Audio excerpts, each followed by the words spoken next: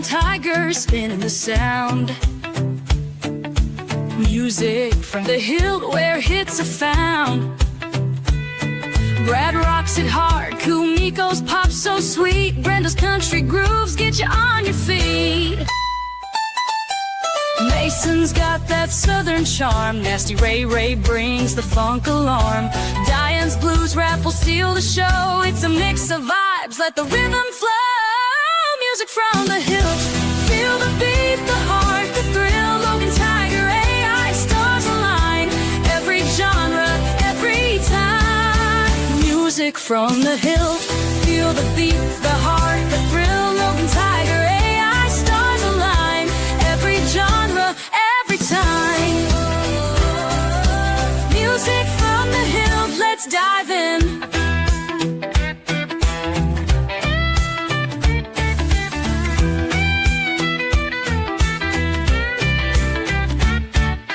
Mason's got that southern charm. Nasty Ray brings the funk alarm. Diane's blues rap will steal the show. It's a mix of vibes, let the rhythm flow. Music from the Hills, feel the beat, the heart, the thrill. Logan, Tiger, AI, stars align. Every genre, every time. Music from the Hills, feel the beat, the heart, the thrill. Logan, Tiger, AI, stars align. Every genre, every time. Music from the Hills, let's dive in. Let's dive in.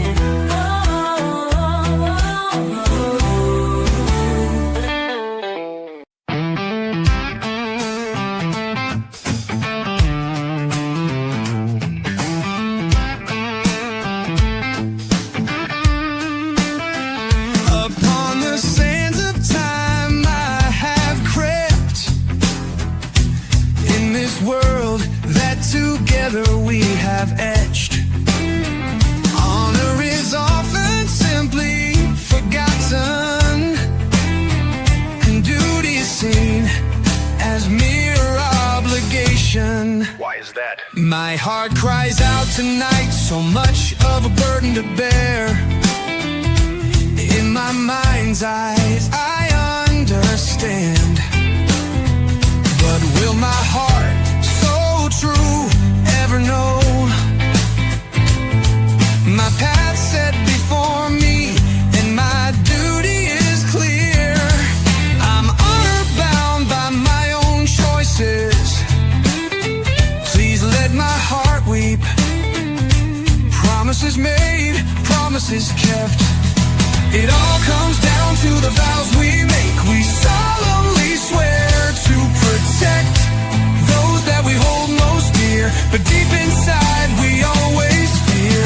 Solemnly with intent, these emotions that we rent, edging away from our dreams, always crying in rivers and streams, hoping for that brighter tomorrow, but holding on to the time we borrow. A smile brings joy, but only if it is no ploy. Duty is often torn from the vows we have sworn, vows we've sworn.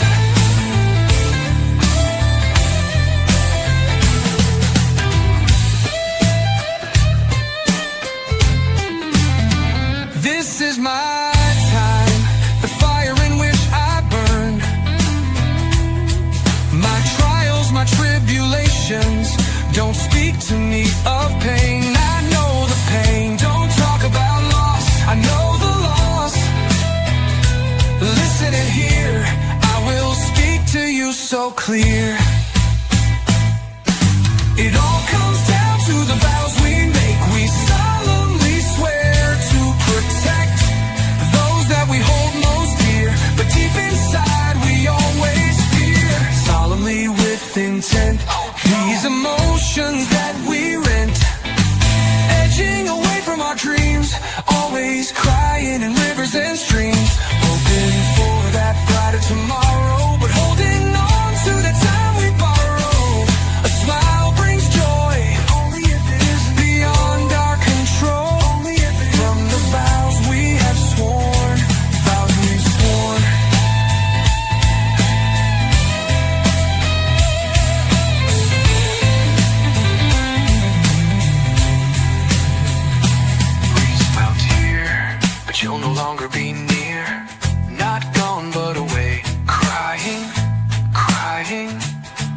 to those vows we must forever keep.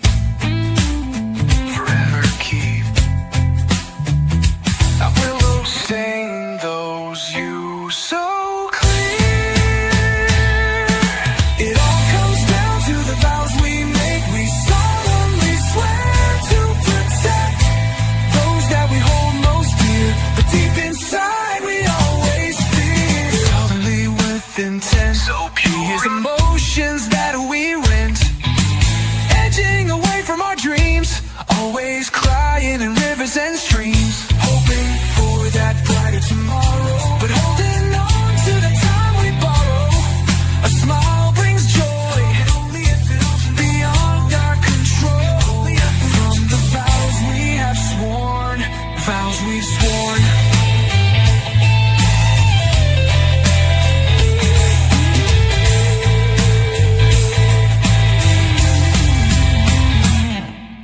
It all comes down to the vows we make. We solemnly swear to protect those that we hold most dear, but deep inside we always fear. Reach out,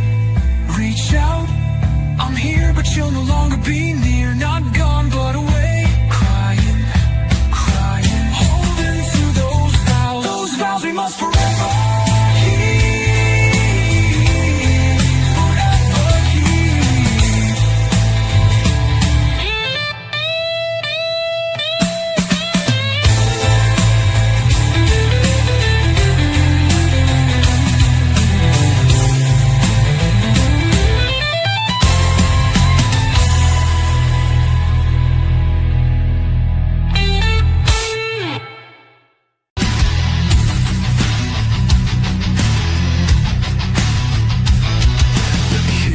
Got a mission, they're tearing him apart. No one hears the warnings, no one sees the flame, but I'm already moving. I know the game. Oh, I own the game. Oh, I own the game. I walk where bullets fly and time won't pass. They wrote me off as fiction, storybook ghost, but when the reaper comes early, I'm closer than most, closer than most. They can't see me, but I see them. When the world turns cold, I'm the fire within.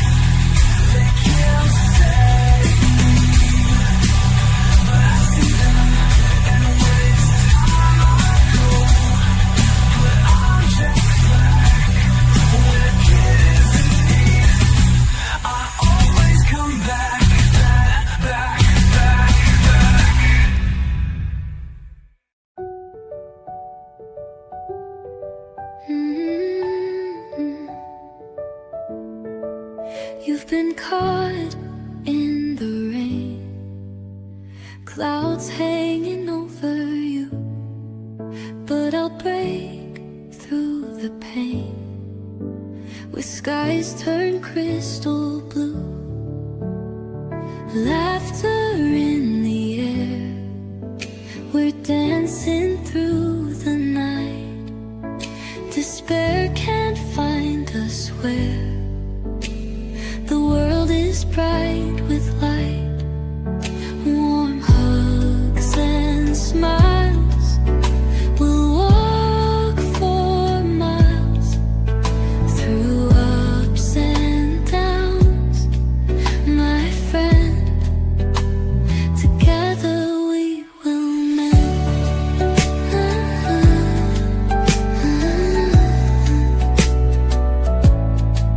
Your heart's been feeling low, the weight you bear is tough. Just let your worries go, it's time to rise above. Each step that we have faced, I'll hold your hand so tight in this warm embrace. We'll conquer any night. Warm hugs and smiles, we'll walk for miles through ups and downs, my friend. Together we will mend.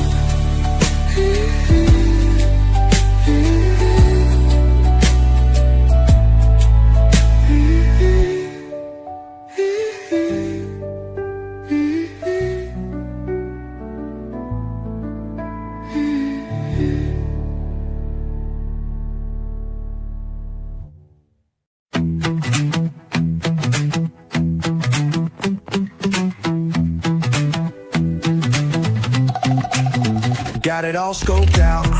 They told me that's impossible. I told them that I do the impossible more times before 9 a.m. than most folks do all day. Getting the call again, let's do this. I get the message, assemble my team of rogues, make the plan and execute, all just to hear my mark shout, that's impossible. No, it ain't trick, trick, boom, boom, in your face and gone. Impossible mission force in, out and you're done. Nothing to it at all. I make it look good and look good doing it. Getting the call again, let's do this. I get the message, assemble my team of rogues, make the plan and execute, all just to hear my mark shout, that's impossible. Impossible, you say, that's when they call me. MF on the scene, but you won't see us till it's too late. Another day, another play, steal a prize, play a con, stop a bomb, save the day. Did you hear something? Getting the call again, let's do this. I get the message, assemble my team of rogues, make the plan and execute, all just to hear my mark shout, that's impossible. Say this when they call me. I MF on the scene, but you won't see us till it's too late. Another day, another place, steal a prize, play a con, stop a bomb, save the day. Did you hear something? Getting the call again, let's do it. I get the message, assemble my team of rogues, make the plan and execute, all just to hear my mark shout, that's impossible.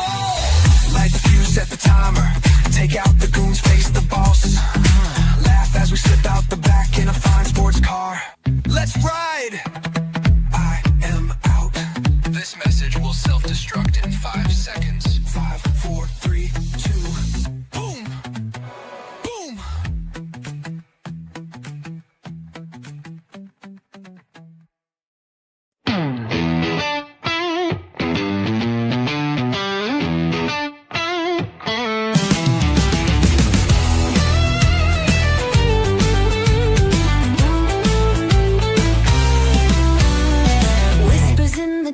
I'm on your tail.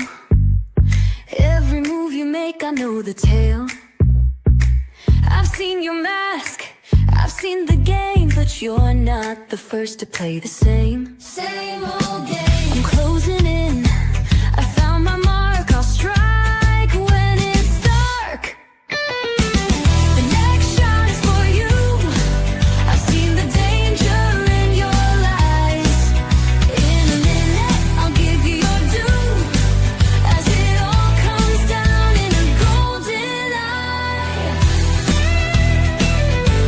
A golden eye. I hold that golden key in my hand. It's time to bring it down as I planned. I've walked this road 1,000 times, and now your secrets are all mine. It's time to end mine. You thought you had the upper hand, but now you'll understand. The next shot is for you. I've seen the danger in your lies. In a minute, I'll give you your due, as it all comes down in a golden eye.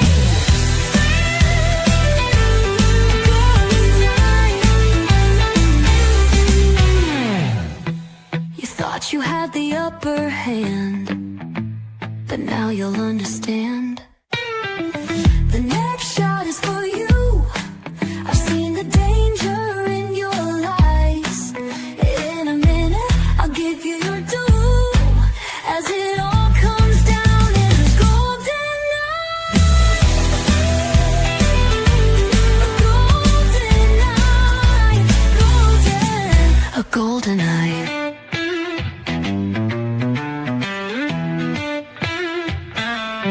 You can feel it coming.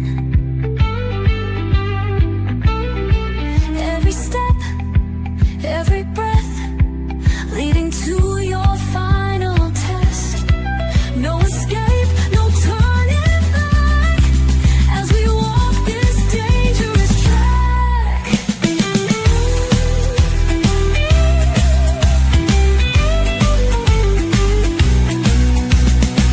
The next shot is for you. I've seen the danger in your lies. In a minute, I'll give you your due, as it all comes down in a golden eye.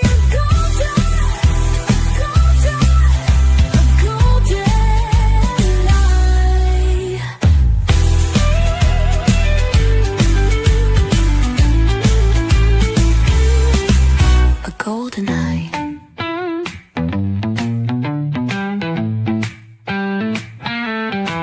A golden eye.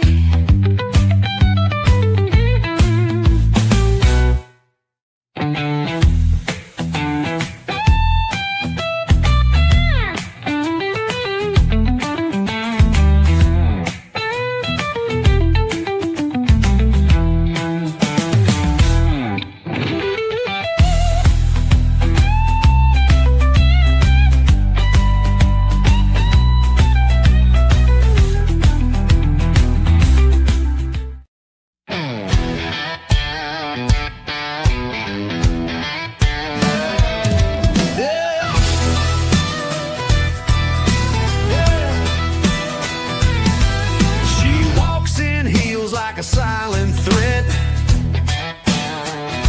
Shades on, stroller rolling like a private jet. He leans in close with a wink and a line. I'm an Electrolux salesman.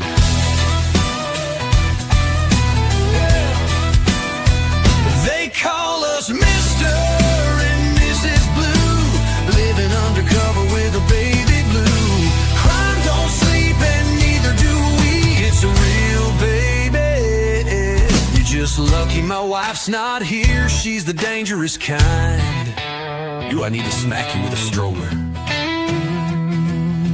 Oh, Morty tried to rob me. Said, give me your wallet. I gave him my watch and it only got worse. It's a swatch.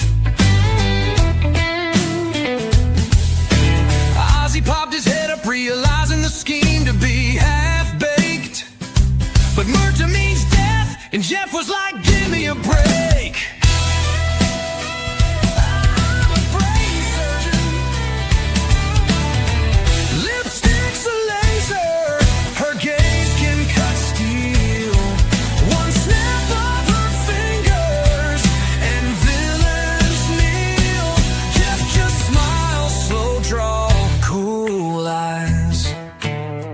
It's a real baby.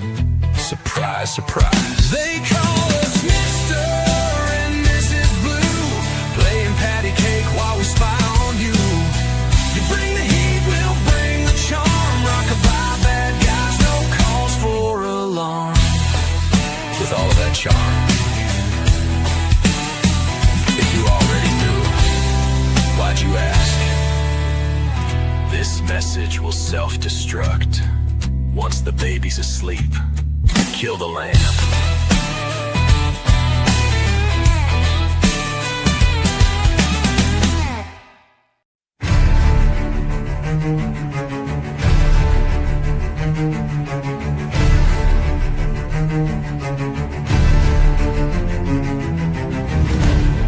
They say the fog remembers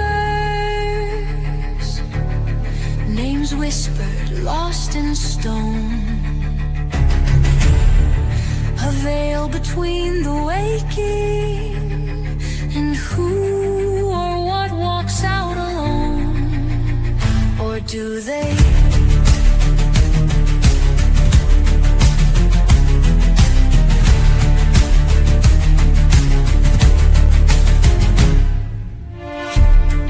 One night the mist will open, one path that none can see. The silence calls you forward to what you're meant to be or not to be.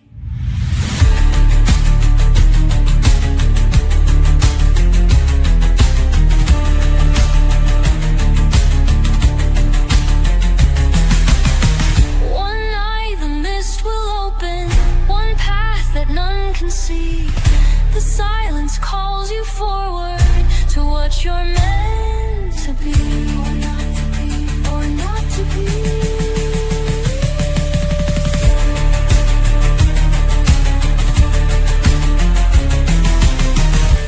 One night in the vale, the names will rise, the fog will know, and hoping only one survives, only one.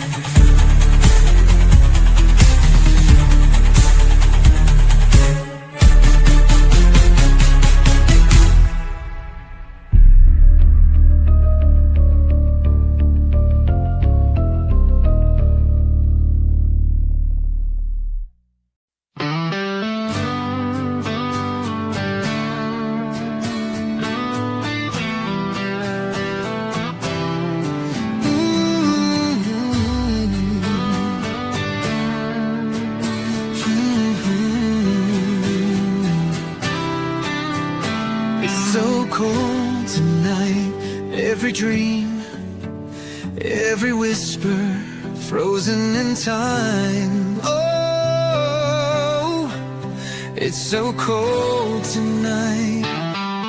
Are we awake yet?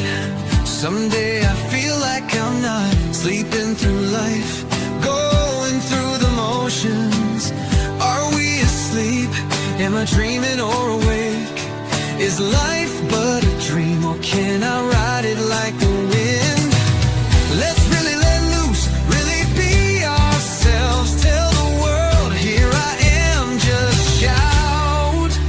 It's me you see, not who you see, just a person ready for the moment, my moment. I'm gonna seize it, seize it, seize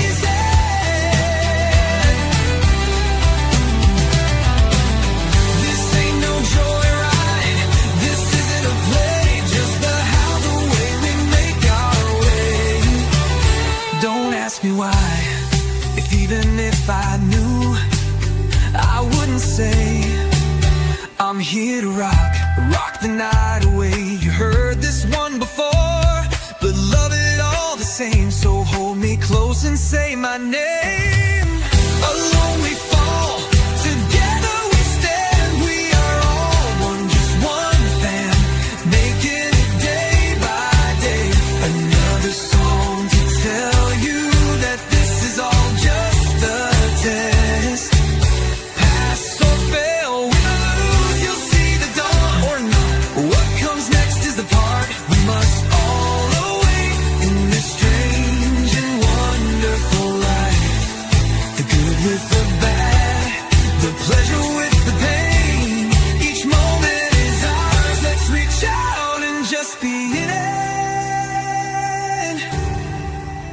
It's me you see, so open your eyes, darling. Not who you seek, just a person like everyone else, ready for their moment, pass or fail. My moment, I'm gonna seize it. The pleasure with the pain, seize it. The good with the bad. Be it.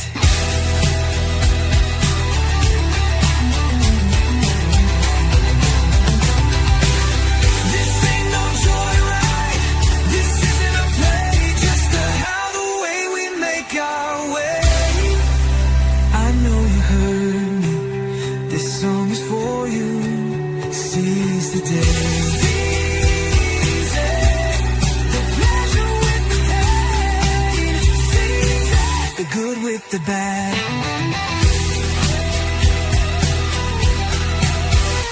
Be it.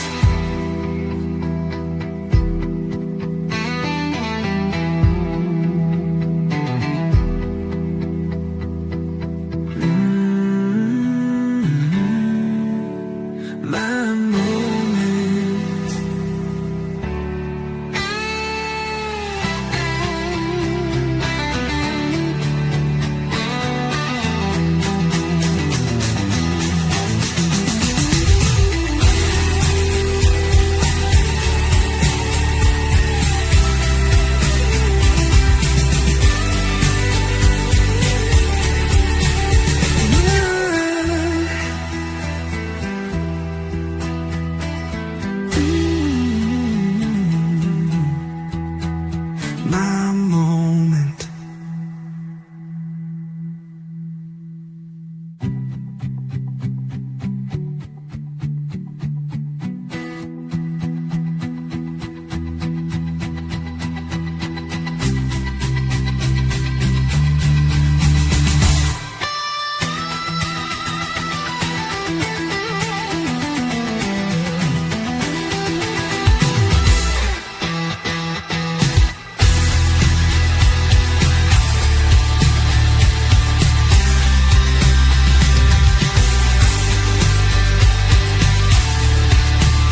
My moment. My moment.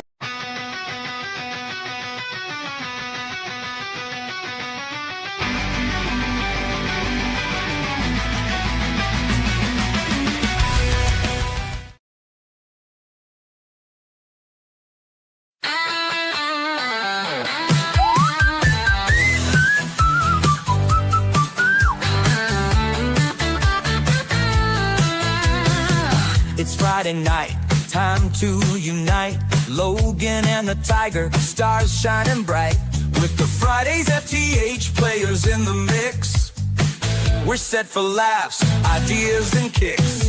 Aliens in January, love in February. March gets animated, it's always legendary. Shorty shorts with G.I. Joe in tow. Attack of the prompts, comic roast flair. Topic takes and chill, it's all right there. Fridays from the Hildt. Let's spark the fun and see what's built. The crew's all here, the vibe is real. Fridays from the Hildt, let's seal the deal. Music from the Hildt to start the groove. Fridays FTH players keep us in the mood. Maybe an after action report. Later we'll be in the vibing port. With Logan and Tiger, we're running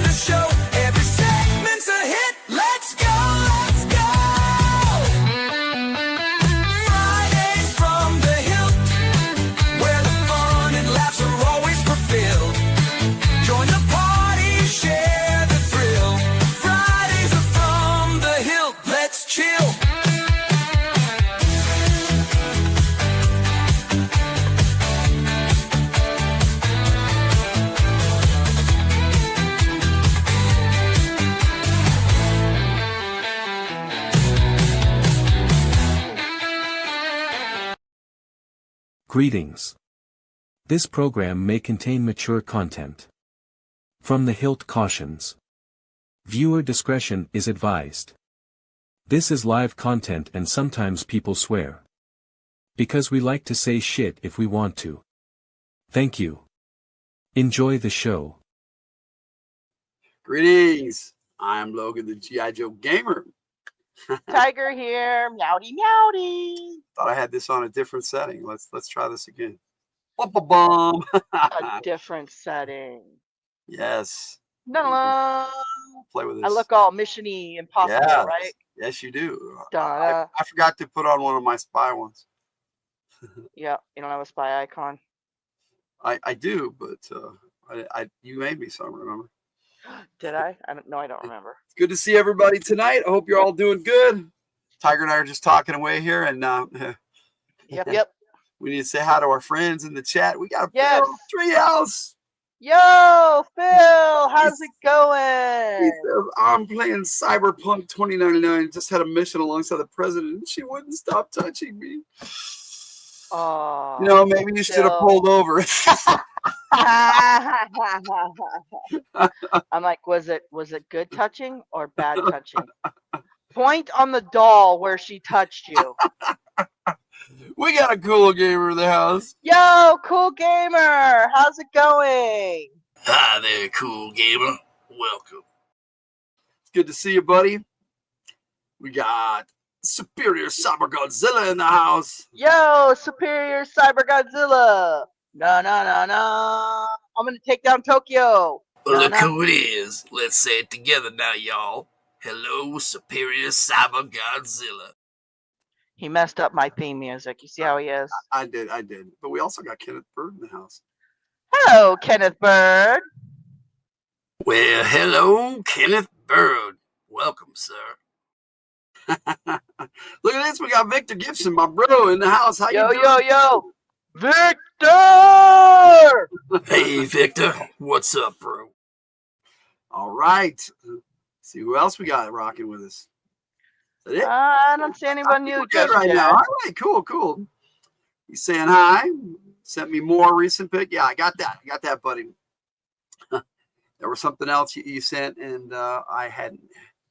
There it goes. I heard about a certain kitty video I'm excited to see. Yes, I got pics. They're pics. Oh, they're pics, okay. And I've got them. They're loaded up already. I'm super excited to see them. We can share them now if you want. Oh, We're, that would be awesome. we're What a doing- lovely treat. we're doing like like stuff at the beginning here today before we jump into shorty shorts. So here we go. We got Victor's kittens. Picture one. Oh, look at the cow kitty.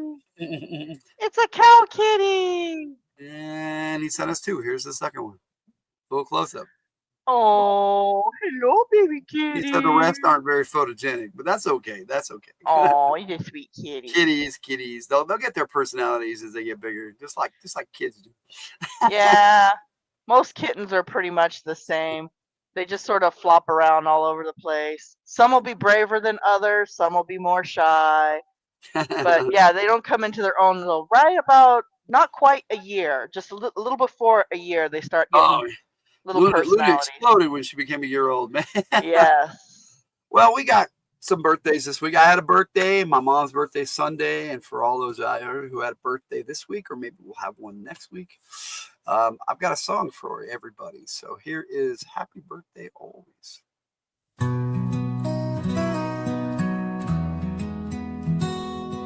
Candles lit, the light is warm, so warm. Another year, another storm. But here you are, still shining bright, a true light. A wish for joy on your special day. Happy birthday always to the heart that's finding its way. Every step, every day, you're a gift in your own way. So happy birthday, always, just always.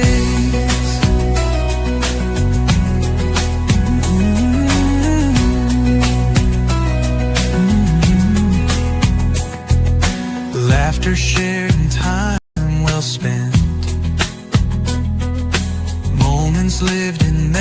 listen.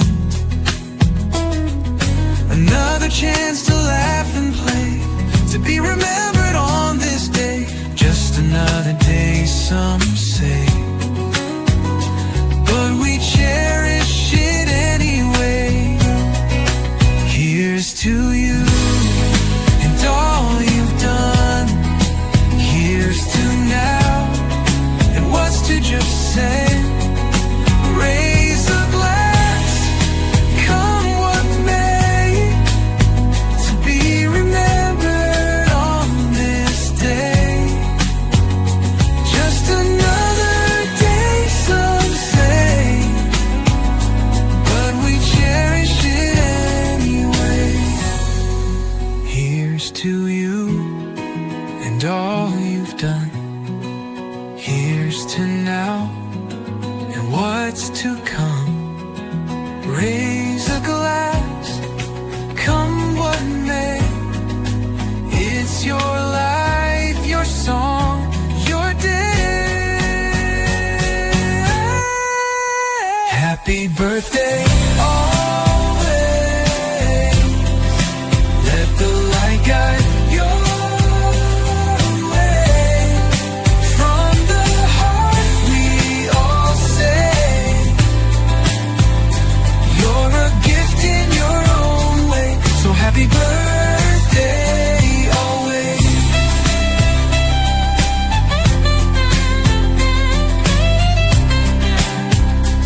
Always, always.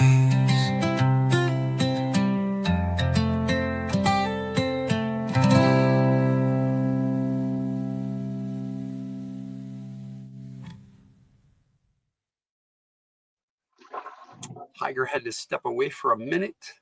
That's kind of why I played that. I was going to play it a little later, and thought I'd share with you guys while we were waiting for Tiger, but she's not quite back yet.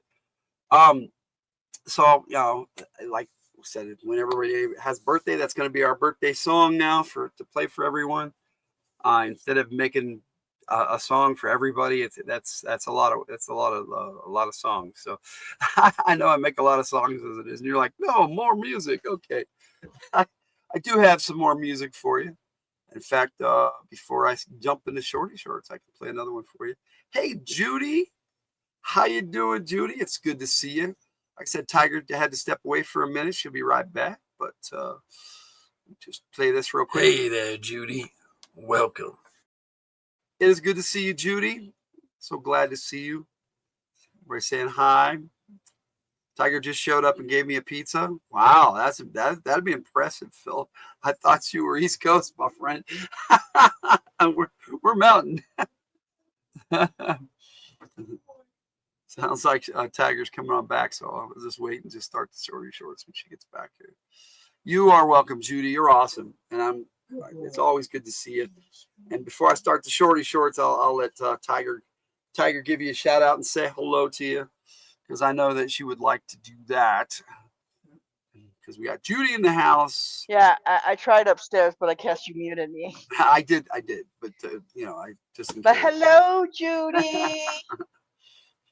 Welcome. It's good to see everybody today. I hope everybody's having. Was it a good pizza, Phil? Yeah, he thinks it was from you. So I hope it was a good pizza. Look, there's even Cool Gamers jumping into the spirit and saying hi. It's good to see you, Cool Gamer. All right, so let's jump into the Shorty Shorts and have some Shorty fun. Shorts. We got some for you today. Oh wait. Wait, what? We just got a Just Lost sighting. Oh yeah, we did. We got a Just Lost in the house. Where your mom says hi. Okay, when it's in a three-way in the dark, it's hard to tell where her. Oh my goodness. Oh yes. Okay. Yes. Oh my goodness. Oh, Jess, come on now. We just got to play. Well, now, I guess Jess Lost decided to stop washing her hair. Welcome, Jess. Hey, Jess, welcome in. All right, let's kick these Shorty Shorts off after our slice of pizza from Judy. Boom. Here they go.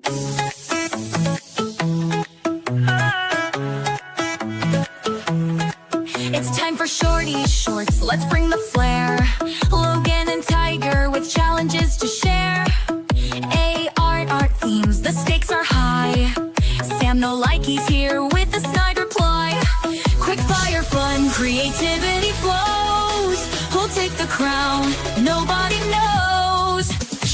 shorts where the sparks ignite. AI challenges and some friendly bites. Ending strong with Anjo takes. Rowers lined up, let's raise the stakes.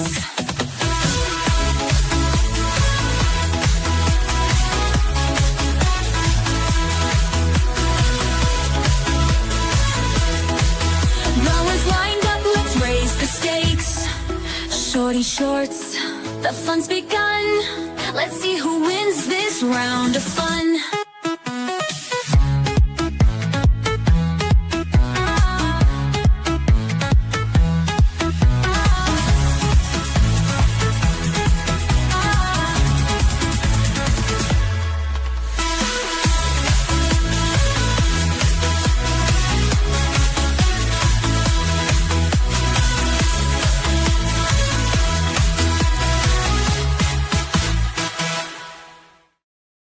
Make it rain with shorty shorts. Yay! Yay. I think that would be weird if shorty shorts actually started falling from the sky. That would be. Stay on target. Well, really, Sam? You think that like it would be like what, coming out of an airplane or something? All these little shorty shorts. Maybe. All right, we got a couple. We got actually 3 from Tiger today. Three. So we got one with Hotch that she AI generated. We got a song that did really well, so she wanted me to share it. And then we got some dreams today. Which one would you like me to play first? Chocolate. You want the chocolate dreams first? Okay. All right. All right.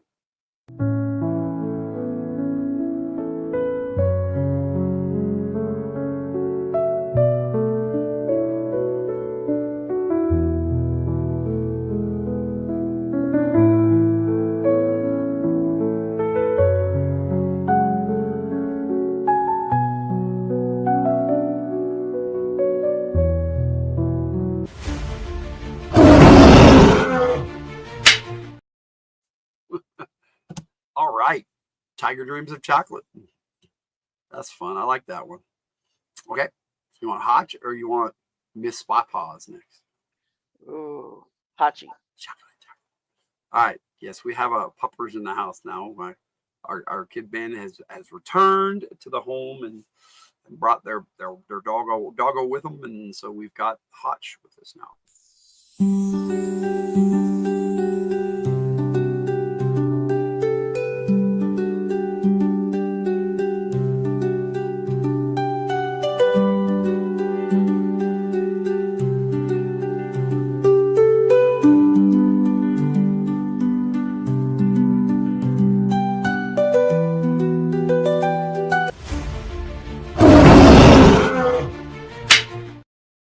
Hot streams of bubbles. Okay, I interrupt these shorty shorts for falling shorty shorts. That's a shoe. There's I know shoes in some there. of them are shoes, but I guess they figure just the shorts wouldn't fall. It would have to be some shoes too. I like how that one pair of shorts, right, the big one, right at the top in the middle, it looks like it's on a mannequin. It's just like It looks like it's on a body, right? body. Yeah, it's That's perfectly freaking funny. firm there. Cocoa All right. Dragon. I love my, the Cocoa my Dragon. day pass expired, so I returned to the home. Oh no, fella. Shorty shorts. Yeah. Bobby's missing out tonight. Yeah. Well, hopefully she's doing well. I hope she is. All right, so we got one more for you, and then I've got 3, and then I've got Yeah, this one almost hit bonus. 1,000 views. I'm surprised. It got a lot. Yeah, Andy Samberg and Justin Timberlake. No. Here we Let's go. Miss Spy Paws.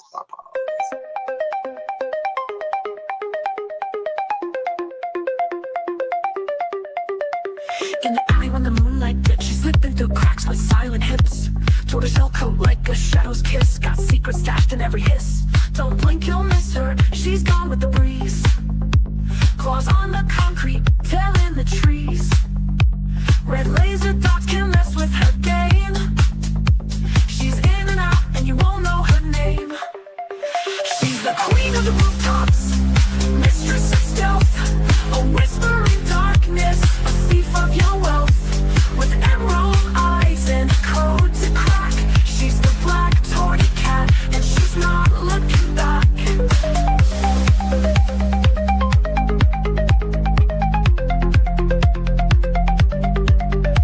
got 9 lives in a toolkit deal. Cracking safes while you chase the trail. From Paris to Tokyo, Cairo to Rome. She plants a paw print and calls it home.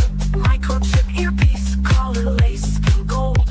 Every move a mystery, slick and bold. She all for just anyone, but she'll take down a villain before she's done. She's the whisper you hear when the night grows cold. A shimmer of fur, a story untold. With emerald eyes and a mission tight. She's the black tawny cat fading into the night.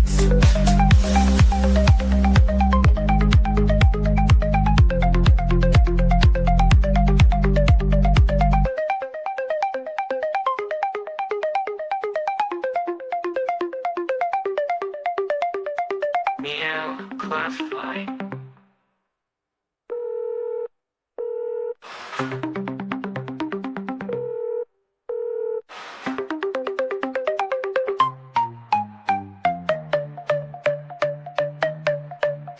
She's the queen of the rooftops, mistress of stealth.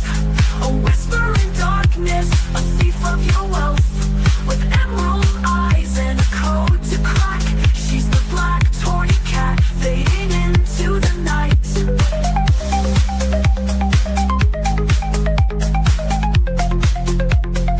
Meow, classify.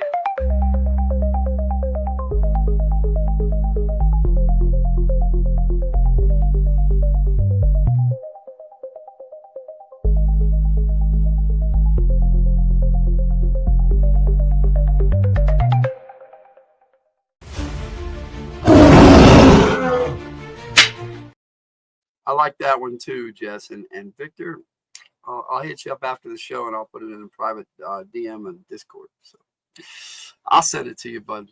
I can make that happen. All right. So I made some shorts this week. Mine are a little longer, because I've got promos and all this other stuff that I'm doing. But I even got a bonus one for you that I made this morning exclusively for the G.I. Joe Gamer channel. So I'll share that with you last. But I got a new For Love of Comics for you. So here is G.I. Joe Special Missions, part 1 of 4. If it'll play.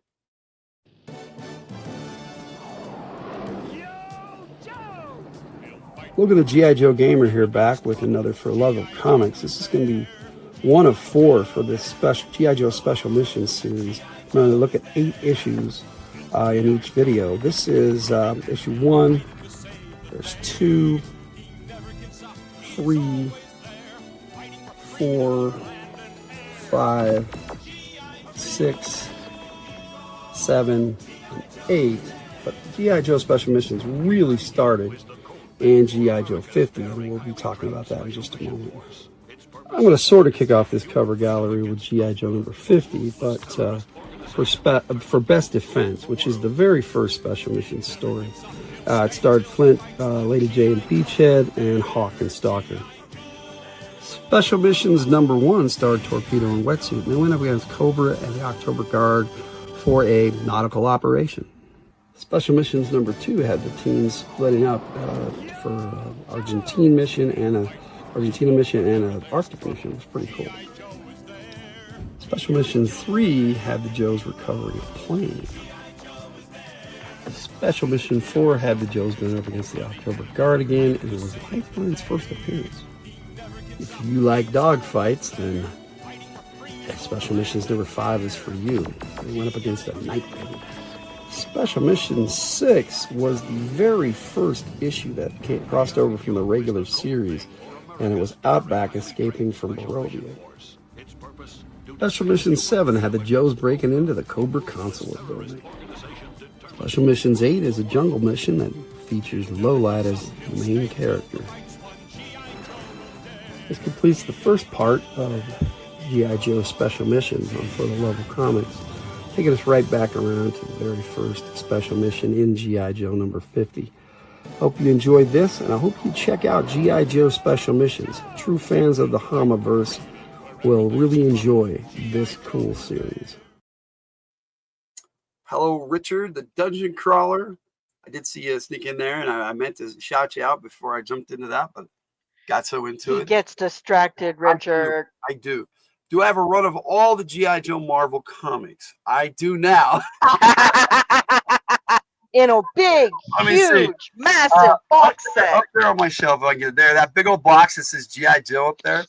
That was a gift from her, one of our friends and fellow players and subscribers and all around a good friend. He gifted that to me, and so I have the whole thing. But I do have most of them in regular comic form anyway. I have the entire run of Special Missions that I'll be sharing over time with everybody. Who was the artist for Special Missions? A lot of them were Herb Trimp. They had all various artists, but a lot of them were Herb Trimp, Herb Trimpy or Herb Trimp, however you want to say it. It's Trimp with an E on the end, so I guess it could be even Trimp. I'm like, with an E on the end, it could be Triumph. Trimpe. That's how you spell it. But yeah, and he actually he wrote a few of the Marvel Comics run. He wrote issue 8 for sure that I remember. But he did a lot of the art for it, including on issue 1. So yeah, for the Special Mission series, a lot of that was Herb Trimpe. Let's see. I might have to. I'm trying to get completely different vocals for each part of the song. It's a 5-part anthology story, but with a trippy reveal at the end. No worries, Jess. I mean, if you can't, you don't Hey, get Jess, does it have rubber ducks involved? rubber ducks. No, that would be my. Let's see if I got this too high now. You Now got that I adjusted the camera, I've really adjusted the camera. There you go. Now you're back in the middle. Yeah, I think so. All right, so we also have a promo for the Joe Takes coming up. That For Love of Comics will be out, I'm pretty sure, next Wednesday or the Wednesday after. I don't remember which one I did, but I think it's Wednesday. Around noonish Mountain Time. But here is on Joe Takes 59, which is already up on the G.I. Joe Gamer channel. It will be on from Hildt next week or the week after. It's got to be next week because it's got to be before the Joe Takes. So here's Doc.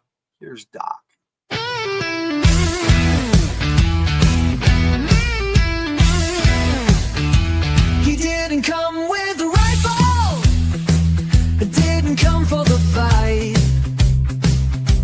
He came with a bag full of hope and a will to do right. From Concord to Harvard, then off to the fray. With a heart full of purpose, he walked toward the grave.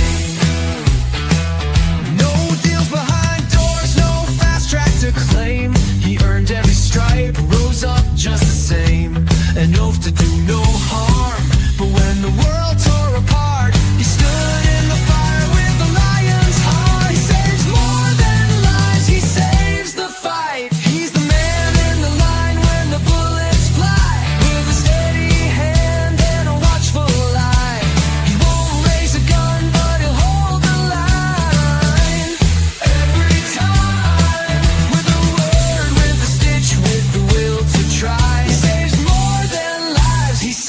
The fight. Yeah, Doc walks the edge where wrong meets right. Oh, so right, oh, so right.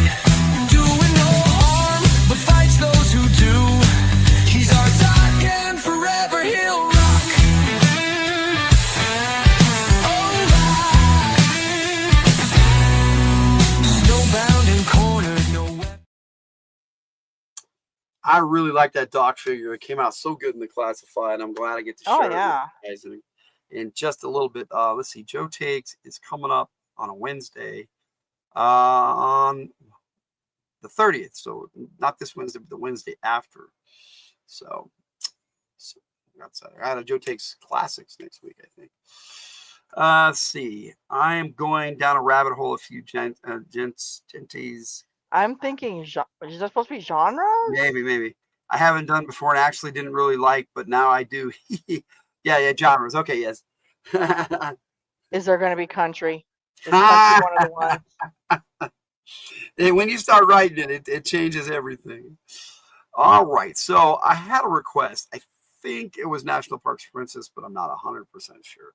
But it was one of you guys in the chat at one point requested a song being funny, and it could have even been on Spine Ticks, where they requested Only Wrenches, a song for that, because when you come into our chats, there's just all this a sea of blue wrenches. So blue shirts is what I like to call you guys. But I wrote the song finally, and I put it out, and I hope you guys enjoyed it. It's done really well already. So here is Only Wrenches. I fired up the stream, had my Dr. Pepper in hand. Check my settings and my light, yeah, I'm feeling grand. Then I looked to the chat, saw a beautiful sight. A sea of blue names lighting up the night. Hello, blue shirts, no need to panic, no need to flinch, 'cause everyone here is packing a wrench. This ain't OnlyFans, it's only wrenches. We swing that model up from the digital trenches. Blue shirts standing like a firewall fences, keeping it cool in the chat room trenches.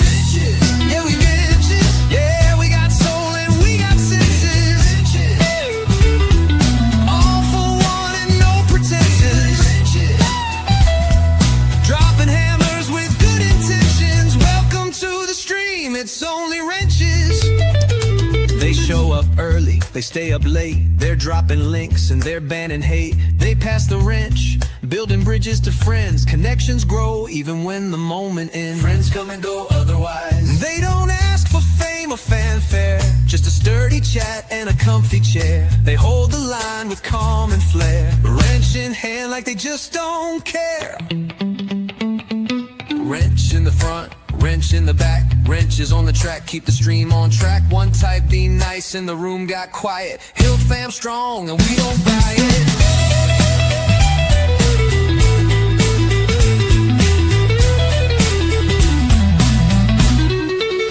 This ain't OnlyFans, it's only wrenches. Throwing down with those mod defenses. Blue like the steel in the sacred benches. Talk back wrong and you'll catch them clenches.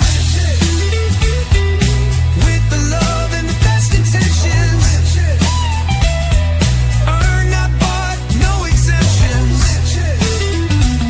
This crew don't mess, they bring dimensions. Welcome to the stream, it's only wrenches. Let's check, it's family conventions. Right here, right now, it's only wrenches. Welcome, Nature Dog Rounds. Greetings, Mama Chris.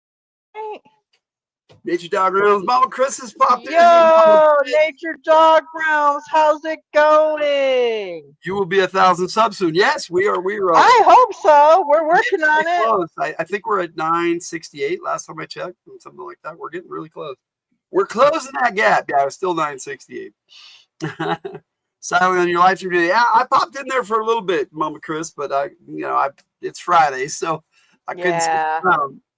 When I caught Bunny's game last night, I noticed that she hasn't given a wrench, not even Zane.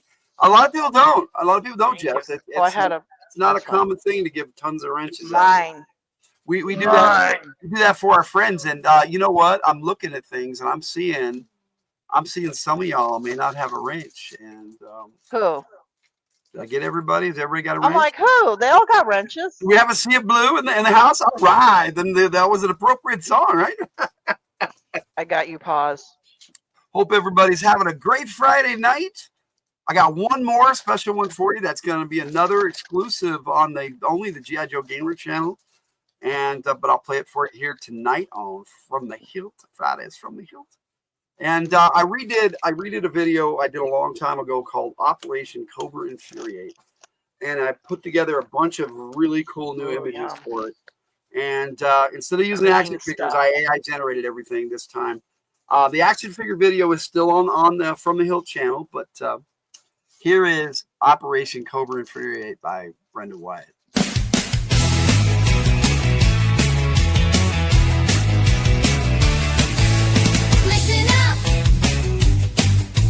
Listen up.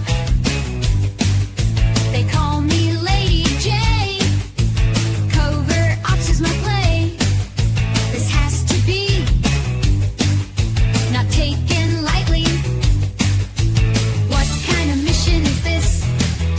My orders I can't dismiss.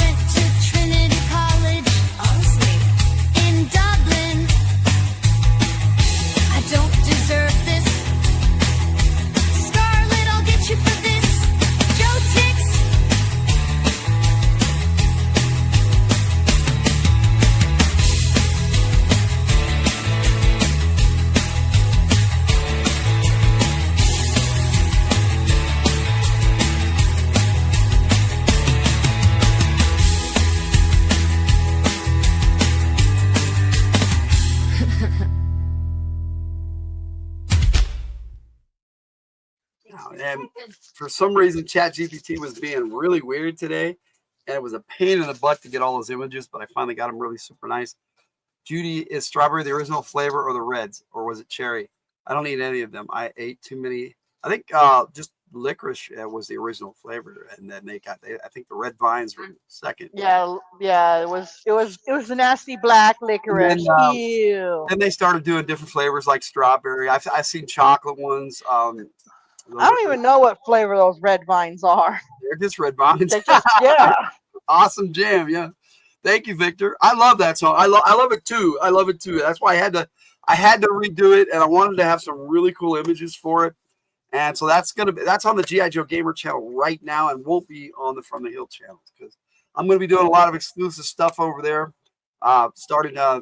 That was the first one that's exclusive for the G.I. Joe Gamer channel. Next month, I'm actually doing a live stream that's only going to be over there called, if I can get my brain on straight. It's going to be called Overwatch, and Victor Gibson's going to be joining me on at least the first episode, and he's going to be welcome to come back whenever. So it's going to be a lot of fun. And my buddy Gaming with ADHD is going to join us as well. So we might have to start a little later, but we're going to work schedules out because Victor's East Coast and we're Mountain Time. So we'll make it work. We'll make it work because we were just G.I. Joe bros talking, and we're going to have some fun. I like that song. Reminds me of like an 80 girls punk band. That was the point. Yeah, that's what I was going for. Does sound like Brenda. Yes, it did. But she, like I said, she was pretending to be Lady J, and I thought she did a pretty good Lady J impression in the original version. Sounds like I'm missing persons a bit. Yes. Yes, same here. I have butter pecan ice cream. I've got what was it?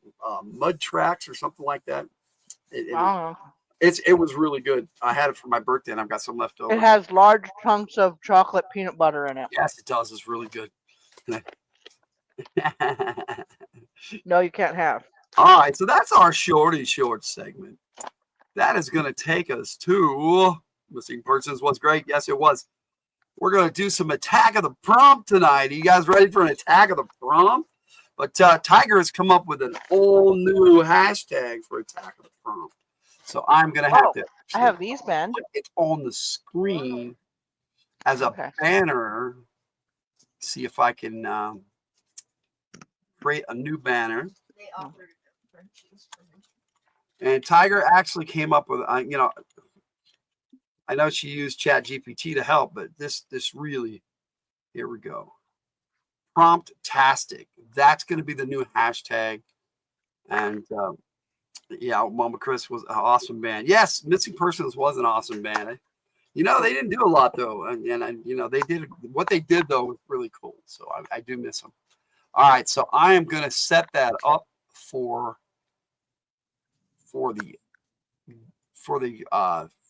the drawing, as it were. Mission Impossible live episode. Hashtag Promptastic. I think that's actually a pretty cool hashtag there that Tiger. I'm telling you guys, I came up with a bunch of them. Berlin that was awesome. The only one he liked. Take My Breath Away is one of my favorite songs ever.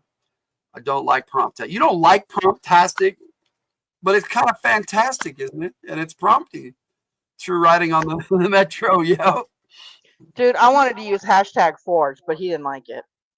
Hashtag Forge? No, I don't know. It didn't grab me. So, but in the meantime, I can share my screen and you guys can see the giveaway tool.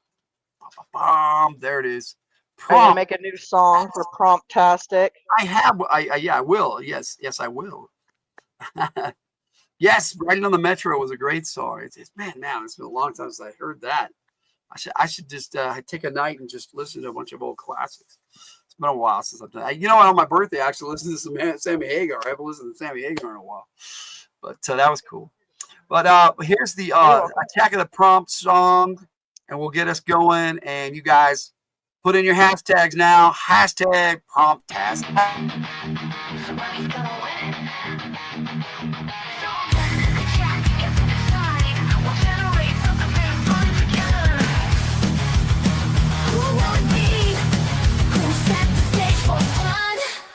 Here it comes again, another week of famous. What are they gonna say?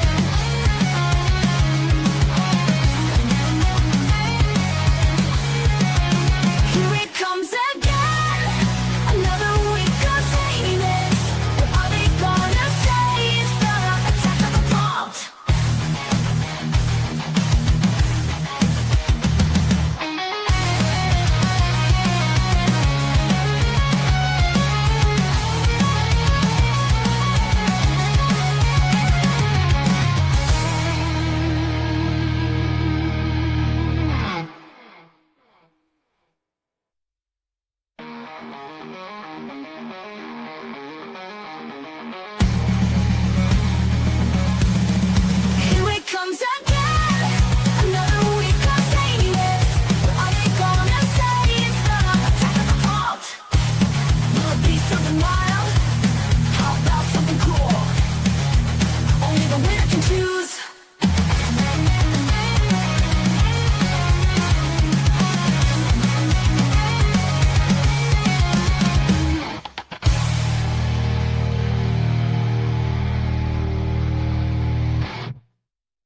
Coming in twice, it's Berry.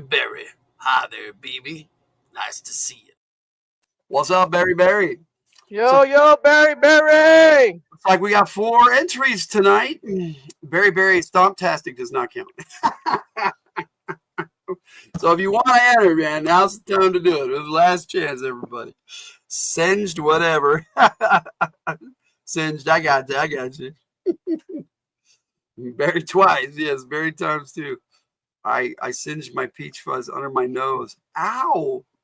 I missed that comment. Yes. That's because she put signed. I'm like, what'd you do? Right under your nose? So she could have singed it. She signed it. That's why the word "sing" is not in the past tense is sung, not singed, because it's signed. Okay. I want a picture of your signature nose. Singed nose. Yeah, we want pictures, Jess. We want just No, of the signed one. Just the nose. Just the, none of this. Just all this. All right, I guess that's all we're gonna get tonight. And that's cool. We got 4. That's enough. No, what are you doing? Clicking on the wrong things here. All right, so let's see who wins here. We're gonna get one more. Anybody else? All right, going once, going twice. Sold American. Here we go. Who's gonna be tonight? Who's gonna be? Blammo! You're too early. Yeah, I was. Nature Dog rounds, Mama Chris. Mama Chris wins again. Yay! Tonight, Mama Chris. Let's have a cool prom, Mama Chris. Put some music on in the background while we chill out and wait for Mama Chris's prompt. Everybody, congratulations to Mama Chris. Yay. Oh, wow, I keep winning today. Yeah, I guess so. Congrats, Mama Chris. For those of you who need an update on Mama Hildt, she like I said, she had her stroke and she's in a rehabilitation facility, but she will not be coming home anytime soon. She's gonna have to transfer to a new facility and probably be there for indefinitely. We don't know. She's not responding to rehabilitation very well. So, but she can talk. She remembers me. There are certain. She just doesn't remember eating. And she doesn't remember yesterday. Yeah, and she doesn't get up and move around anymore. And we have a room. We do have a Rudini in the house, and you know what that means? It means we got a couple clips to play here. We have a Rudini in the house. Amazing. We have achieved outrageous. Nah, his is right at the top. Didn't have to look for him. All right, so we got Rude. Yes, Rude's in the house. Nature Dog Realm scary from you. This stream is bad. Why? Because you didn't win, Cool Gamer? That's not cool, Cool Gamer. Come on, man. You gotta be happy when other people win too, because you win sometimes. No, this is a really bad stream. Whoa, I see how it is. Cool Gamer, it's okay. Yes, prayers to your mom. Oh, thank you, Nature Dog Realm. Jeez, Cool Gamer. Hi, husbandy. Husbandy. So we're gonna get rid of this because we know who the winner is. Mama Chris is saying they're gonna put something scary in our prompt. Cool Gamer can have my turn. Oh, that's nice of you, Mama Chris. You don't have to do that. Well, and then if you want, I mean, you're the winner. You get to decide. So it's up to you. So, Cool Gamer, I think Nature Dog Realms is giving you her turn. Is Are you okay with that? I mean, it's up to you, buddy. Up to Mama Chris.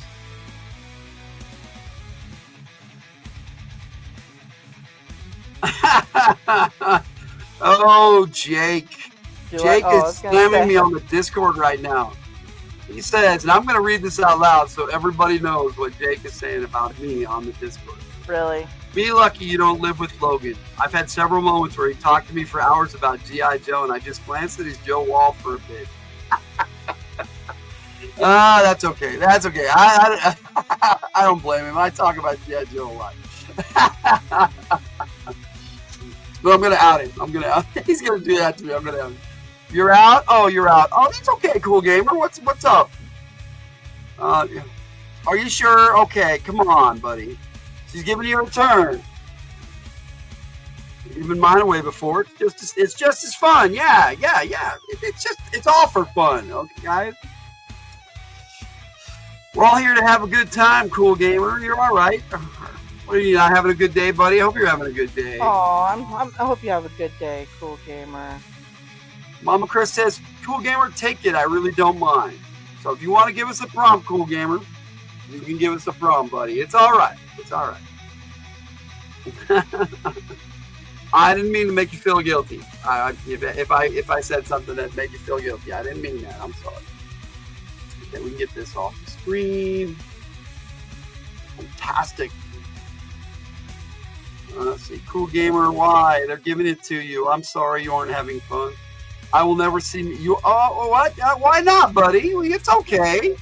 It's all right, Cool Gamer. Nobody's mad at you, Cool Gamer. We're all having a good time tonight. Why would we never see you in chat again? Come on, buddy. You like being here. You like hanging out with us. We like hanging out with you, too. I hope that's not really the case, guys.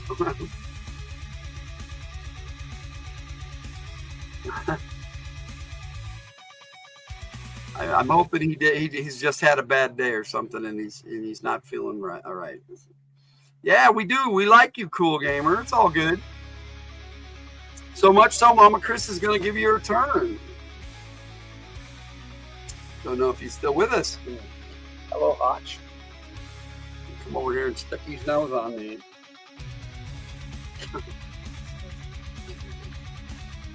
Dog slaughter. No, never. No, never. Why? Hello, Ray.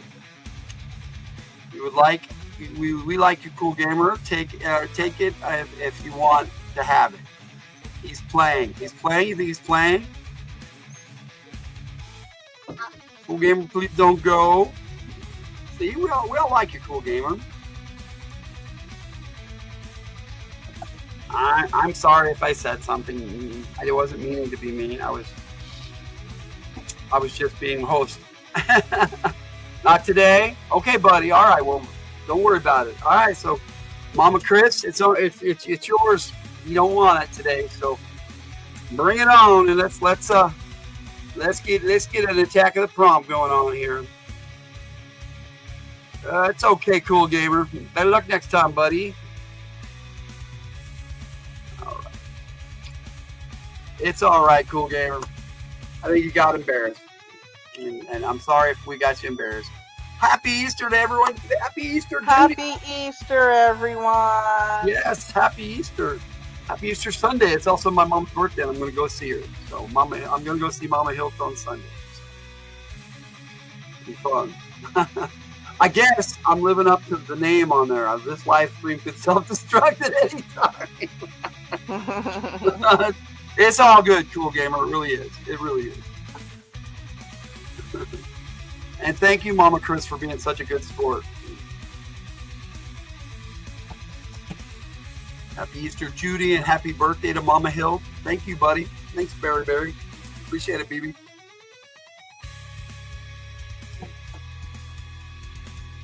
Well, in the meantime, I'm trying to get a better one, but this is as close as I can get to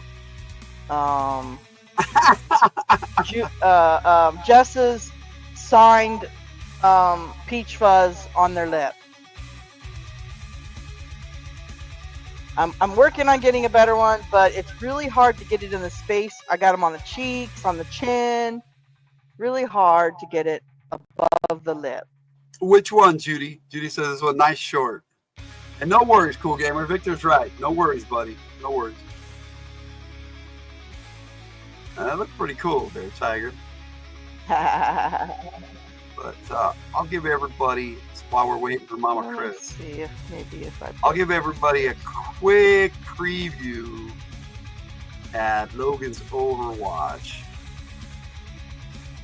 I have a gift ready to go for it already, and Victor's approved. Oh. A huge zombie Easter bunny attacking the city with all her little bunnies throwing Easter eggs at everyone. That sounds awesome. Boy, Mama Chris, wow. Okay, while I get that prompt, I will also check out the poll while I'm over there. Good idea. Get this in the right spot. Okay, I got it again. Okay, I got Mama Chris's prompt. And we got the poll is, your mission, should you choose to accept it: infiltrate the FBI, investigate Roswell, sneak into the White House, or invade a foreign country. Invade a foreign country is in last place at 9%. I'm not surprised. That would be a tough one. We got a two-way tie for second and third. And Red would love this. 27% for both.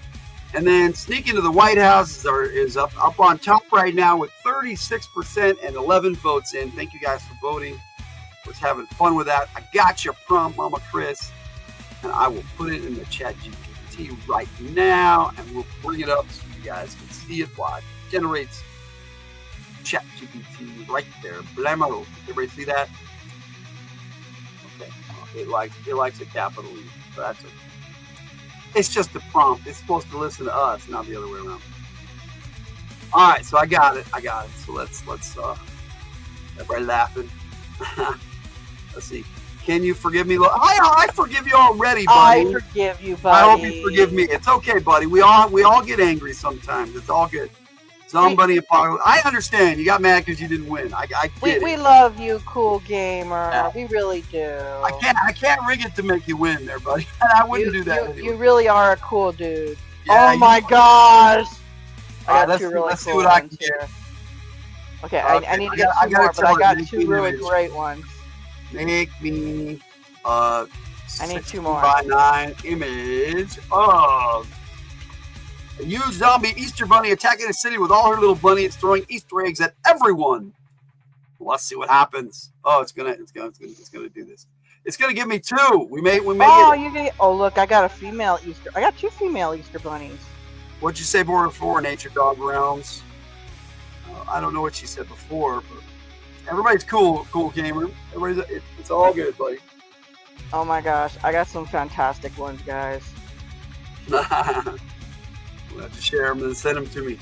About the turn. Oh no, it's all good, buddy. She said we love you, Cool Gamer, and she's all good with it. Okay, we like you, Cool Gamer. Take it if you want. And then that was it. That's all she said, buddy. She just put her prompt in.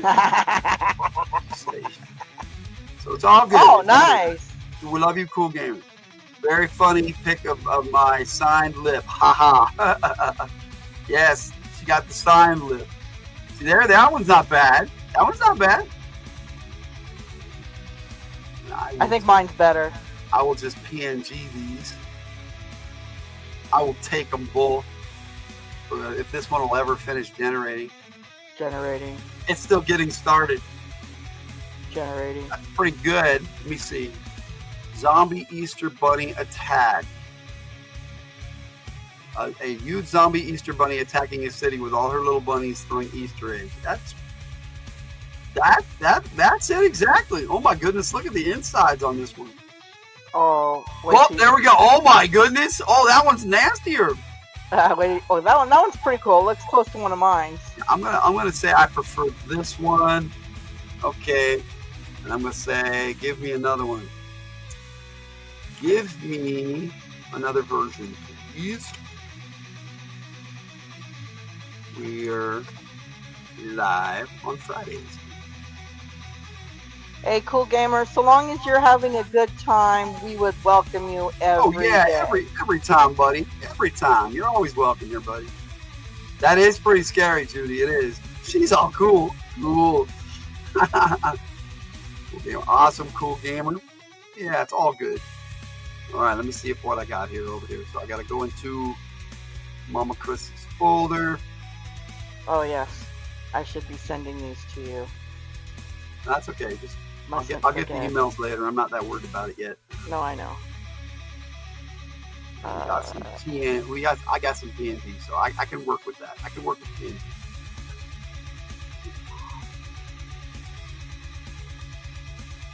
And I will stay for everybody in the chat. Is that a promise? Yes. Okay. Thank you, buddy.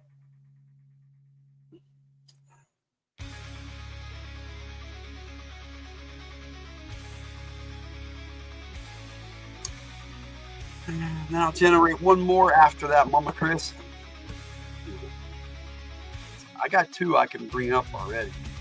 I got all 4 of mine, and they came out really awesome. All right, there's her 3rd one. I have to tell you guys, it came out pretty even. I got 2 male Easter bunnies, and I got 2 female Easter bunnies. It's actually freaking cool. And I will ask for one more. I was doing it right. On a mic. Oops. All right, we're getting one more.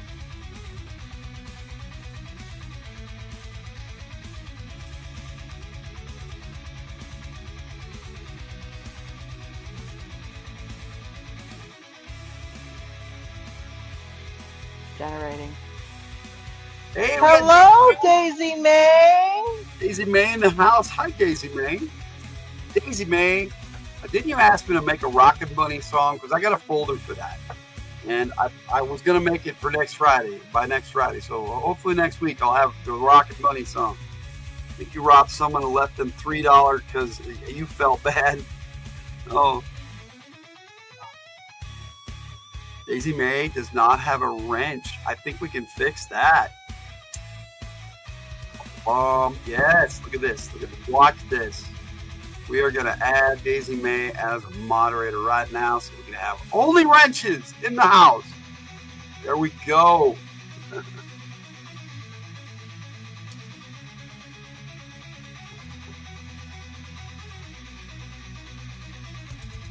We're saying hello. For your next comment, Daisy May, should be blue. All right, looks like we got another one. Did he give me the same one? He gave me the same one. He gave you the same picture. He gave me the same, pretty much the same picture twice. I need 2 different ones. What's going on here? I need 2 different images. I thought so. That looked really familiar. I'm going, no. It does look really familiar. You know what I got? I like the first one the best. It was pretty. All different pictures. Yes, you did. So, you know what? I got one more. I got 2 more to generate. So. Well, should I put mines up then? Yeah. Let me take that down, and we'll just pop up. All right. And it'll be a surprise. We will have a surprise too from Logan. But here are my 4 nature dog realms. The first 2 look like our girl bunnies. So here is pick number 1. Oh wow! All the bunnies, all the baby bunnies are pink. Looking good in blue, Daisy May. What do you think about this zombie bunny? There you go, Jess. Oh wow! All right, here is tiger number 2. Another girl bunny. Look at that! It's got flowers growing on her back. What's going on? I don't know, but it's another girl bunny. I like how the little bunnies look like crazy zombie bunnies too in this one. Nope. Jason says no. And they brought in the military to take it down. So it's not very successful. This one's fantastic. Okay, so here is tiger number 3. Oh wow. We're just glad they didn't make the other bunny naked. Boy, would that been a shocker, wouldn't it? Okay, Right? what is going on? That's the same one. I don't know. But here is tiger number 4. More crazy bunnies. I don't know what's with the birds. I don't know why they added birds to this one. Maybe it's because of eggs. I'm not really sure. But this one's pretty fantastic too.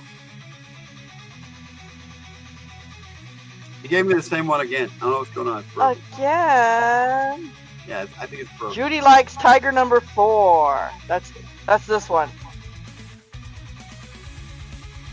Well, I grabbed the first two. I got it. Those are some large eggs. Yes, he I'll does pop have them. some really big eggs. Alright, And the baby bunnies are all like eating people. It looks like they're supposed to be throwing the eggs, but that's okay. Now did any of them throw eggs? Let me see.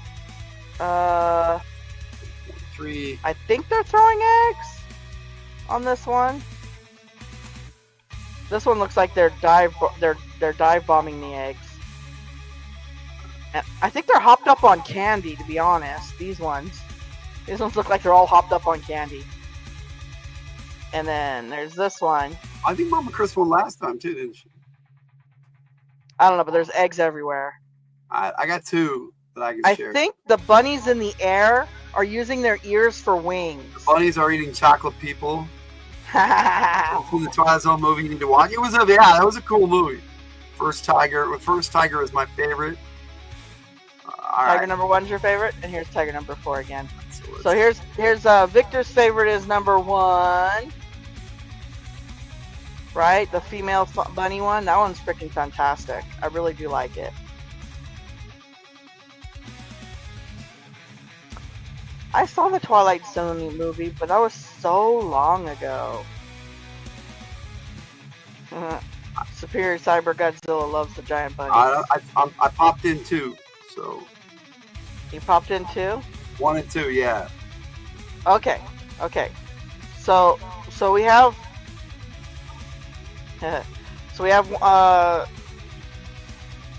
here's Logan number 1 right here. They look like the bunnies have gone to war. Rah! We will force you to eat our eggs. Ah! Here is Logan number 2, which is kind of a cartoon version, which is fantastic too. by the For way. the 6th time in a row, it gave me the same image. I gotta ask you. I like how the big zombie bunny is like part pink and part green.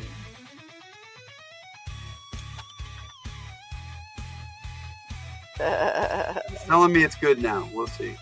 It's blaming Dolly, of course. It's blaming Dolly, of course. Even though I got 4 fantastic pictures Who likes from people? Dolly just a minute ago. Yeah, I know. I love peeps, Judy. I am a peepaholic. Yeah, peeps are good. What did you say about the turn again? I don't know. I don't know what she said, buddy. She's good with it. That's all I know, buddy. Well, she said she'd let you have it, but she said you didn't want it there. So, but if you do want us to render you an image while Logan's popping some in, you could throw something in there if you want, Cool Gamer. Well, for some reason, ChatGPT is struggling right now. Just like Tiger 1 and Logan 1 so far. So, Tiger 1 here and Logan 1 here. Logan 1's like, they look like they're all like crack zombies or something, right? I gave me 2 different ones at first, but then I don't know. He says Dolly's stuck in a loop, but I know it's not Dolly's fault. Oh, Nature Dog Realm said that she was fine with you having a turn, sweetie. Peeps are gross. I love peeps. When I can't handle sugar, I can't eat peeps. So I get that, Jess. I love marshmallows in general. Okay, all right. Gave me a different one. All right. And Nature Dog Realms is now saying that you can pick the best one if you like.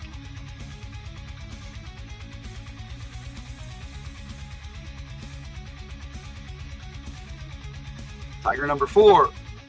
Oh, you like Tiger number 4? That is this one I right will have here. 2 more coming now that it's actually rendering the new images. Well, we're hoping you're going to bring in 2 more.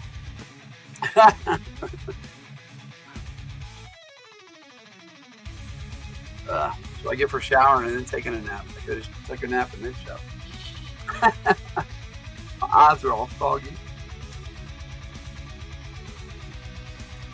Really, Jake. Jake is posting like crazy on the Discord right now. And Nature Dog Rome says they like that one too. Mhm. They That is do a look good more Easter bunny-y like, right? Like with a little bit of the fuzzy bunny. Yeah, when I get Chat DP to work, it works great. But this is the problems I was having this morning with that G.I. Joe video. Yes, this one is Tiger number 4.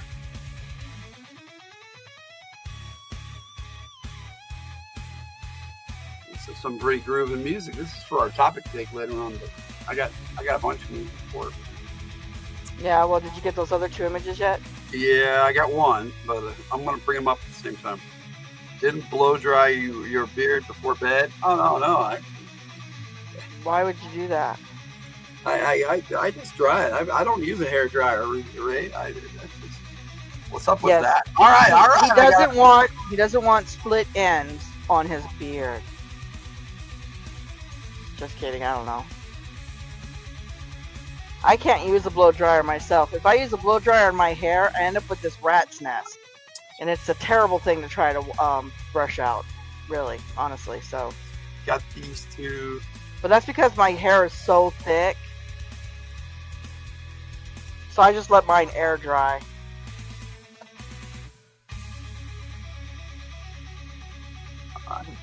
There we go. Jess likes this one too, but Tiger number 1 is creepy. Right? All the little pink bunnies with red eyes. And then a big giant anorexic female bunny. All right, here comes 3 and 4.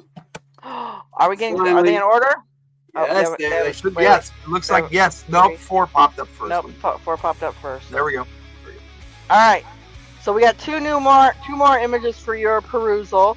Here is Logan number 3, which wow, that looks pretty good. It was worth the wait, huh? I think so. That one's actually pretty doggone good. It's another cartoon version, but it's pretty cool. So this is Logan number 3. And then the last one's very dark, guys. Check it out.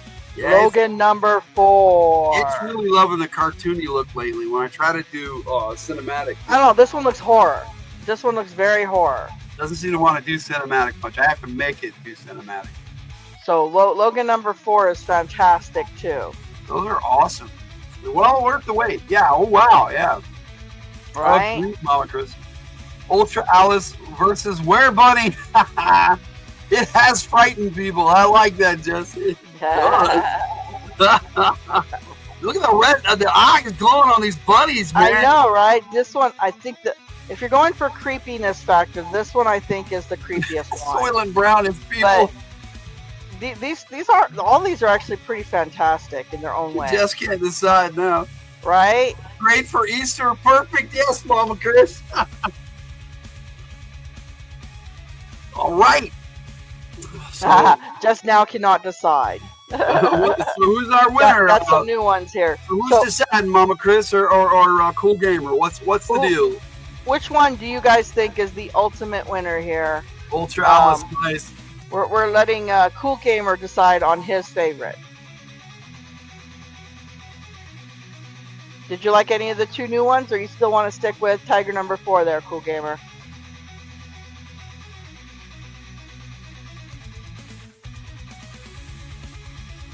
I think he's deciding. That's cool. No, we're not in a hurry. We got time tonight. We're all just hanging We'll out. show up those 2 new ones here. So here's Logan number 3 again. And their eyes are glowing too, by the way. Tiger wanted me to switch to my spy icon, so I will show everybody that. Check to your spy icon if you want.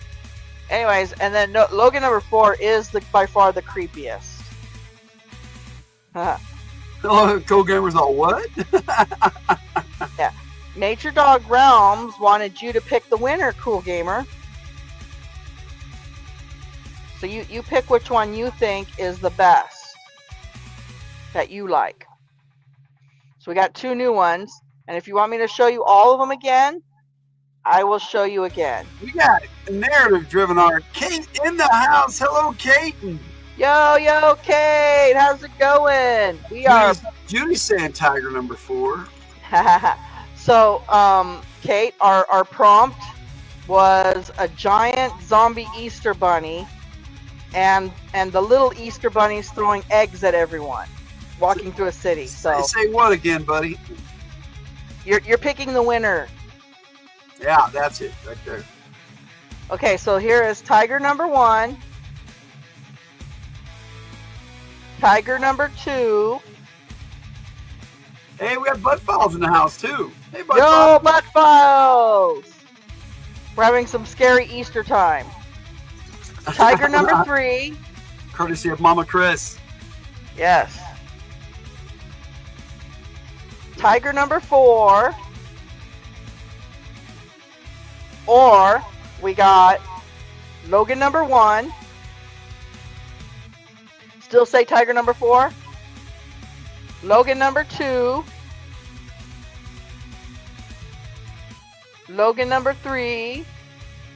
And Logan number 4. That's just, damn, that one's right. That one looks like straight out of a horror flick right there. I think Cool Gamer's sticking to tiger number 4. I'm good with that. All right, send them to me and I'll. Yeah, I already did. Okay. Yay! Tiger number 4 for the win. Our giant zombie bunny invading a city with the baby, not the baby bunnies, but the little bunnies throwing eggs at people. Throwing Easter eggs. Which one was number 4? That This one one's there? number 4. Okay. All right, I got it. Rue likes Logan number 4. I don't blame you, Rue. That one is really, really creepy. Like, that one looks like it could make a real horror flick. Like, honestly, that should be the poster of a horror flick. The Easter bunnies are fighting back.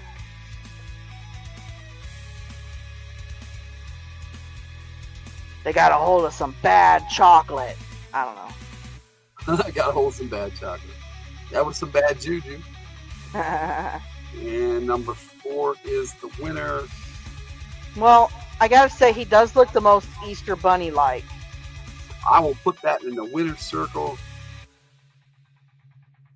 And I will post those really quick. I got an email to Mama Chris. So. The Eat Stir Bunny. I love that. Awesome, Kate. Eat Stir Bunny. Yay, chocolate hearts. I don't have a 3.3. Well, maybe they're mad because they can't eat chocolate because it'll kill them. And so they're tired. Or maybe they wanted to try the chocolate finally. And it made them turn into zombie bunnies. The toxic waste in the chocolate. Oh, that's cool. Nature Dog Rum said we can send them to Cool Gamer if he wants them. We can send them to both of you guys if you want. Will do. I'll send them to both. That's not difficult.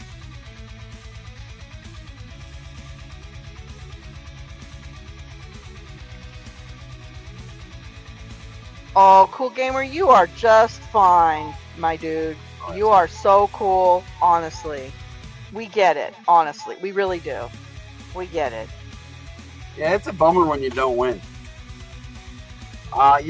When they were doing this on Spine Ticks, I won like 3 weeks in a row one time, and I gave mine to other people too.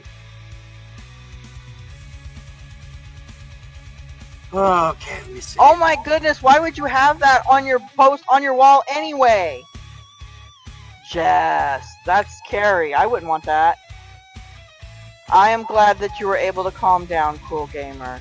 That makes me very happy. I will make this work.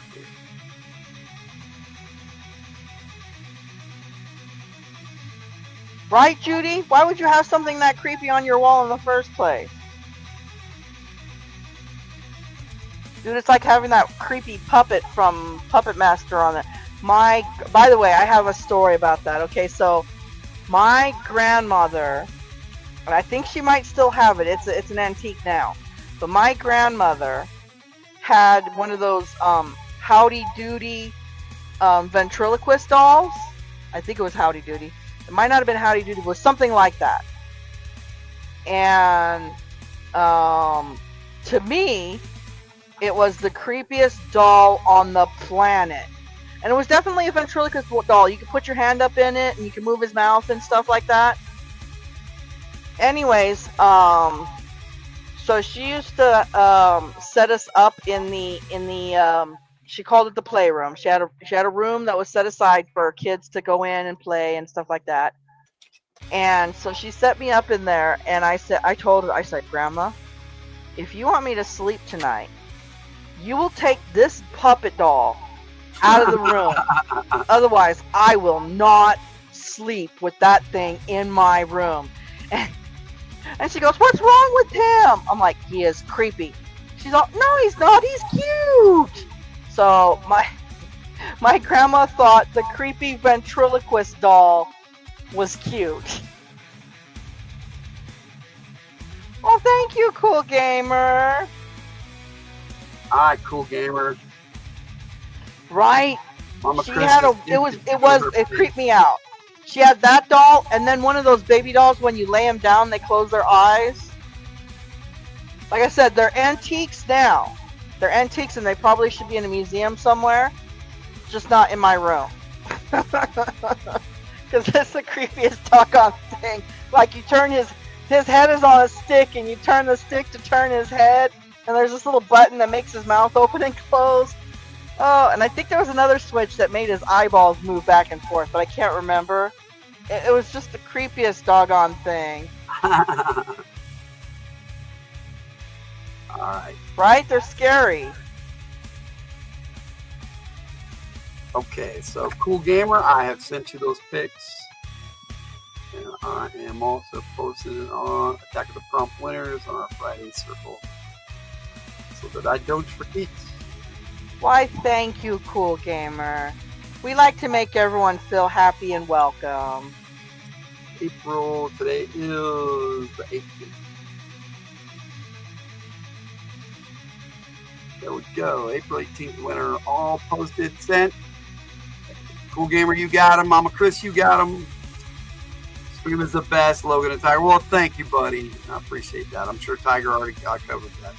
Can't handle those dolls because of the movie magic. There you go. I don't think I've ever seen the movie Magic, but if it has creepy dolls in it, I am not watching it. There's my spy icon, Tiger.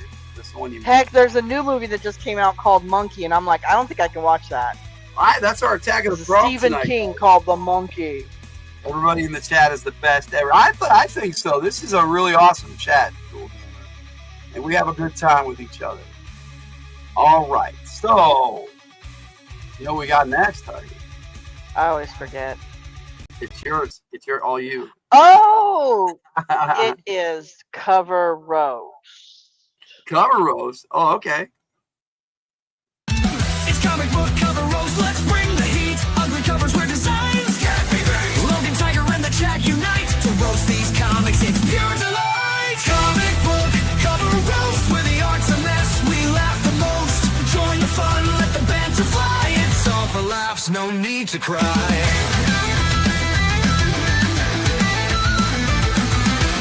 Comic book cover roast, let's dive in. Let's roast 'em.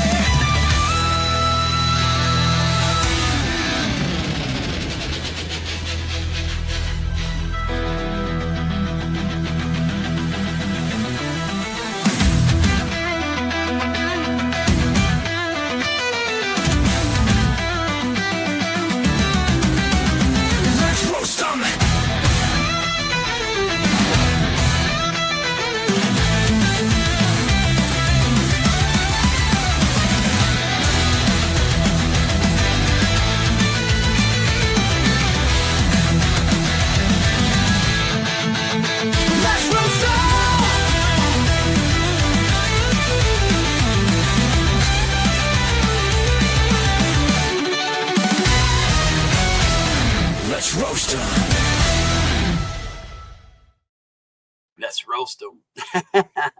All right. Oh, Jess has an idea. Oh, good. You gonna wait? No, we're gonna put this on. Oh no! Oh no! So this comic, without reading it, looks very chaotic and strange and funny. But then you start reading it, and the cover itself makes fun of itself, It does. which makes this fantastic. But the thing that I really thought was the funniest freaking thing, and it makes sense now, but it came out before the movie. Keep in mind, this came out before the movie. But guys, that is America's ass. This is America's ass. I have the Avengers comic that came out this exact same month for Assistant Editors Month, and it's David Letterman with a group of Avengers that says we're gonna have more fun than Earth's mightiest heroes should be allowed to have. So yes, they did a bunch of wacky covers that month. Red MODOK scale, yes. I'm not saying anything unless I can actually make it happen. Okay. All right, then. All right. Okay. So yeah, you got the Red Skull in MODOK's body. I don't even know if this happened in real in real comic life or not. I really don't know, but it really looks freaking funny that it's the Red Skull with the tiny MODOK body. I like how it says, "Wait, here comes Bernie America to save the day." I know, right? Female Captain America's coming up. She's flying. Right. Those are all images of the editors, and I think that one down in the bottom there. I don't know. They're all supposed to be assistant editors, so I don't know. I know a lot of them who they are. Well, they might all be famous now. Who knows? Anyways, I think it's funny how you got the Red Skull MODOK here, holding Captain America up like he's a puppy or something. He's just got him by the shirt, but why is Captain America not doing anything if he's just got a hold of his clothes? He's defeated.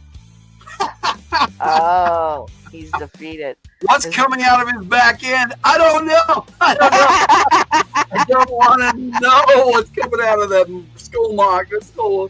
What are they calling it? He's farting. Moss skull. That's what they're calling Moss skull. MODOK skull. Red skull. MODOK Red Skull.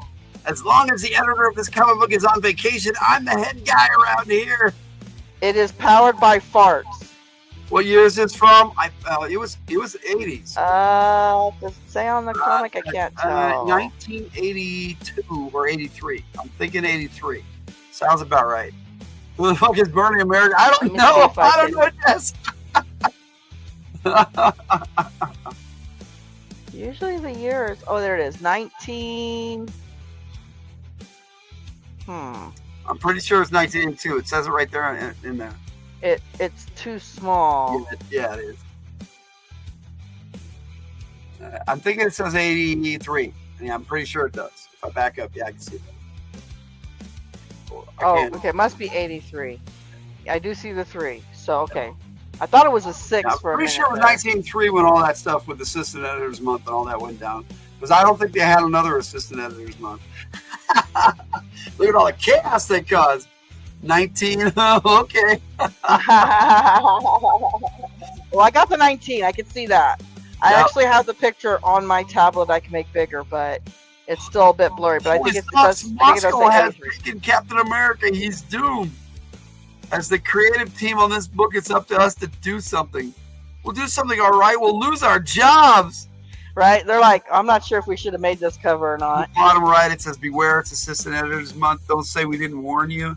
And then in the box, it says, "Warning, surgeons have generally determined this Assistant Editors Month is dangerous to your health." That's what I'm saying. This cover is making fun of itself. So I actually love how fantastic this is. And they popped the really old logo up in the right-hand corner where they used to have it MC for Marvel Comics. It is a Captain America cover. This is a cover to Captain America. I was 13 years old when this book. Well, actually, I wasn't. It was 1983, January. 83. I wasn't 13 yet. I was still 12. You were still 12. Holy socks! Yes, sir. He said, "Holy socks." Oh my goodness. What else we got going on? Yeah. So this is Captain America number 289. Moscow, and yeah, we don't want to know what's coming out of his butt. I told you he had a lot of beans. Yeah, a lot of beans. That's how he fuels his little jetpack machine. I don't know. And the actual Captain America in the box up in the left-hand corner, he don't even want to see it. He's turned away. That's what I'm saying. That's Captain America's ass right there. He's done. I was reading the whole thing and I thought it was fantastically horrible, but cool at the same time. But then I saw the little tiny Captain America and I'm like, oh my gosh, he's showing his butt to everybody. I love it. He's just turning and showing his butt off. I'm like, yes. The background at the top is just kind of plain, but down at the bottom it's got buildings and smoke, and it's really in depth. Right, the art itself is actually fantastic. It really is. The way they position some of these things, not so much. And the faces on these editors, oh my gosh, they look like they're gobsmacked, don't they? All four of them. They're like, huh? Not that Moscow, man. It looks like they took a really good Red Skull face, made it as nasty as possible, and then slapped it on the MODOK. Right. So, of the four editor guys, there's one guy who's outside. Is he like being pushed outside too? Because he looks like he's at an odd angle, very odd angle. Like he could easily be dumped out the window right there. I'm not sure. He looks smashed. Right? But like you said, the artwork is still really good. It is. I mean, they're conveying everything the way they're supposed to. I mean, I wonder how many Assistant Editors Month books I actually have. I know I have the Avengers. I don't know. But it is an interesting idea. Doctor Strange was bi-monthly at the time when this came out, so he may have skipped that month. Because I don't remember seeing that checkered bar across the top, and I'm pretty sure they did that for all the Assistant Editors Month. So my question is, if Captain America is unconscious enough to be picked up by his clothes like he's some kind of cat. He's been scrubbed. No, seriously, he's been scrubbed here. How does he still have a hold of his shield? I have no idea. Shouldn't he have dropped that? It's a strap that he has. It goes around his wrist too, so it's probably just dangling there. But if he is that unconscious, wouldn't he have had it loose so he could throw it like he normally does? I don't know. Later on, it was a magnet, so I don't know. A magnet? Yeah. He had a magnet? He had it set up so he didn't even have to hold it. He carried it with a magnet. Oh my! That sounds kind of silly though. But the thing about that is, it's supposed to be made out of vibranium, and vibranium is not supposed to. Well, it is magnetic because Magneto. Yeah, that's true. This is funny because I am glad you are still rocking with us, Cool Gamer. It's funny because they wanted it to be. It seems, yes, it's a strap-on. Oh no, it's a strap-on. Rue, you got me, Rue. You got me, Ray. That's great. The shield is a strap-on. It doesn't matter if he's unconscious. It is strapped on. It will still be attached to his arm. Well, here's my other thing. Okay, so Captain America heals really fast, right? Mm-hmm. You think that Red Skull MODOK would be like a little worried that he'd wake up and just bash him in the head with the shield? Maybe he put some anti-America in his pants because that would be his weakness. Oh my goodness, anti-America in his pants. Well, Chris, wait, you just said anti-America in his pants. Yes, I did. In his pants.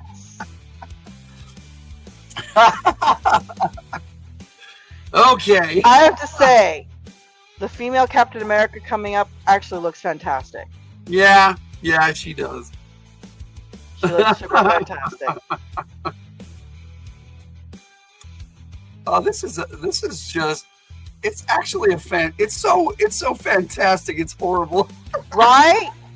That's what I said. This was like a beautiful cover that is fantastically horrible. You give me a timestamp, Jess, and I'll see if I can clip it. And I'm pretty sure it is hilarious and cool. It's just like I'm really loving this cover, to be perfectly honest. Especially America's ass. This is the nicest cover we ever done. I don't think we can make it better. No. I'm not gonna bother. Well, it's too busy. Yeah. You would get some really crazy stuff if you tried it. This is a really busy cover. But And I wish comics were still 60 cents. Holy shit. right, the aesthetic of this is fantastic. It really is fantastic. All I keep doing is staring at America's ass. Now we're starting to not make fun of it anymore. But we love comics. I think we've roasted it. Like I said, I'm still staring at America's ass. America's ass. It's right. He looks like he's about to sit on the A as well. You know, he's just like he's jumping over it or whatever. I don't know. He's all, I'm out of this comic. I'm out.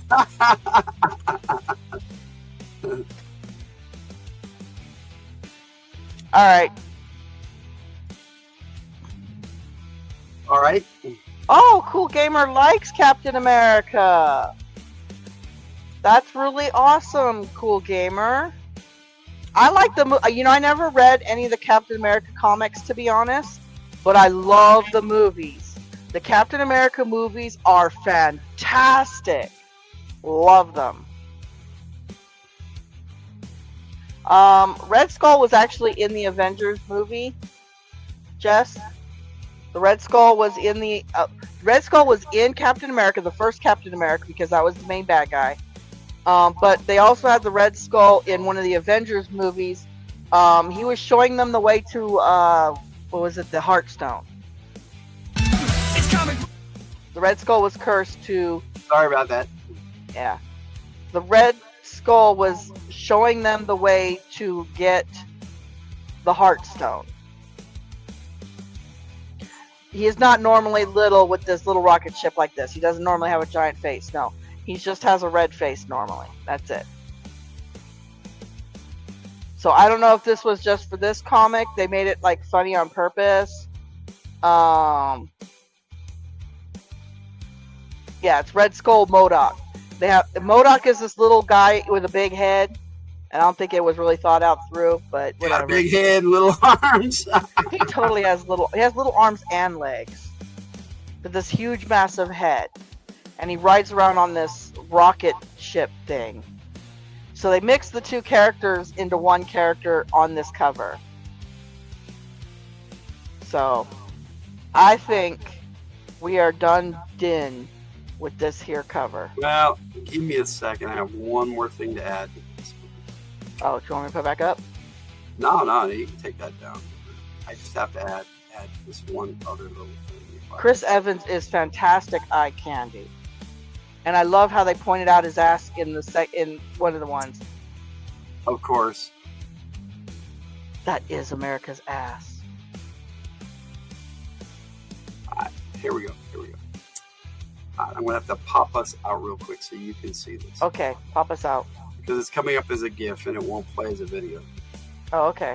And, that can only be played in the background. Is Red Skull MODOK? Yes, it's Red Skull MODOK.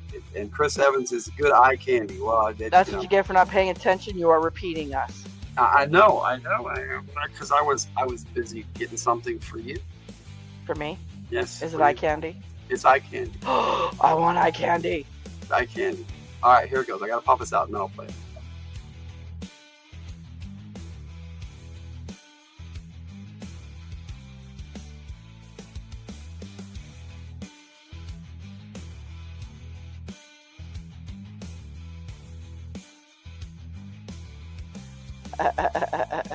There you go. Just for you. Oh, good night, Daisy May. Daisy May's take it off. You were just in time. You got a nice good night present with America's ass.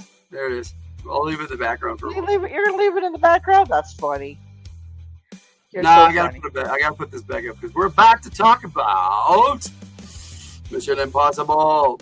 Yay! You guys ready for our topic takes tonight? All right. There's a resounding hell yes. Oh. Yes. All right, here we go. Topic takes.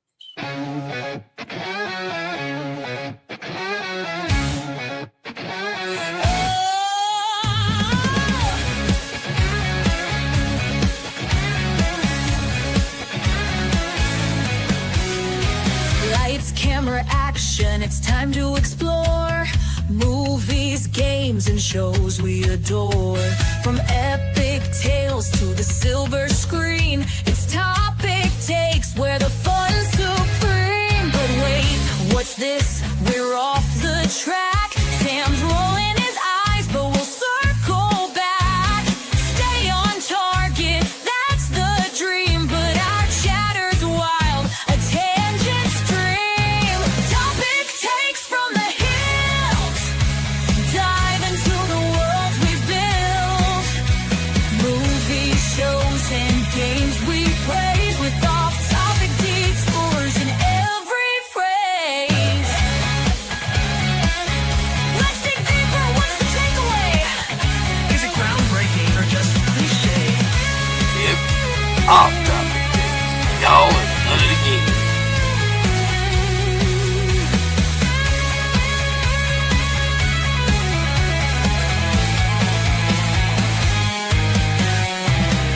Animate series, live action thrills, blockbuster hits, indie film chills. From galaxies far to a dungeon's door, we talk it all and so much more.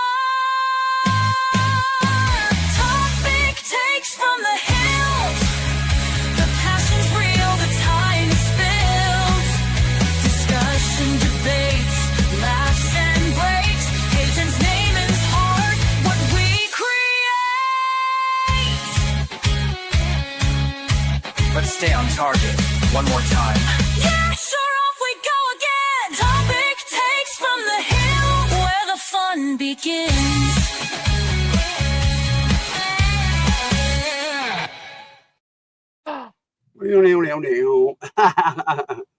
All right, Victor said he's taking off. So night, bro. Good night, Victor. You know, he's already seen what I'm about to share with you before we start Topic Takes. So it's all good. Are we getting something different? Yes, we are. You like Mission Impossible? So do we, cool gamer. I love that movie. No, like I said, Victor and me and Brian with Gaming It with ADHD. I don't know if you know who that is, but I do have a link in the description to both. Although you got to look for Victor's because it's just numbers and stuff. But that's how he rolls. So. Oh, excuse me. And he's got a really good Instagram account called Big Adobe Monkey. So check out Victor over there. He makes some awesome art, and then he takes AI and makes it even better. All the backgrounds and all the beautiful stuff that he does with his art. He's an incredible artist. So he's going to be joining me for Logan's Overwatch on the G.I. Joe Gamer channel next month, starting on the 21st, I believe. It's a Wednesday night on the 21st. Okay. Yes, May 21st, Logan's Overwatch. I'm guessing Jess needed to wash her hair. And yeah, she said she'd be right back. But, here is just a little snippet preview of our intro video.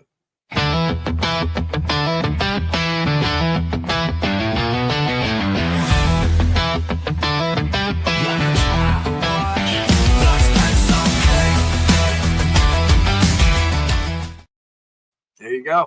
Oh, dude, that was the first time I saw that. That was great. I have the full intro video made, but oh, I'm sure you do. I'll play it later. Matter of fact, I've heard it several another time. times. Yes, I've been working on a lot of stuff today, but that was fantastic. I love those. we got our Topic Takes, so let me bring that up and we'll watch a trailer. Yay. And then we'll talk about some Mission Impossible. With the most fantastic beginning music. Well, it's time. We're going to jump in. Well, yeah, I know.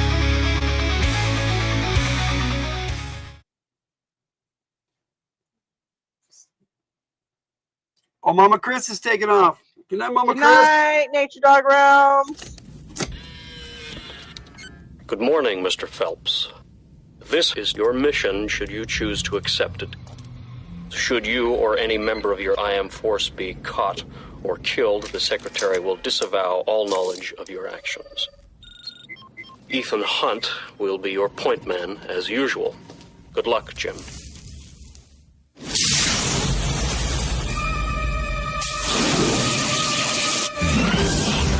Simple game. Is he serious? Always. It's much worse worse than you think. We're being ambushed. Abort, that's an order.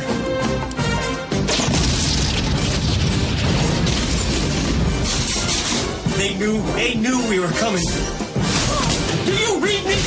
I don't care how he did it. I want to know why he did it. You're worried about me. Why you survived. I'm sure we can find something I have that you need.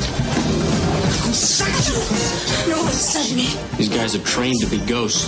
Let's not waste time chasing after him. Just make him come to us. Find something that's personally important to him, and you squeeze. Word. That'd be great movie. John Reno. This whole operation was a decoy.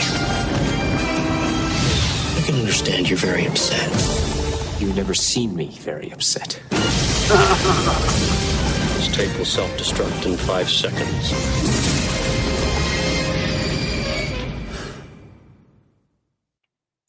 Man, it's such a good movie. And Yes, for those of you who haven't seen it, there are going to be some spoilers. So for sure. we love this movie, and we got to see it. Oh man, I had I'm such. pretty sure I saw this in the theaters. Oh, me too. I've seen that in the theaters. This for was sure. fantastic.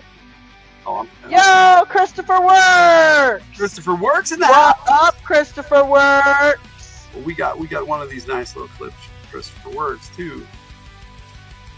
We have Christopher Works in the house. Welcome, bud. I Good to see find ya. that one fantastic because it has the beard sticking out from under the Yes, yes. the helm. That was freaking fantastic. All right. Well, this was one of my picks, so I'll get us going. What's it all about? Mission Impossible, Logan and Tiger. I will tell you, buddy. This movie is based off the TV series that came out, and I'm pretty sure it was the 60s. It had a lot of cool actors. I don't remember the name of the main actor who was the star, who was Jim Phelps in the original.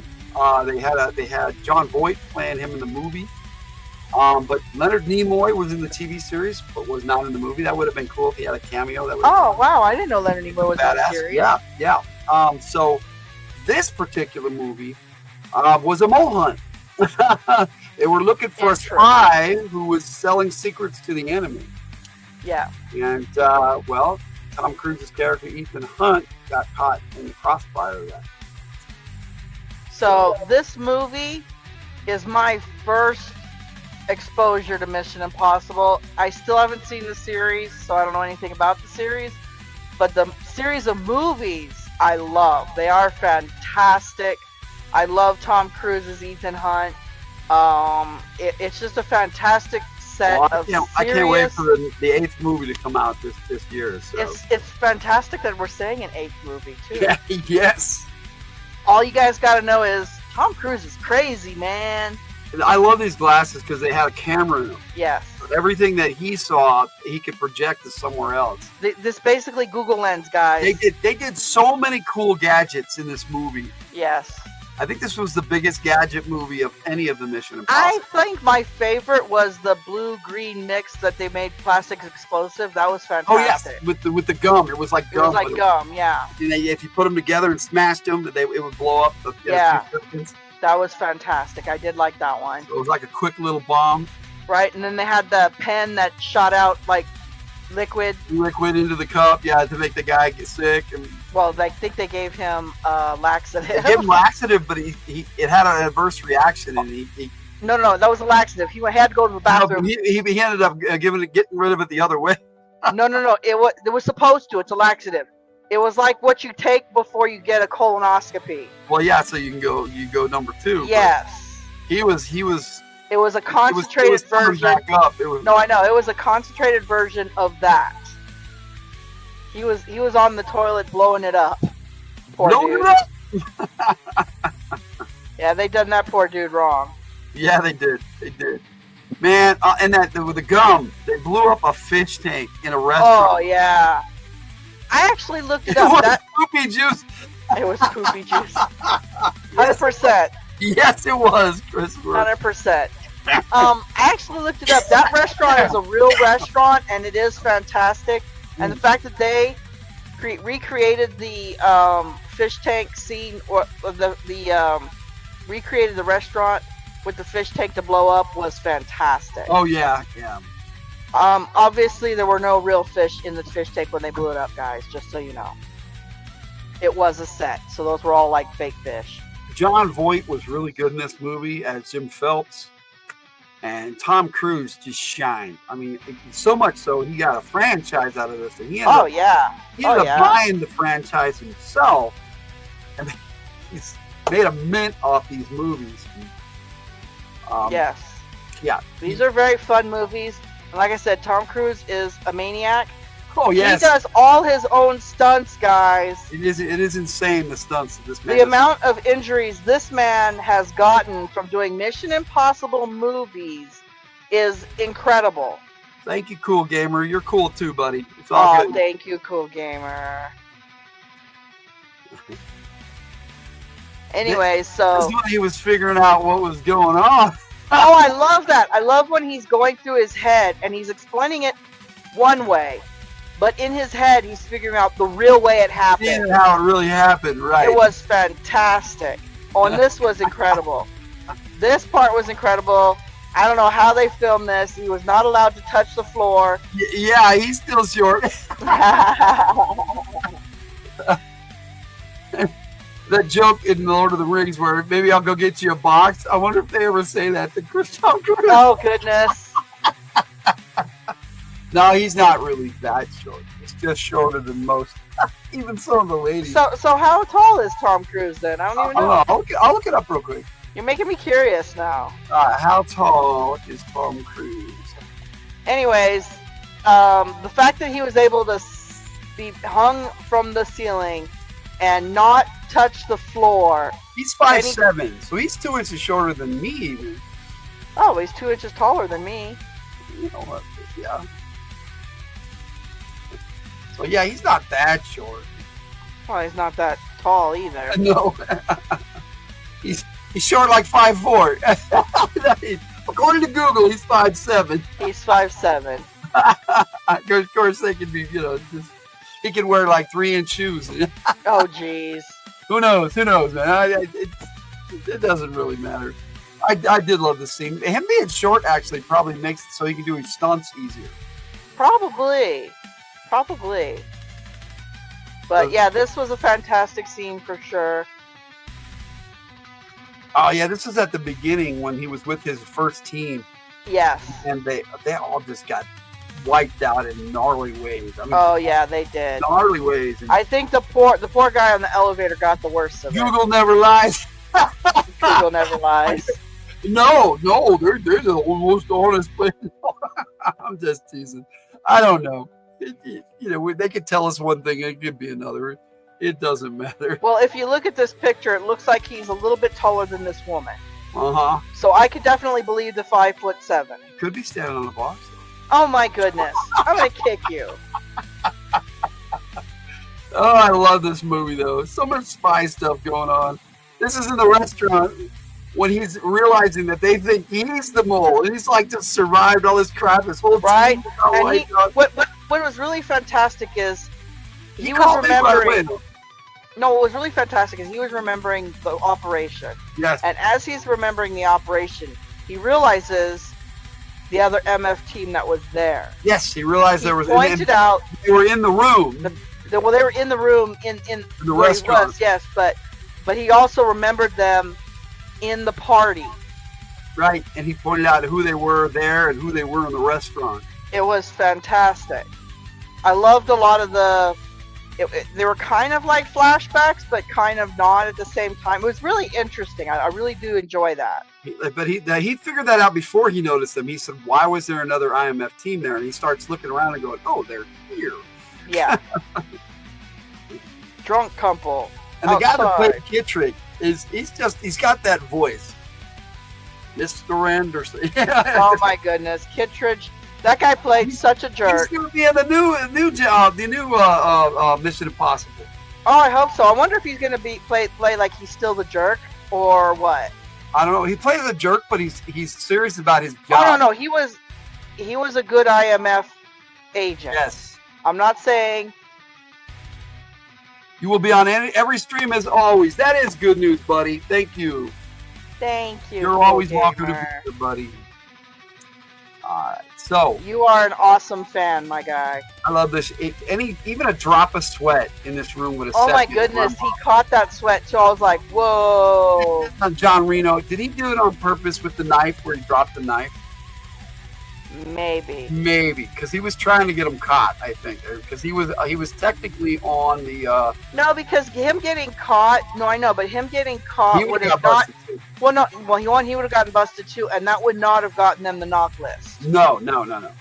So the idea behind this whole operation here was they were going into the FBI headquarters. CIA, sorry. CIA headquarters to get the list of all the agents. Oh, thank you, cool gamer. Now I'm blushing. Anyways, so they were going into CIA headquarters to get all their operators that are undercover. I love how he recruited his team too. Oh yeah, his team was awesome. And John Reno, they were like the closest in the area, and it was like there was a reason John Reno was there because he was against them at the beginning. True. And kind of later on in the movie.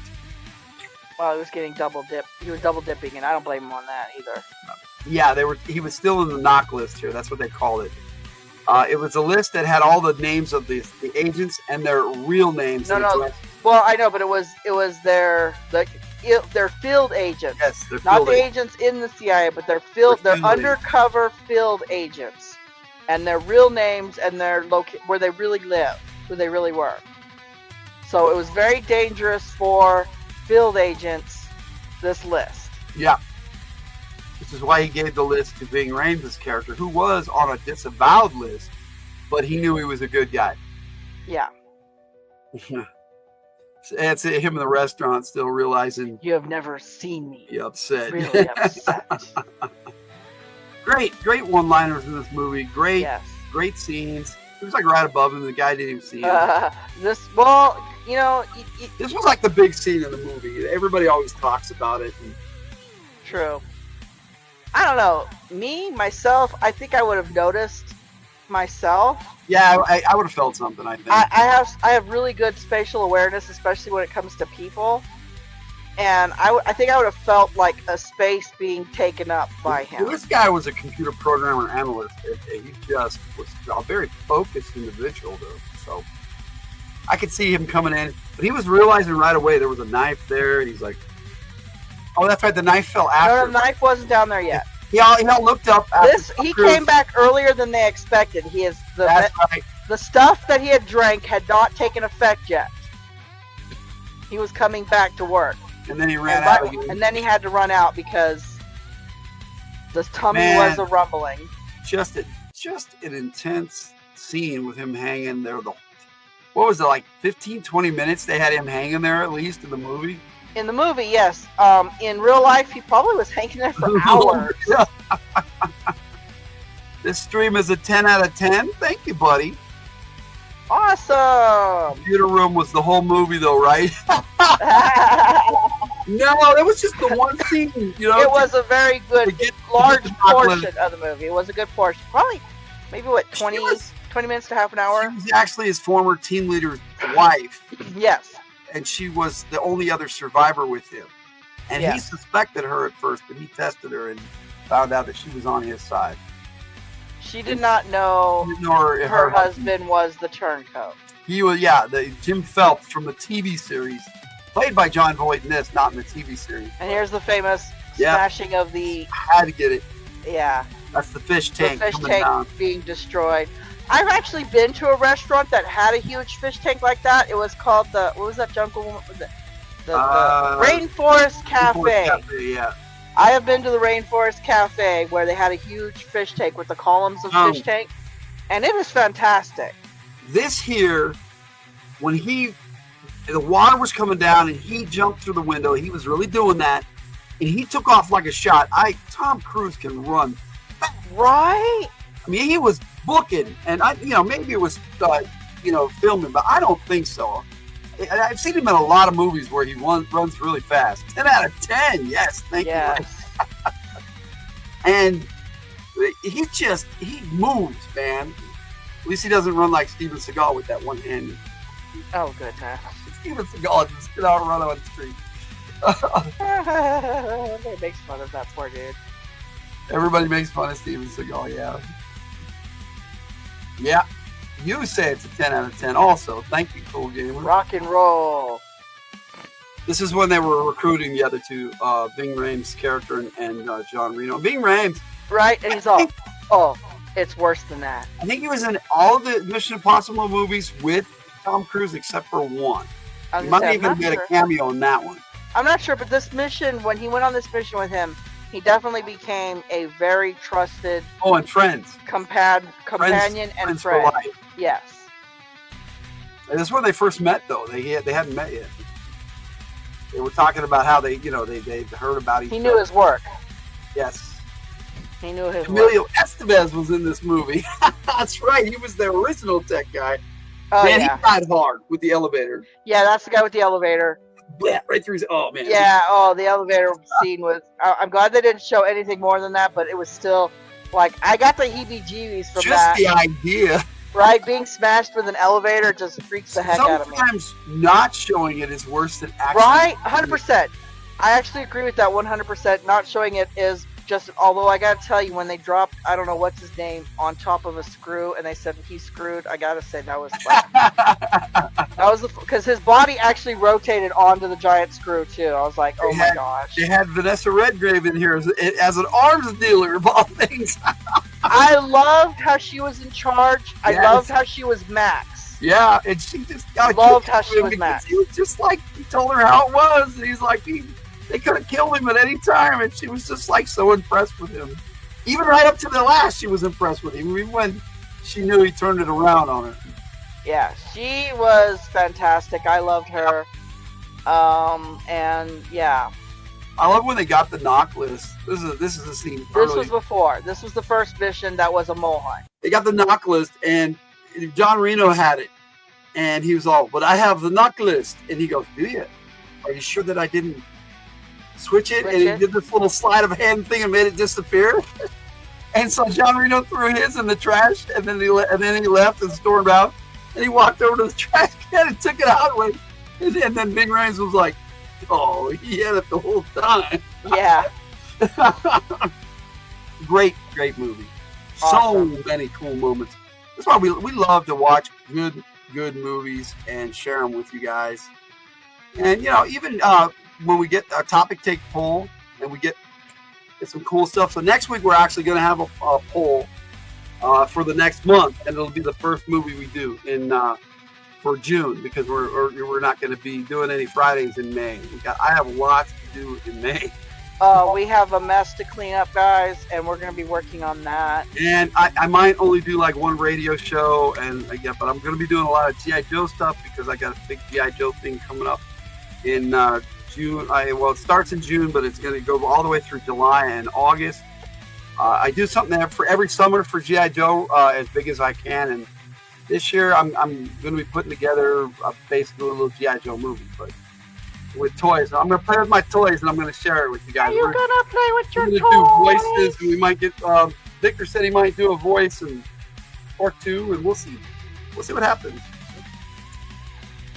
So here we go in the restaurant again, and then this is oh my goodness, bullet train. Oh my goodness, that bullet train! I tried to get bullet train scene was okay. It was fantastic. It was a helicopter. That is a helicopter. But the bullet train scene was fantastic, but totally unrealistic. Nobody on the planet can hold on to a bullet train as it is moving. Nobody. They did a pretty good job of making it look like he was struggling. Yes. And you did notice when he did let go, he would stream down. But I am 100% sure there isn't a person on the planet. It was going like 200 miles an hour. Well, yeah. They're super fast. I am 100% sure no one can hang on to a whole. Let's see how fast the bullet train really goes. How fast does a bullet train Well, they say that the monorail at Disneyland goes over 100 some odd miles. Up to 320 kilometers, 200 miles per hour. That was exactly 200 right. miles an hour, yep. But it can go up to, they have a world record of 375 miles per hour. See, that's crazy. 603 kilometers an hour. That's crazy. That crazy is fast. crazy. But it's like a actually rocket. really cool. It's a land rocket. All right. So what do we got next? There's still in the restaurant. That's in the restaurant. That fish tank though in the background. I wanted to get a shot of it. Here they are planning the original mission again. Look at, he's like suspicious already looking at that picture right there. Oh yeah, no. If you pay attention and watch it again, this is one of those movies you can watch multiple times and see nuances every time. Right? And if you watch John Voight in the beginning again, when you watch it a second or even third time, you can see the little looks he's giving, and you can know, oh man, he was already plotting this. Right? Of course he was, but I mean, well, he was planning to burn his own team. the actor was portraying it so well. Yes. He was trying to be cool, but at the same time, you could see that he was even going to let his wife die. Right? And for some reason, she tried to get out and go to him. Yeah. He thought she would stay in the car, and then he blew up the car with the other girl. Yeah. Yeah. So that's why Tom Cruise's character Ethan Hunt thought she was dead. Man, Mission Impossible, so much fun. Now, this is a part of a dream that Oh, Tom yeah. Cruise had me. He comes in, Ethan. Why did you let me die? Would you let me die? Yeah, because he thought he let his boss die. Such a good movie. And then more from the beginning. Yeah. Yeah. That's a repicture there. Yeah. Emilio Oh no, that's when he's showing the gum. Yeah, he's showing the gum. Emilio Estevez was so cool in this movie. But he was only in it for a little while. Yeah. And this is after he had run away from the restaurant. He was just like walking away afterwards, and he was just like, what am I going to do what now? am I going to do? Yeah. Clearly he was disavowed at this point. Yeah. I don't think that's the last time he was disavowed in the mission. No. Mission Impossible, he's been disavowed a couple of times. I wanted to get a good shot of him. This dude is so cool, and he's usually played some jerk. He was definitely a jerk in this one. He was in Clear and Present Danger, a Jack Ryan movie with Harrison Ford, and he's all, I got a jail free card. You don't have one of those, do you, Jack? It was. Yeah. No, what makes this so fantastic? Okay, so he was playing a jerk. However, he was still a good guy. He was a good guy. Yes. He was still a good guy, and I really his character was fantastic because of that. There's the helicopter blowing up. Here's the impossible scene here, guys. It was Mission Impossible, right? I know. He got, was it the blowback from the explosion threw him back onto the train? Yeah, because he had fallen off.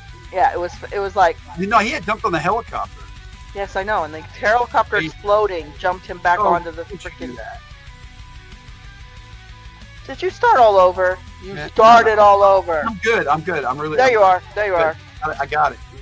That's when he found her dead, and he realized that she was killed with a specific type of knife. And then he saw that Jean Reno. It was the knife that it was the knife that the other guy suspected him the whole time. I think that's why he selected him. To be honest, I'm not sure. Yeah. Actually, he didn't select him. The other girl did. I'm not sure. That made him suspicious of her too when he saw the knife. But yeah, oh my goodness, John Reno was so nasty in this movie. This is a newer scene from one of the newer Mission Impossibles and the rest. Oh my gosh, look at how much older he looks. Yeah, but he still doesn't look bad for an old dude. He's like 62. Look at all the wrinkles on that dude. He is definitely an old man. There we go. Ving Rhames and Jean Reno. That was cool. Oh, I love that guy as an actor. He was such a bad guy in this movie, though. He was a bad guy in this movie, but he plays really good guys too. Oh yeah. This guy here is an awesome actor. Godzilla. Yeah. Elvis. He was the king. He all smiled. There was like huge smile. You call this coffee? It's French roast. No, it is not French roast. No, this is. What is this? What is this?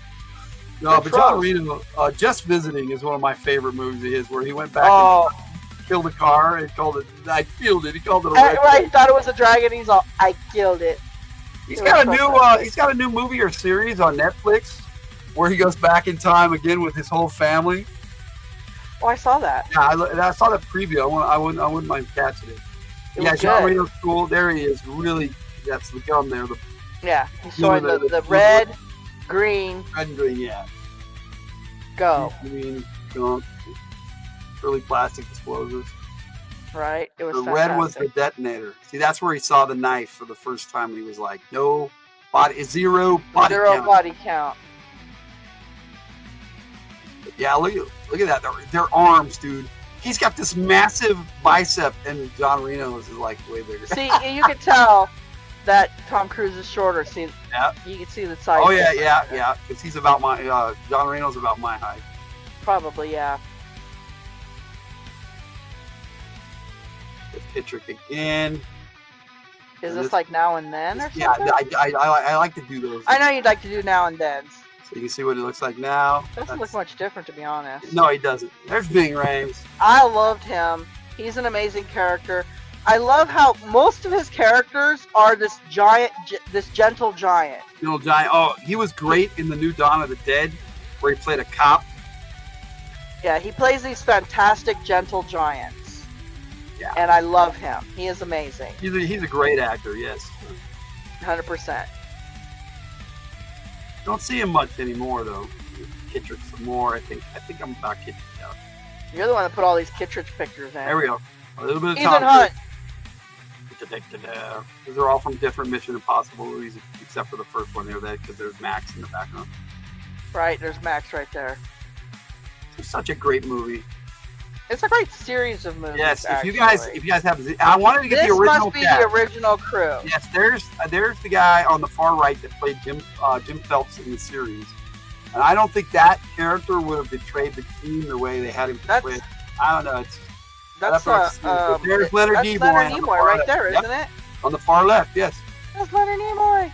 He Yep. looks so different. Yeah, but he wasn't Spock in this. No, I know that. I know that. He looks very different. But Kinda no, look at this. I love that you put Look at this diverse cultural team way back in the 60s. Right? John Reno, 6'2"? Really? Oh, so yeah, no. So Tom Cruise was standing on the box. Oh, jeez. Would you not get ha ha? Yeah, John Reno's a big dude, yes. I love that you put this picture in here, though, of the original crew. That was fantastic. Yeah, I wanted to end it with that because No, that was fantastic. I love it. I do want to check out the series because it's on. I'm pretty sure it's And on. you rock it, cool gamer. You do, buddy. But that's our topic take on Mission Impossible. No, wait, we have to give our final we assessment. got to do final assessment, but that's our tribute video. So That's our tribute video. there you go. All right. All right. I He lifts his personally, shoes. Has lifts in his shoes. he might. Yeah, they do all sorts of movie tricks in movies. Lord of the Rings, they did all movie Well, it tricks. could have been like at the angle too. Oh, Lord of the Rings, they did angles. That was Yeah. fantastic. I love how they did that. It was fantastic. In Lord of the Rings, they used old movie tricks. Yep. Really old movie tricks where they would just put people further away and closer together, and got the angle different. It was fantastic. Anyways, as for Mission Impossible, the first one, like I said, I'm pretty sure I saw it in theaters. I loved it. I'm not a big, huge spy movie person. I did watch some of the 007s, but I never watched all of them. I wasn't that big of a spy movie fan. But Mission Impossible was fantastic to me. It also gave a lot of the... I'm pretty sure the series, as well as the movie, gave a lot of the current spy tropes. A lot of people in other shows and other movies, they do spy tropes. The mask, especially. It That was a was Mission Impossible. right, pulling the mask off, right? So a lot of spy tropes come from Mission Impossible. So it is like an OG spy movie here, or spy series. I'm so glad they brought it back in the movies. Me too.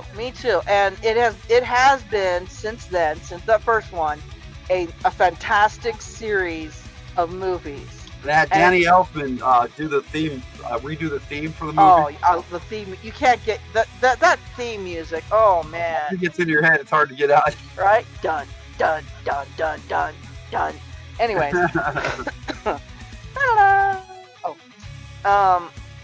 I love how each of the movies have different spy things, like different goals, and each one always, of course, because Mission Impossible, all of them seem impossible. All of them are fantastic. They always have big explosions, big jobs, big... John Woo directed the second one. You know, he was all about doves and explosions, man. Well, yeah. But, yeah, so Mission Impossible is, even for people who are not fans of spy movies, Mission Impossible is fantastic even for you guys. Because like I said, I'm not a big spy movie person, but I love Mission Impossible and the whole franchise of that. So that's my assessment. Me too. Love it. If you haven't seen it, like I said, watch it. I highly recommend Mission Impossible. The entire movie franchise is just incredible. And each movie they one-up stunts, and Tom Cruise just keeps oh my goodness, wacky. I don't know which one it is, but he is free climbing a rock. That's the second one. Now, in the real life, he had a thin wire, guys, very thin wire attached to him. So he was basically free climbing this rock. I wouldn't mind doing a top and take someday on all these movies. Because I own them all except for the two new ones. But yeah, the fact that Tom Cruise to this day still likes to try to do his own stunts is just phenomenal. Guy is a freak. Oh yeah, and they have so many cool actors in the franchise. Jeremy Renner shows up for a little while. They had Henry Cavill in one of them. You know, they always try to surprise you with another star. The opposite of Tom Cruise, and it's right. They do a good job. They do a good job with that. And so, as far as my assessment is just, I love it. Watch it. Mission Impossible is great. And that's our topic take on Mission Impossible. Yay! And there's one more time, just for everybody. That's my spy guy. That Tiger made your for spy me. Guy. You made that for me. I don't remember making that for you, but yeah, you made me a bunch of them. I like mine. I'm sexy. But on that note, we're gonna drop into our. Fridays and chill. Oh, there's a butt. Chill. Hello, America's butt. Oh, just for you. America's butt.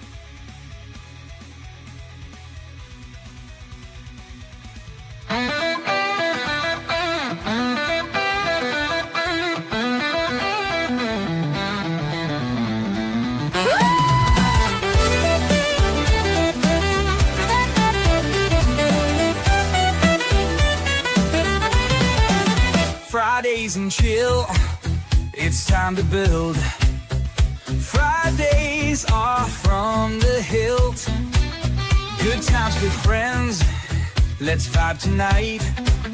Relax and connect, everything's alright.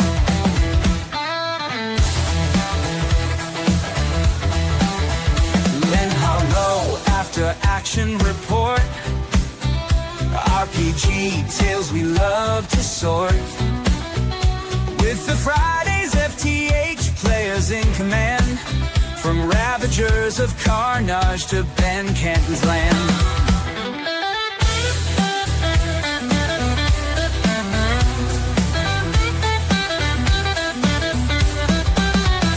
It's the military action game, where the flair takes the stage. Heroes of Havens run, stories of a fantastic age. Critiques and laughs, adventures we adore.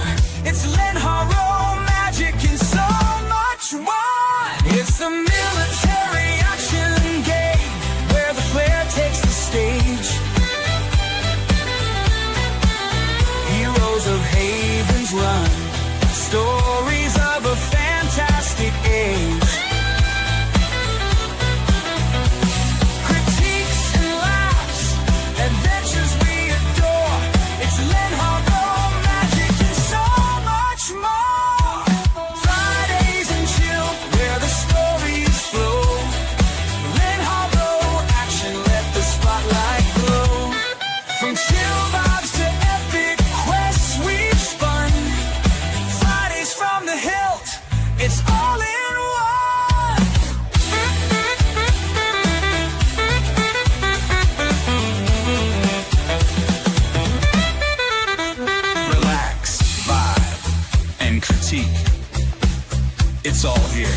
From killing to conquering, Lynn Harrow's here. Fridays and chill.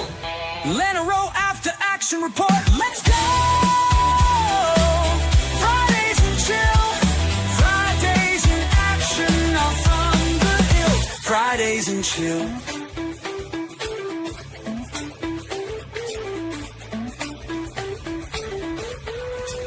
Lynn Harrow's near. Let's go. Fridays and chill. Fridays in action are from the Hillt. Fridays and chill.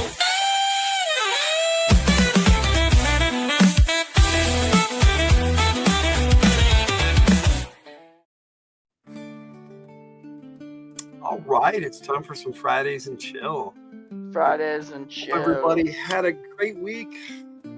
We I had hope we so had a too. strange and weird week, but Yes. it wasn't bad. I had a good birthday. Also, I have a puppy creeping up on me. Hello, puppy. I had a good birthday. Hi, Thank you all Hachi. for your happy birthday wishes and Now he's getting up birthday on my wishes lap. to my Okay, mom on wait. Sunday. Your paws hurt there. Ugh. happy Okay, Easter good to boy. everybody this Sunday. I hope everybody has a good Easter weekend and What you Easter put there? Sunday. There you go. Let's see what we got coming up on for let's do this. Let's close the poll first. Closing the poll. I'm What Mission thinking about Impossible does everybody want? Well, all right. I'll end the poll. I know who wins, and we still have a two-way tie for second and third. Ow, ow, ow. Okay, wait. No. Ow, ow. Come on. Oh, ow. All right. So the fourth place, your mission, should you choose to accept it, in fourth place is invade a foreign country, 7%. Nobody wants to go to a foreign You country. got at least one or two votes. I mean, you know, we had 14 votes, so thank you guys so much for voting. Sneak into the White House and infiltrate the FBI are both tied for second and third at 28%. And investigate Roswell is 35%. Nice. Investigate Roswell was number one, huh? It's our winner again. Yes. Woohoo! By the way, we had a fantastic time in Roswell. I am so glad we did that. Chilling now, says Kate. We did. Roswell was awesome. And yes, I do mean to put out some shorts and videos next week. We're from our vacation. I just didn't get around to doing it this week because I've been super tired. I'm barely doing it. We're still catching up. Catching up, yes. Playing catch up is what we've been doing all week. Even though we've been back for more than a week now. Dude, it was a long trek. Oh, yes, it was. Long time in the car. But yeah, we had a good vacation, and we talked about that last Friday. We don't need to redo that. No punch and chili. Oh, run, punch and chili. Run, punch and chill. Okay, there we go. Oh, if I can talk tonight. I am reaching my limit today, though. I think mentally, been doing a lot today. Got a lot done, and almost there to where I was going to be doing the vacation stuff, and got everything done right up to that. So that's what I'll be working on next. Let's see. Let's see here. Next week we have on Monday night. There's no game this weekend because it's Easter Sunday, so everybody have a good Easter. Monday night I'll be doing a flash radio, probably one of my last one of those because it's like, why not just do a radio show? I was only doing it, and I might still do them randomly, you know, and just that was the idea of it, to do a flash radio. But I'll be doing one Monday, hanging out and chilling because we don't have anything going on this weekend, so I wanted to do something. Still haven't made dinner. Not sure what to eat. We had meatloaf and mashed potatoes. It was really good. Jake made us a good dinner.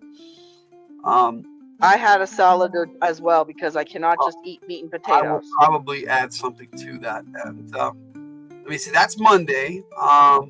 Wednesday, I'm doing a Joe Takes Classics. I believe it's Torch and Low Light. That's what I'll be looking at this Wednesday. I basically watch old videos from my Joe Takes series, and I'll be watching my Torch and Low Light take. Let me see. Ramen. You had ramen, Chris? Are you leaving me, Logan? No, I'm not. I'm not going anywhere right now, buddy. I'm sticking around for a little while. We got a few things we need to do. Yes. Tank. You're just mad because I'm in a tank and you're not, right? Ramen. Yes, that's ramen. That's ramen. That's not a tank. It looks like a tank. Oh, there it is. I see it. I see it with my eyes. You know. No, it's a tank. Look A at that. tank? That's not a tank. That's ramen. It's also a bowl of ramen. It's a bowl of ramen, silly. If I make ramen, I need to make a new batch of Chinese hot oil, and I'm not sure I want to dedicate so much time to that. I don't blame you. No worries, buddy. No worries. No worries. You can ask whatever you like, man. This is a safe space, buddy. All right, so that's Wednesday. Thursday, we're doing kind of a double feature because last night we were so tired we did not do our RPG take on the Village of Hamlet. So we will be doing that a little early on next Thursday on the 24th at 6 p.m. Mountain. And then right after that, we'll be doing an Endless Quest book reading, King's Quest. So I'm doing both. But RPG Takes number 4 is going to be special because Jake ran that for us, and he's going to be joining Tiger and I to talk about that really cool classic AD&D First Edition module. So we should have a lot of fun. And then we're back here on Fridays with our topic take, double feature of Undercover Blues and True Lies, 2 of my favorite movies ever. So we should have a lot of fun. I love Mission Impossible, but Undercover Blues and True Lies. Putting those together is just sweet, so sweet. Yeah. We watched True Lies. We have watched True Lies already. And then we still got to do Undercover Blues. And I do own a copy, but I need to find it. Or maybe Kate, if you want to set it up for us this week, that would be awesome. Top ramen and a little frozen veggies. There you go. It works. It works.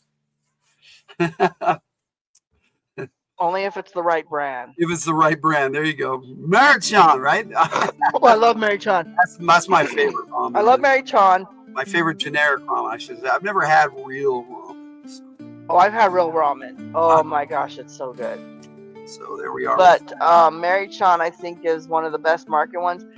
Walmart came out with probably the worst ramen ever. They had these pandas on them. Oh, it was horrible. That was probably the worst ramen I've ever had in my entire life. So if you ever see pandas on the ramen at Walmart, don't eat it. Yeah, we're doing Fridays from the Hildt next week, buddy. I was just thinking we are doing Fridays next week.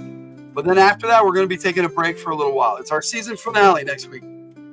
And maybe we'll have some guests. I don't know. We've had people say they might be here, so we'll see. We'll see how that works out. You buy the Mary-chan, but only because they are super cheap. I have to throw out the packets because they don't make any of theirs. Yeah, they use beef bouillon or chicken bouillon in both of them. That Walmart stuff was nasty. Yes, it was. Right? That Walmart stuff, the freaking pandas was just, gross. No worries, bud. No, dude. It's okay. You can ask whatever you want. Like I said, you can ask us whatever you want, buddy. So anyway, all that RPG take next week. I do have a tribute video for you. And I'm gonna play that right now. Okay.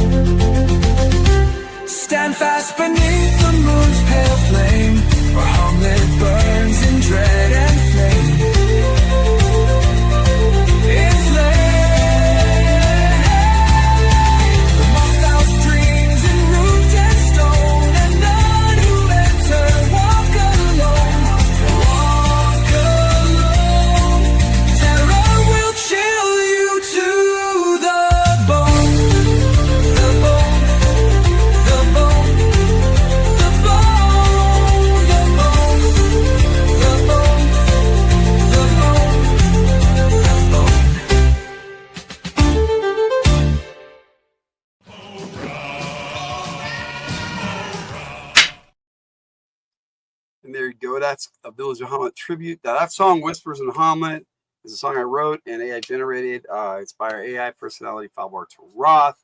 And that is a full-length video, music video. It's on the channel. And check out the Radio from the Hildt YT102 singles.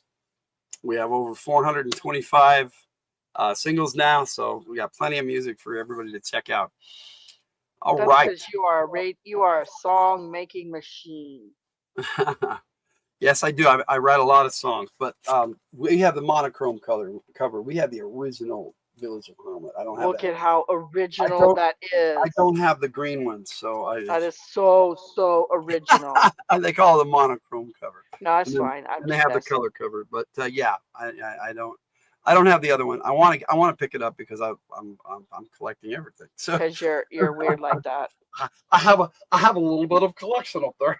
You collect GI Joes and D&D modules. D&D and CDs and movies and katanas. Not so much the CDs and movies because we stream now. Yeah, we haven't been collecting movies for a while anymore.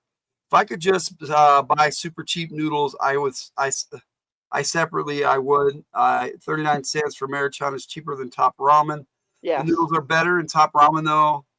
IMO. Oh yeah, okay. Plus they have vegan, but no one carries them.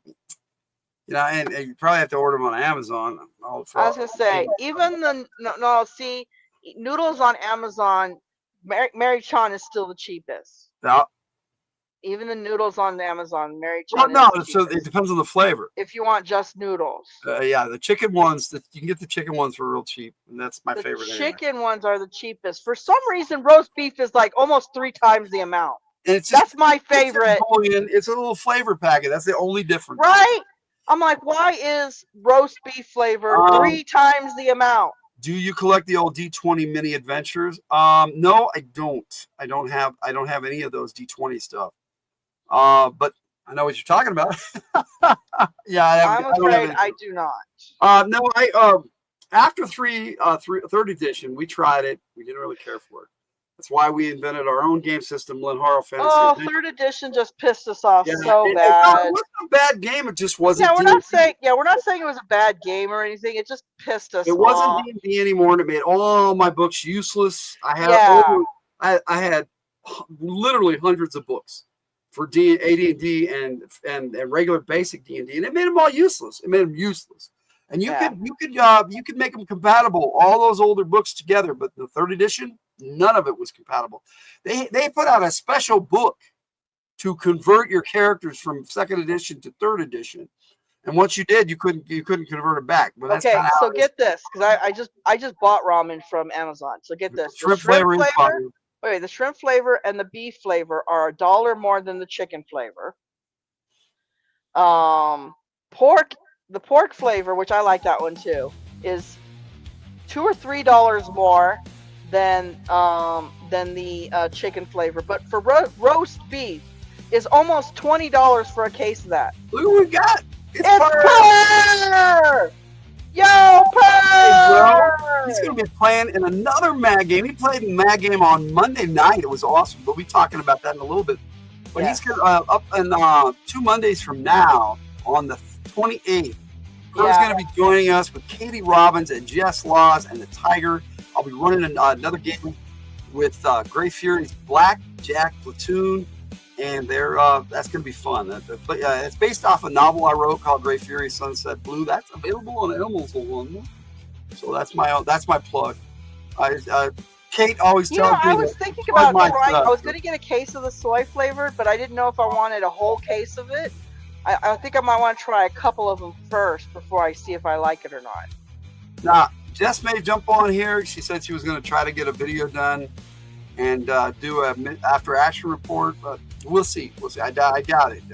I don't know. We'll see. But we'll see. Sometimes we like to call her last minute Jess for a reason. She likes to jump on and surprise us. Yeah, if we're still here. That's true.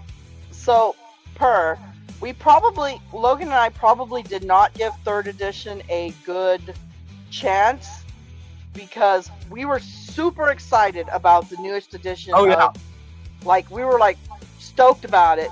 And when we got a copy of the players, it upset us so bad because it was so backwards But and you so couldn't. different. Well, 3.5 fixed a lot of stuff. I get that. I know, but you could the not damage play. was already done. You could not play the game without the DMG, the player's handbook, and the two of them. You had to have them together with that system. It was just like, I know they fixed a lot of stuff in 3.5, but I'm not. I get that they were trying to make it more.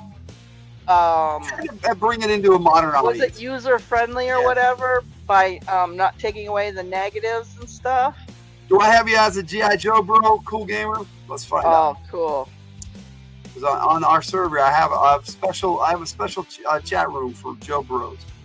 So I'll go look and see if you're listed on there as a G.I. Joe bro. You are, buddy. I knew you liked G.I. Joe. You told me before. So yeah, you're a G.I. Joe bro. No worries, bud. He was in D&D 3.0 beta with Dave Arnson here in Florida. That's awesome. Yeah, like I said, I'm sure it's a great game, but like I said, we didn't give it a good chance because it messed up all of our hundreds and hundreds of dollars worth of books. Chris says it best right here. Third edition was good for people who never played before. Oh, and the rules worked fantastically for a video game. Oh yeah. When we played, they had Baldur's Gate 3rd edition? Yeah, they had some on the PlayStation. On the PlayStation, really it was fantastic. I'm not saying it's a bad system. I'm not at all. Not 100%. Really for us because we were invested. We were just pissed off because it like took 2nd edition, crumpled it up, and threw it over their shoulder. See, I never got to play Pathfinder because by then I was already into our own game system, and we designed Lenharo. Right when 3rd edition came out, we're like, that's it.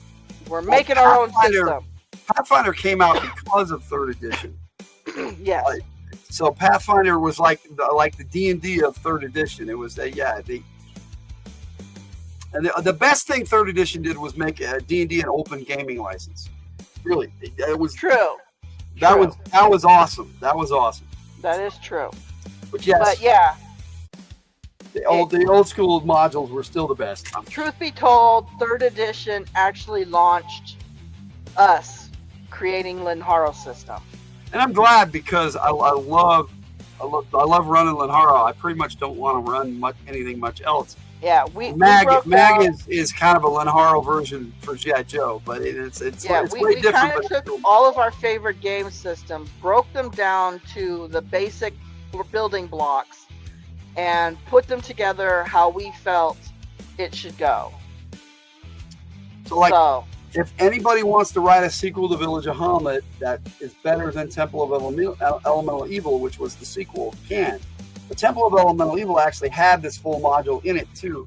Does it? Yeah. Oh yeah. It has all 4. It has a 1 through 4 is what it says, and they never actually brought out the other 3 separately. So yeah, I have it up. It's back over there. I'd have to find it, but I'll dig it out for our live stream. That's for sure. Yes, and the open gaming license did change everything. So that's what I was talking about. You can write any module you want. First edition is the purest in terms of letting your imagination go wild. I like the mechanics of Pathfinder from 3.5. I have elements of basic from 3.5 in my long-lived fantasy universe. Yes. Dude, I know. Whatever you, like Bear the Gen X GM says, you do you. Whatever you like to play, if you're happy and you're gaming and you're having a good time, keep doing it.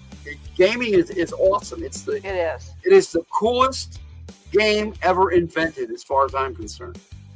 And there's no, I mean, you can put a board to it and you can put miniatures to it, which is awesome, and you can add things to it, but you could just sit down with a bunch of guys and dice, no dice. You can do diceless role-playing with role-playing with dice. I used to do diceless role-playing in high school, guys.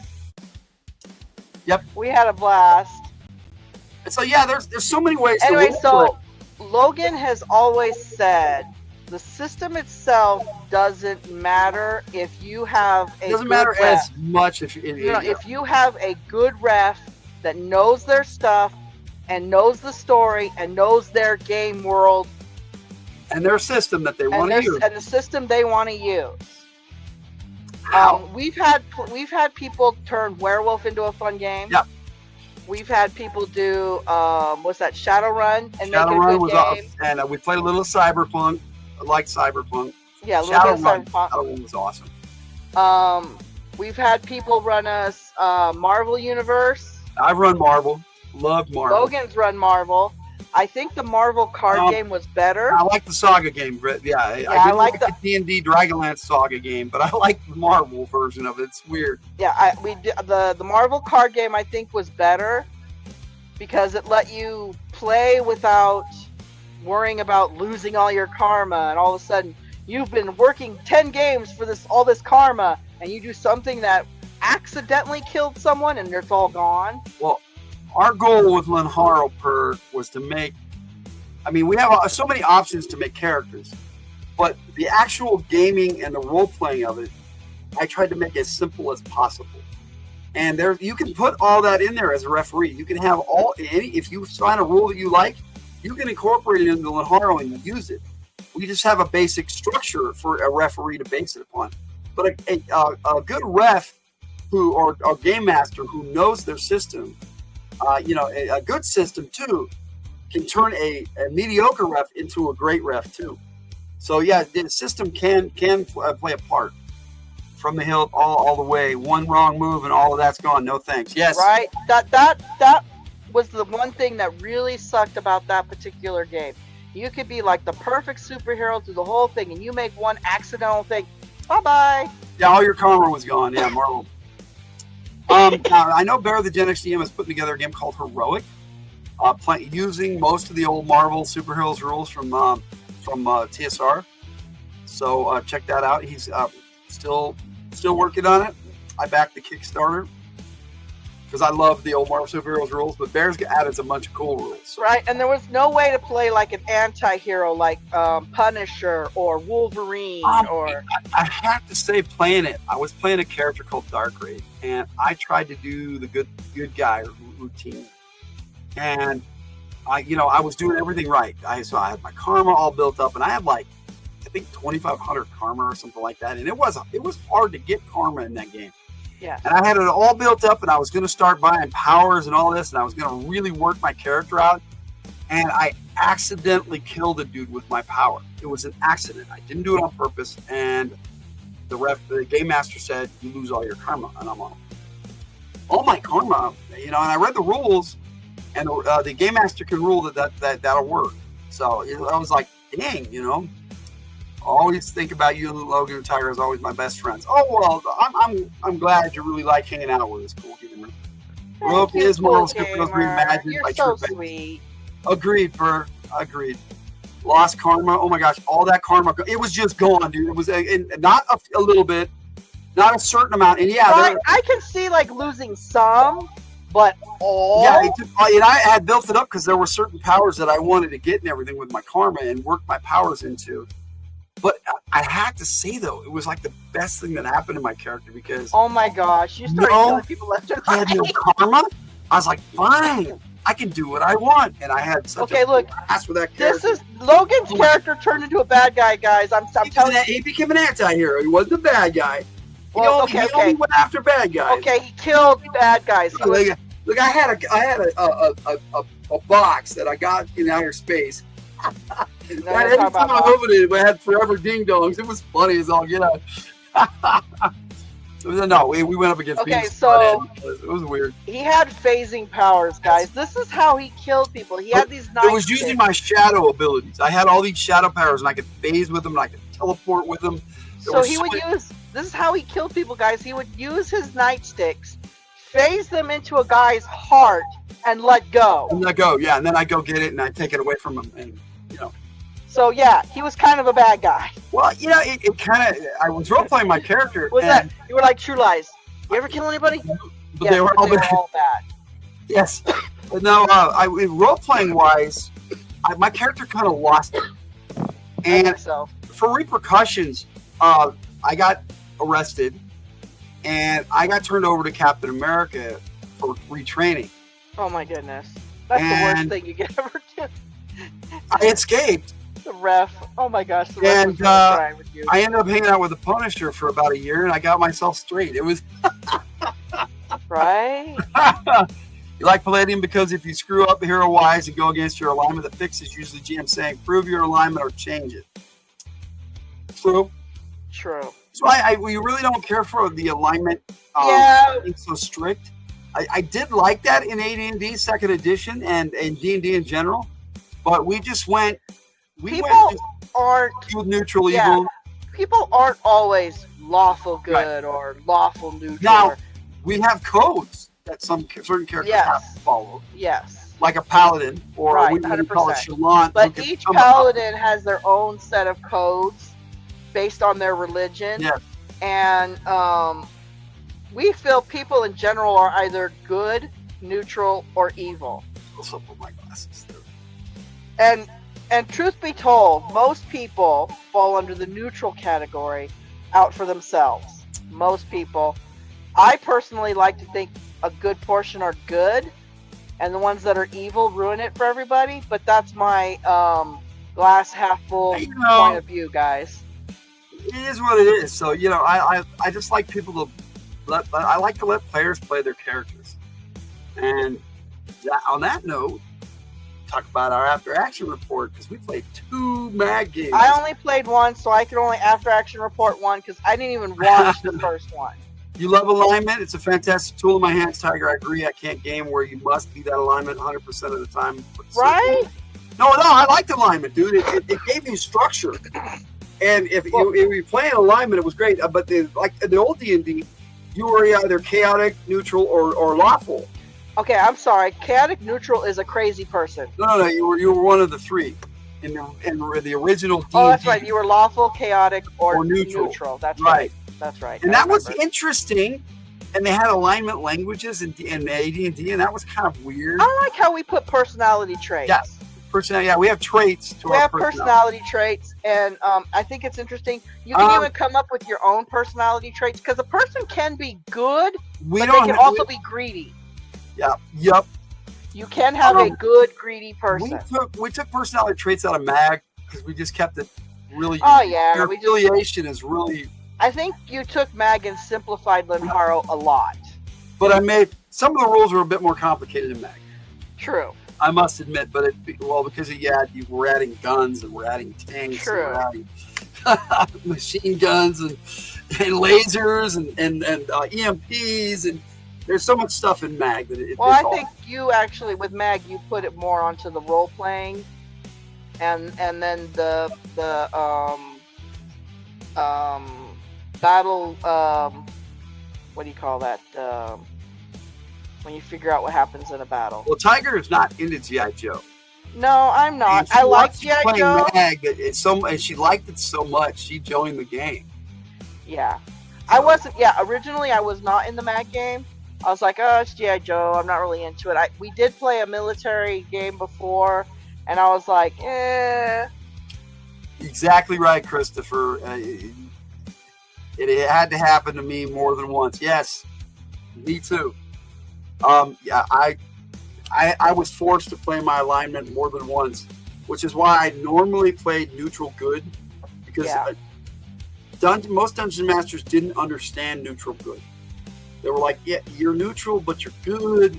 And, it was like, that's what I ended up playing, When a gamer of my experience, not trying to brag, needs the DM to finish character creation due to difficulty, that's a complex game to me. Pathfinder is called Math Finder for good reason. Oh, no. Oh, goodness. Everyone in the chat are your best friends. Awesome, buddy. Cool. Big time. Yes. So, the first session of MAG, basically you're going to have to explain the first session because... for both sessions, but they had to go into different places. So the Fire Team Echo actually split into 2 teams. And when we come back in May, I wasn't going to do a game in May, but everybody wanted to play again so bad.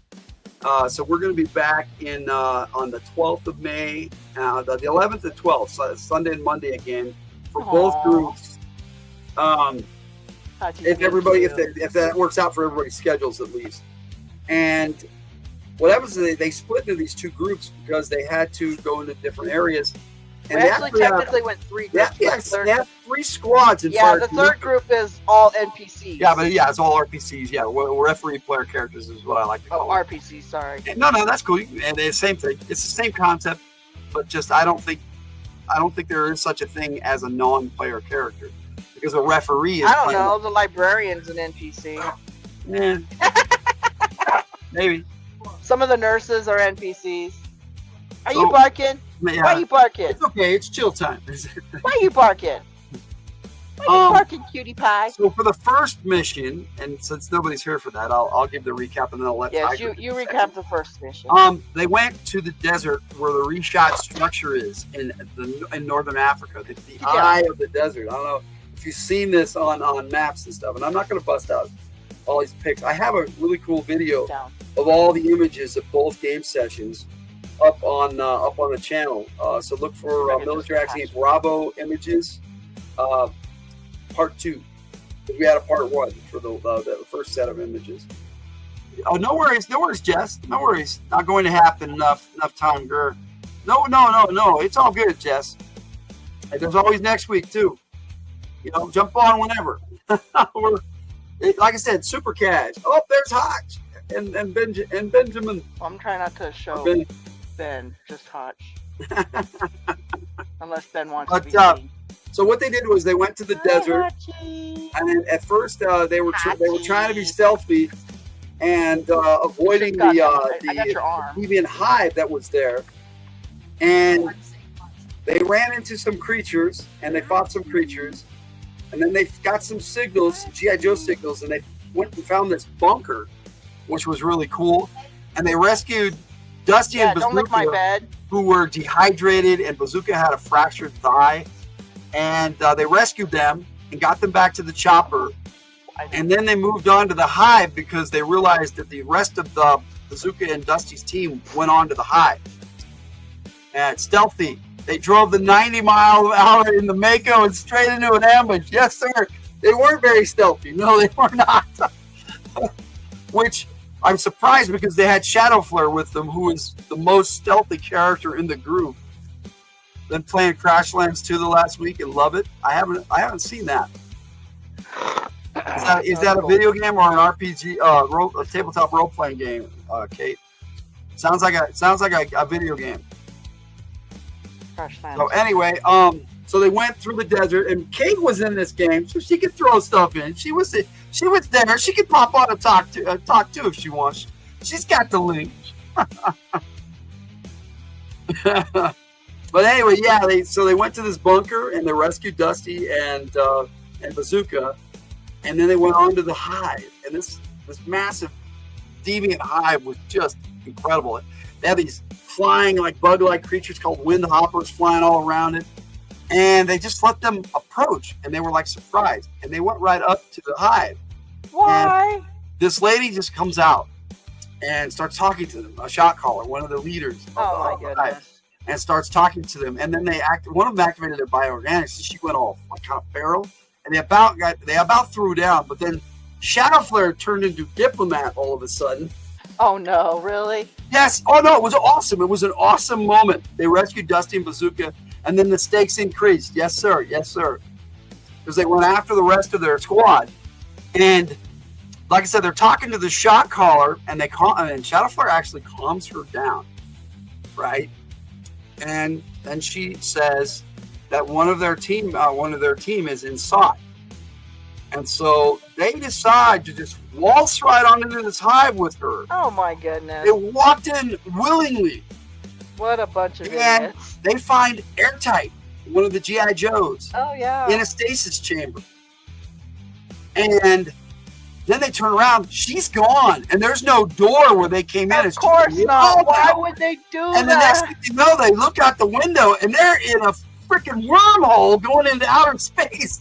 And that's how we ended the session.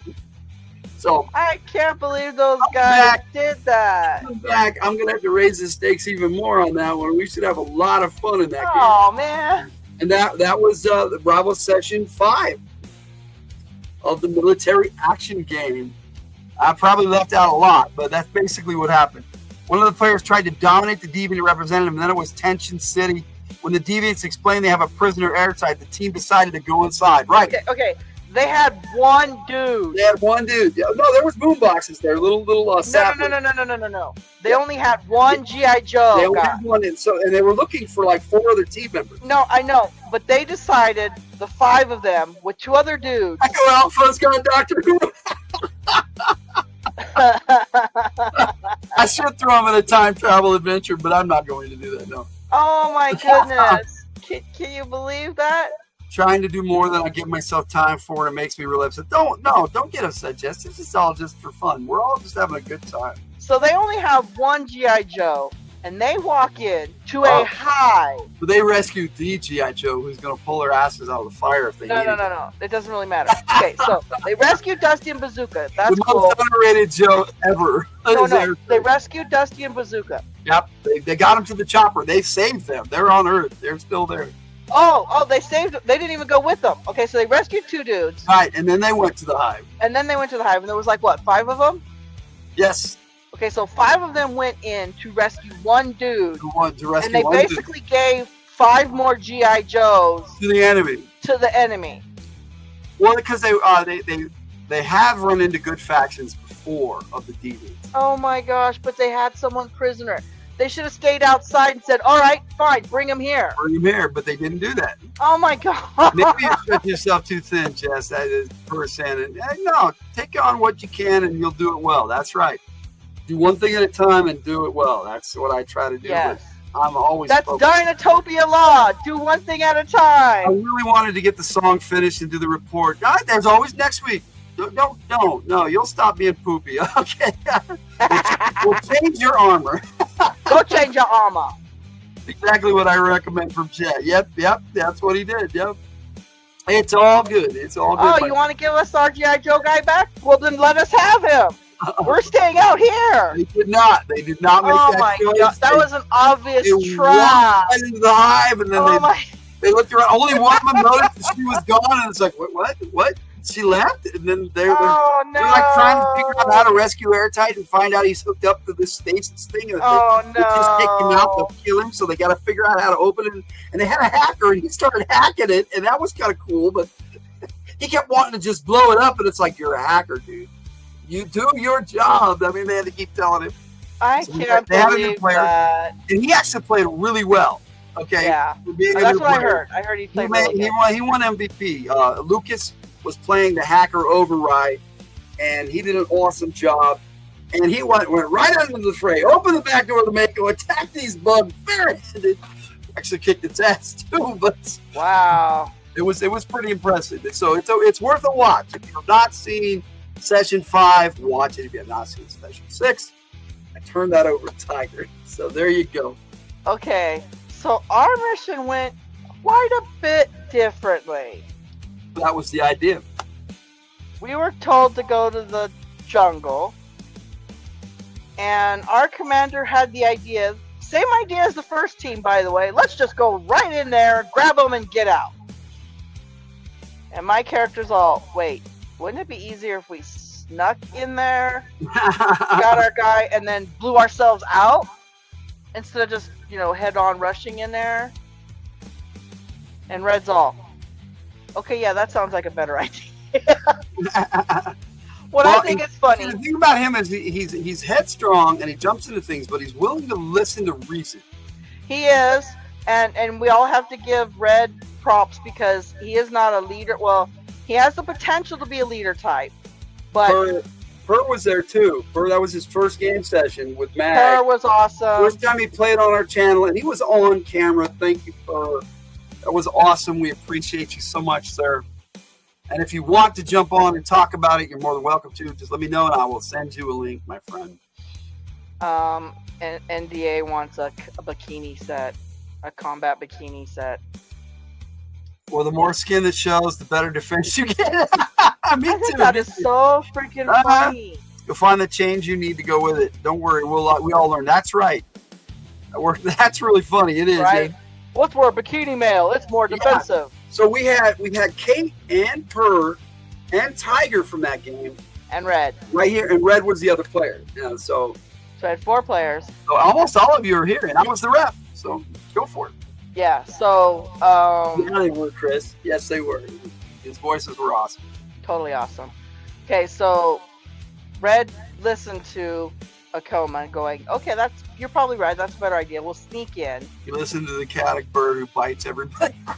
Yes, it was words of wisdom. Okay, look. My character actually has a very good reason for biting people. Nobody's even freaking asked me. No, they just think you're just being a bird. They don't know. Nobody's even freaking asked me. Anyways, so we're like, okay, we're gonna sneak in. We got these 2 katanas, which Red doesn't even know why we had 2 katanas, because motorcycles, right? No, there were 2 motorcycles. So we had. Well, it's standard to equip 2 in the helicopter. Okay. Or the Mako. Red can fly. Blast Pup can. Blast Pup doesn't actually.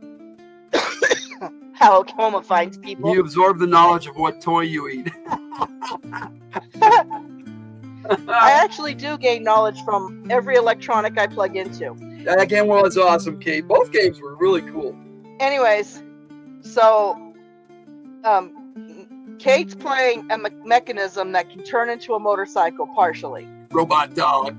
Yes. So she's playing a robot dog that has wheels. They can These transform. robo canines are really neat. Oh yeah, way awesome. Yeah, she can turn into a motorcycle. She can turn into a motorcycle.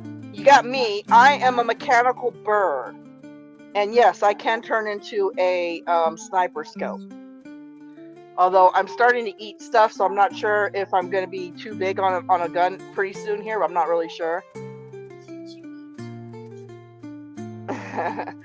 And then you have Purr, who's playing a deviant. He's probably the only one that actually needs a motorcycle because he's playing this really cool honey badger dude, and his honey badger guy, he don't speak English too good. That was actually really good role playing.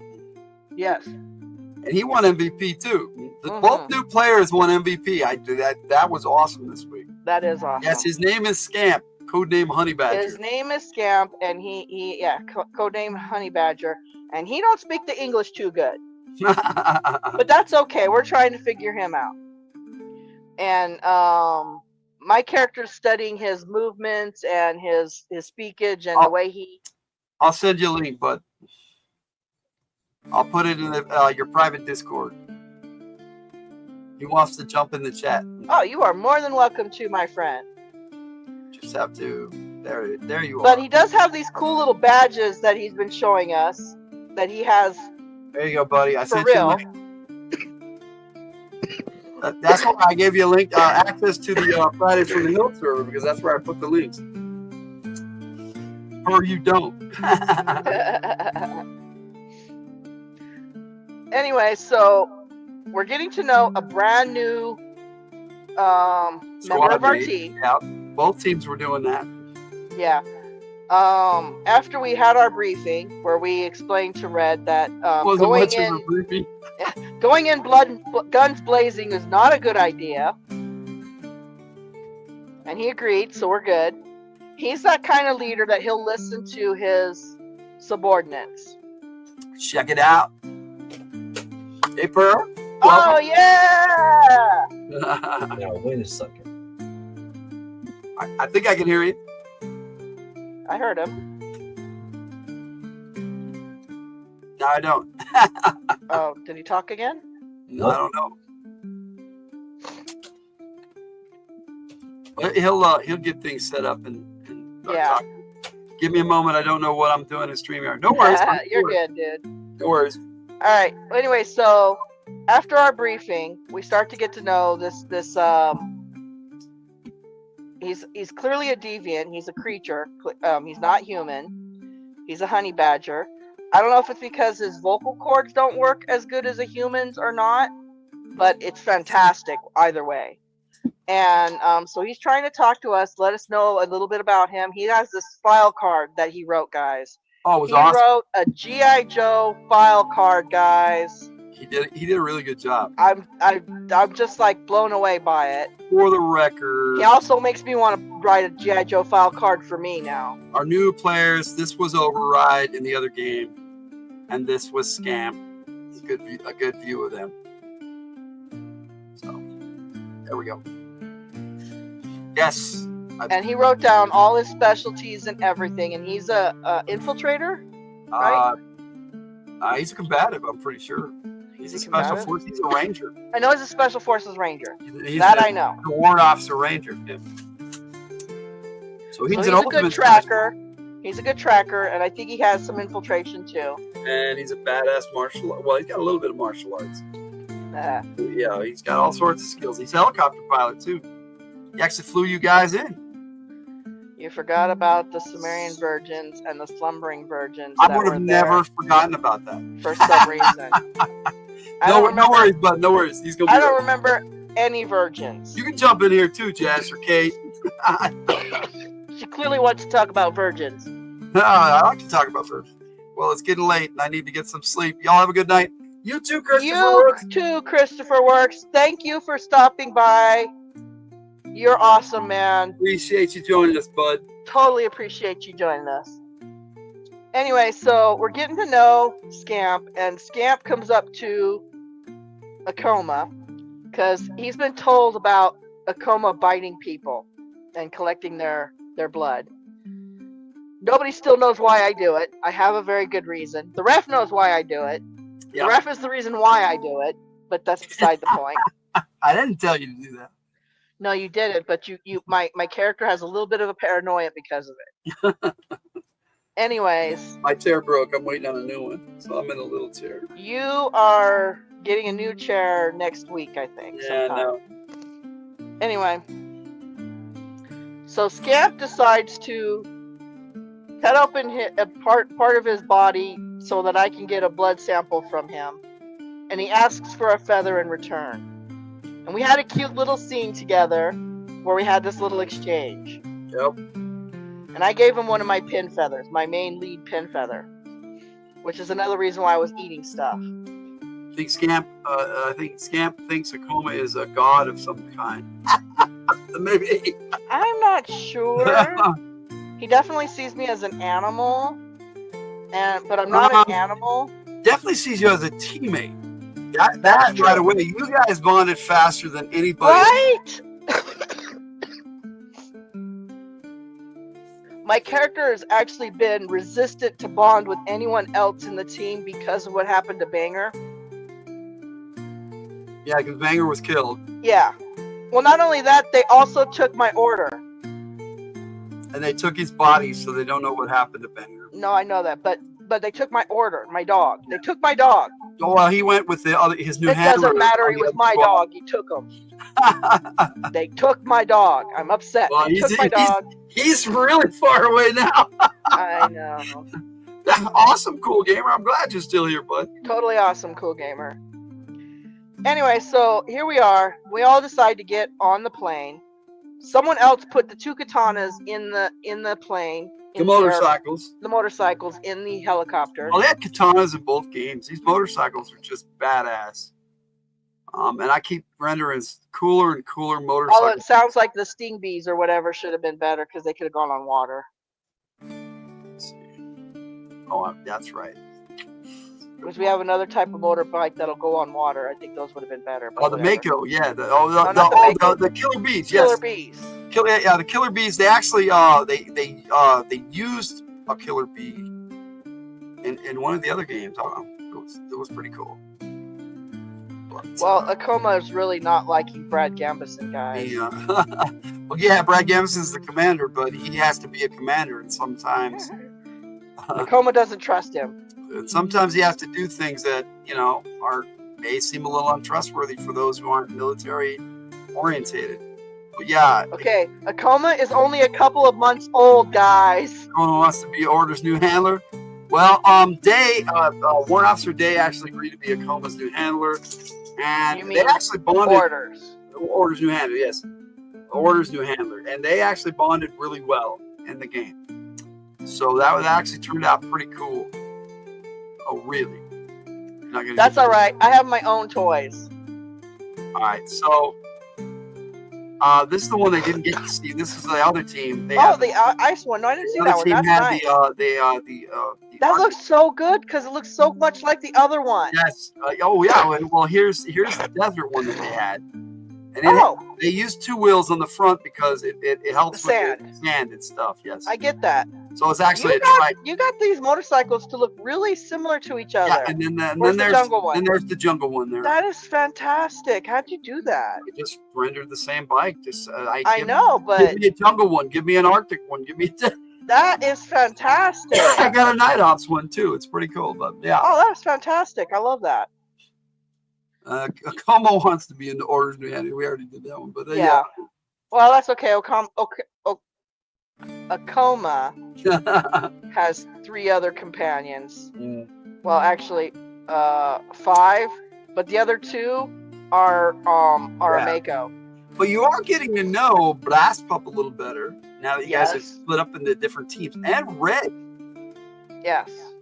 Well, yeah, you bonded with Scam, and you basically you became his scope.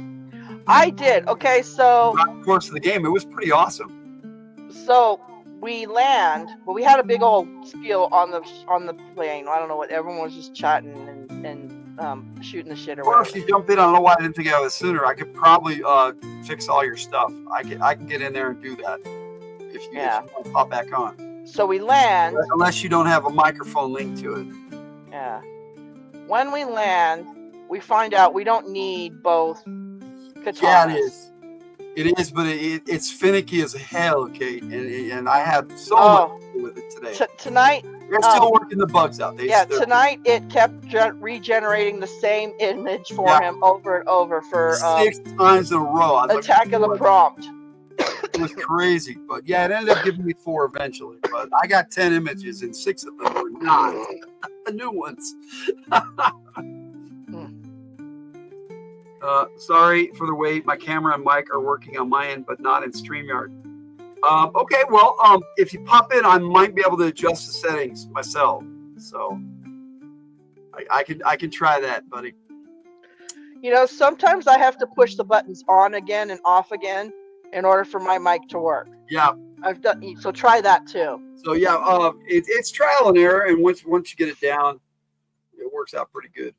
Yeah, it seemed to work great on Monday night.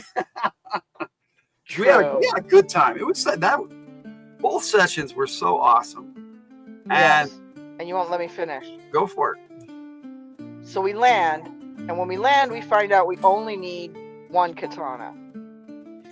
And I am so happy that Scamp took the katana with the railgun attached to it. That was badass. The railgun is one of my buddies, good buddy of mine. No one's seen the true forms of my buddies. I got 2 drones and a railgun. I can't wait to reveal them whenever we get the chance. There was an opportunity for someone to see one of them, but it never happened, so it's okay. No worries. You have to tell it to vary the image, what to change. Doesn't make as many random images. The cost of being more precise. Oh, I was telling you to make different ones. It was, I was having fun with it. Hey, Dreamer Silly. Yo, Dreamer Silly. How's it going? How you doing, bud? Welcome to the stream. We're just chatting about our game that we had on Monday night. We already chatted about Sundays. If I let Tiger continue, she'll be able to keep going. True. So we're riding through the jungle. No worries, bud. We're riding through the jungle. Oh, you're good, dude. Whenever. We're lax. We're chill. It's all right. It's Fridays and chill. Anyway, so we're riding through the jungle. I'm flying. I took up the form because I have a holographic imager, an amazing holographic imager. So I scanned the area for local birds and decided to take up, basically I can change the color of my skin. And so I was hiding as a blue macaw. And I was flying overhead and pinpointing any enemies I found as I was scanning the area. And I pinpointed a group that had bioorganics. I had detected some bioorganics. That was me in mid-transformation. That was me in full transformation. So I disguised myself as a blue macaw. And I'm flying up, and I detected some enemies. And I put the enemy blips on everybody's HUD to let them know where they're at. And Scamp actually heard one of them talking about having a, what do you call them now? You have this IMF or something. EMP. No, not EMP.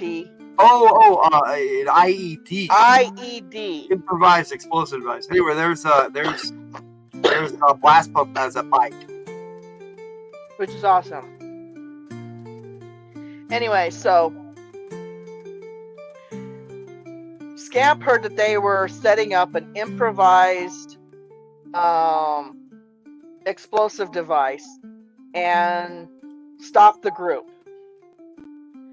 And while the group was stopped, I had one of my drones fly low and come around from the other direction. And their ambush did not go so well for them. No, you guys ferreted them out really early, and you got the jump on them. Really, it was pretty cool.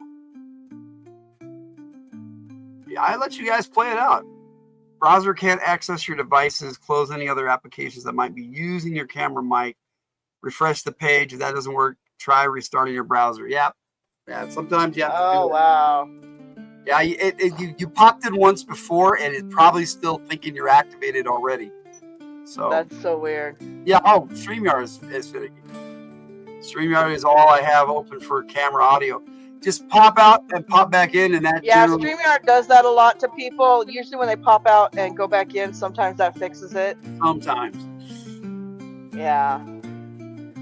We would do a different one, except StreamYards is the best one for the price. StreamYards is actually pretty expensive, but I got a really good deal right now. I got a special. Like I said, for the price. I got the higher tier for like $8 more than the lower tier. So I basically got the bigger tier for the lower tier price. Yeah. Anyways, so their ambush got kiboshed. We have Blast Pup throwing grenades at him. We got Red was gonna blow up a missile, and then Scamp was still there. Red wanted fire a missile. Red wanted to fire a missile, but firing a missile would light the jungle on fire. No, we explained to him the situation that he would have hit Scamp, and he chose on his own not to do that. He whipped out with his lasers, which was badass. Because Scamp jumped in, he was shooting up the guys. Blast Pup was throwing grenades. I had actually used my whirlwind ability to throw their incendiary device back at them. You took out you took out a couple of them. Three of them. I took out 3 of them. You knocked some of them out. Yeah, 3 of them. I knocked 3 of them out. With a shockwave. With a shockwave. I knocked 3 of them out. I webbed one to a tree. That was cool. I'm pretty sure Scamp or Red killed the main chick. Red had decapitated her. That's right. With a twist, yes. Red had decapitated the main girl because he got critical. I said, "How do you kill her?" And he said, "I cut her head off." I was like, "Okay." Yeah, because Red had tried burning stuff. Yeah, Red had tried to talk to the plants, but found that the plants were under the control of someone else, and that made him mad. So he pulled out his swords, and yeah, he got a critical. And he had chopped off her head, and when that happened, the plants that she was controlling just fell limp. And we ended up getting some dudes giving up. Yeah, I played the full video with all the images and stuff, but it's like 10 minutes long, so there's a lot of images for these 2 episodes. I probably should. Per wants a different invitation, another one. Oh, you want me to send you a new one? I can do that.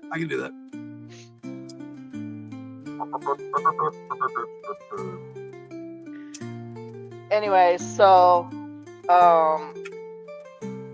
they decided they were giving up. It looks like the same link, Per. You know what? I'm gonna try something else. If that doesn't work, I'm gonna put it in your Broncos Barn and Ranch private comm on the mag server. So am I going from a different server may change things. I don't know. We shall see. You're welcome, buddy. Anyway, so I use my ability to control bioorganics to give them I put them in sleep mode. I put their bioorganics in sleep mode. And I also decided to eat all the bioorganics from the chick because she was dead. But you guys ran into that pod too after that. That was after that. I'm not done. All right. I am mutilating the bodies.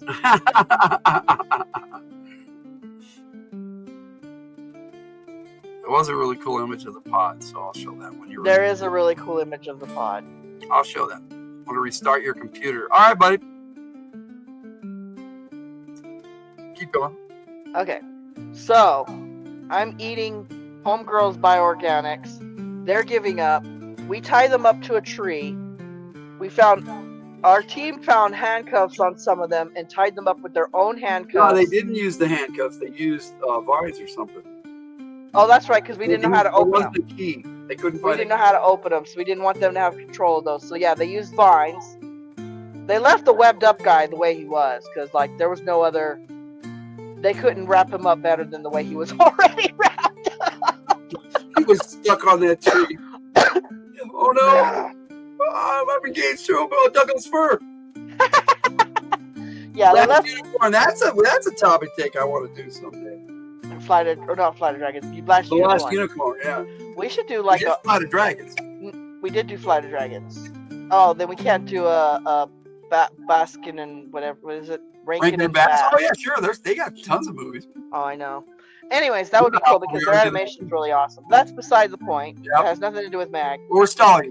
Hopefully We're totally stalling. Back up Oh, is that what you're doing? You're stalling. Yeah, it's stalling. Anyway, so we decided to tie them to a tree because we don't have a way. No, it is fine. We don't have a way to imprison these guys, and we want to continue on our mission. We found out that they're actually lost on their own anyway. Yeah, they were lost in the jungle the whole time. These guys. They saw some mag troopers and like, oh, there's the enemy. Maybe they know they were going to get your shit. These guys were lost anyway, and we now tied them to a tree. So now they're tied to a tree, still lost, with none of their shit. Because we took their shit. They're now disarmed, tied to a tree. Leaderless because of that leaderless because the homegirl lost her head. Lost her head. They're probably gonna die in the jungle, guys. Don't lose it. I don't know if the ref is ever gonna tell us what happened, but I'm pretty sure these guys are gonna die in the jungle. Don't remember any tying to a tree. Jess doesn't remember the tying You to better the check tree. your notes, Jess. Yeah, we did. We tied them to the trees with using vines because Yep. we couldn't figure out their stupid handcuff thing, and we didn't want to use their stuff or whatever. And then, so we decided to continue on our journey towards the bunker. And as we head towards the bunker, we ran into this weird-looking pod. It looked very alien. There you go. Yeah, I like that image. I brought That it up. is a really good image. It looks like it fell from the sky. Yeah, they determined that it fell from a helicopter. It didn't fall from very high up. So Yeah. somebody was trying to transport it somewhere. And something escaped. Something escaped, yes. And so I think they dropped it. They're like, holy shit, and dropped it because what we saw, I would have holy shit dropped it too. Sorry. I had a holy shit dropped it too. Oh, there were some monsters that came out. They took crocodiles and did some nastiness. No, I know. So we decide to check out this pod. It looks alien. And naturally, my character decides to eat it because alien technology is better than human technology. There we go. Y'all tester. Testing.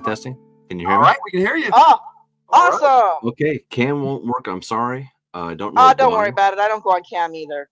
How do you guys reading me? Yep. Yep. We're hearing you good. Beautiful. 5x5, my friend. Glad to hear it. We're at the pod part. Good. We don't have to hear my voice the entire time. I like your voice, Tiger. Aw, Yeah, you're you so too. sweet. Thank you. I get to hear it every day. Aw, you guys are so sweet. Jess, referring to the tying to a tree, Scamp tried to tie the 5 French, for lack of a better word, terrorists to the tree. Laissance enforcement. Yeah, they're terrorists. You guys they went against their own government. They're terrorists. That's why they were lost, because their boss had been captured by you guys. Yeah, we captured their on boss. your previous mission. So he tied 5 of them up using vines. Yep. And that's why they were unable to escape. What I'd like to do, if I remember, next time we game, is to go back to those 5 guys for 2 reasons. One, Scamp knows jungles or forests, and if they're just left there, something's going to come up and eventually probably eat them. Yeah, that's what I was saying. Those guys are probably going to die. Right. And secondly, each of them were using force field generators, which we did not confiscate. And that you did not. You're right. We did not. I thought we did. I thought we took all their equipment. No. Off, but you didn't take any of it. No, we didn't take a thing. Oh. I was eating some of it. I ate all that chick's equipment. Do I have a force field now? I don't remember that.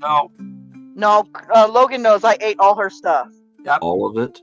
Yes, her specifically. Yes, I ate her. Ate her stuff. Ate her or her gear? Well, I ate all her bioorganics and all her stuff. Her technology. All of her gear's gone too. Right. Yes. Right. When we hit pod rather, we went looking for tracks and found plenty, but it wasn't until Scamp, with his incredibly curious self, he stuck his nose right into the pod, and that's when the little podlings jumped out. Yes. We had a bunch of infants jump out. Right, 5 at the first time, and then like 28 the second time. That's when Red Power said, "Okay, I'm going to rocket those suckers." And he wanted to rocket launch something so bad.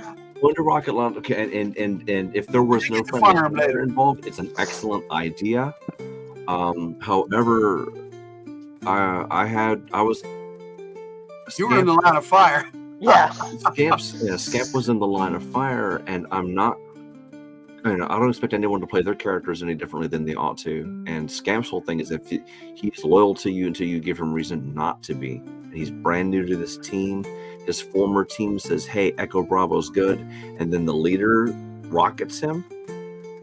Oh no, he didn't know it was going to hit you. That's why he has. Yes, he did. That's why he has Pow Pow. Yes, he did. He did it first. He did it first, but we explained the situation, and he changed his mind. And I was firm and telling him, "Look, if Red Power does this, it's going to change Scamp's attitude. Please don't do this." And well, he wouldn't have anyways, dude. He's actually pretty good. No, he's actually pretty good with protecting his own teammates. He really is. Perhaps in other circumstances, but go back and watch the video, Tiger. His character's finger was basically the trigger. He had to be talked out of it, and that's fine. Don't get me wrong, because it's only a game. But when he decided, okay, I won't blow up Scamp and all these guys, he switched to the wrist lasers, and that's when I learned that you can have 2 ranged attacks at once. I didn't. Oh yeah, if you have one in each hand, yes. Yeah. Oh, Jess. What a drag. Freezing, minimizing. Oh, don't you hate it when your phone is a jerk? I hate it. That's why I use my tablet. I love my tablet. Yeah. I love you, tablet. You're so beautiful. Well, I have an iTablet, one of those iPad Airs. Yeah, I love it. But yeah, my phone's a jerk. I hate my phone. Yep. I think you suck, phone. Best phone I ever had. My iPhone 15. I still hate it. But I'm really glad. Phones in general. I'm really glad that Red and I, as players, had that moment, because he stopped and he thought for a minute. He thought, there's 2 ways to go here. Either I can go basically do it my way and blow them all up, including Scamp, and that's just too bad for him. Or exactly. Or he can say, "Let me hold off. Let me not hurt him," and therefore that bridge of trust is still there. Okay, as a player, I know that Scamp was in danger, the character Scamp had no clue at all because Right. he wasn't facing. There's no way he could have known. He's in the middle of Right. a combat situation. Red Power was behind him, and then swapped weapons. As far as I'm concerned, Scamp has no idea at all. But yeah, we blew them up, and then along comes 2 more, but they're not exactly small. In fact, No, oh my goodness, they were large. great. Logan And got these 2 images of these alien-looking alligator creatures. you got it, They Logan? were, Yeah, I can bring them up. yeah, they were altered by bioorganics, and they came out fantastic, by the way. One The had something images. like a Tron disc on one shoulder, which turned out to be a receiver. That was the little one. That was the little one. Like it was That big. was the papa, And that was and Mama. that was the mama. Yes. And that green disc you see there, everybody, that was the key. Yep. Yes. Okay, so when the round started with these 2, their ordnance wasn't doing anything to them. Their regular bullets and all that stuff is because they're A, alligators, and B, bioorganics. So Akoma, being what she is, saw that Scamp had a sniper rifle on him and attached herself to Scamp's rifle. Right. And this is when Scamp got a list of ordnance that I could. By the way, Scamp, I create those myself. This is bad lad team that was heading to the jungle there. That was, Yeah, those bullets that I made a list of, I make them. My character makes them herself from her own bioorganics mixed with some of the random parts she eats. Yeah, Logan proudly told me that Akoma can make her own ammunition. He didn't go into detail how, but it was It's enough basically to get- based on the stuff that I eat. Right. So this only reinforces my opinion that Akoma is the wizard of the group. She can do magic. She's her own spell book. She can disappear. She can command drones. I mean, That's true. watch out, world. if anybody can pull off magic in the game, it's her. it is Some there. of it is considered magic, yeah. It is Magic messed is up. in the mad game, and some of the deviants actually practice magic. So Guys, we're forgetting something. You're gonna love this. When it was 5 little podlings on us, we used our firearms. When it was 28 more on us, we were thinking about using, Red was using the rocket. No, Akoma comes in and decides to use bio powers to mentally freeze or challenge or command Control. 2 of them, right? Control I 2 took of them, control right? over 2 of them, yeah. Unbeknownst to her, all these guys are linked up. at a high five. All of a sudden, pow, being linked together, they're all nailed. This is 28 of these suckers at once. And what does she have them do? The hokey pokey. Yes, I did. I had them do the hokey poke. I'm like, I feel like they should have a dance number here. Not the only. Okay, so I wanted to do a cooler dance number, but the only dance number that popped into my head at the time was the hokey pokey. I know you guys had a better one later, like the Macarena or maybe the electric slide or something. Nothing beats the hokey pokey. Nothing beats It the was hokey pokey. That was solid gold, Tiger. Solid gold. Thank you. And then, what is it? Blast Pup decides to run them over with the wheels. Yes. They're all lined up, right? Yeah, I'll just run over them with my wheels. You guys, once you started working together, you guys really meshed well as a team. Unlike the other team, they kind of went all over the place, and they were like struggling through the whole game session to be a team. You guys started out a little rough, and then it was just like you went kind of like this, and then right together, and you guys were just awesome, right? It's a large part of it is knowing your role and being comfortable with it.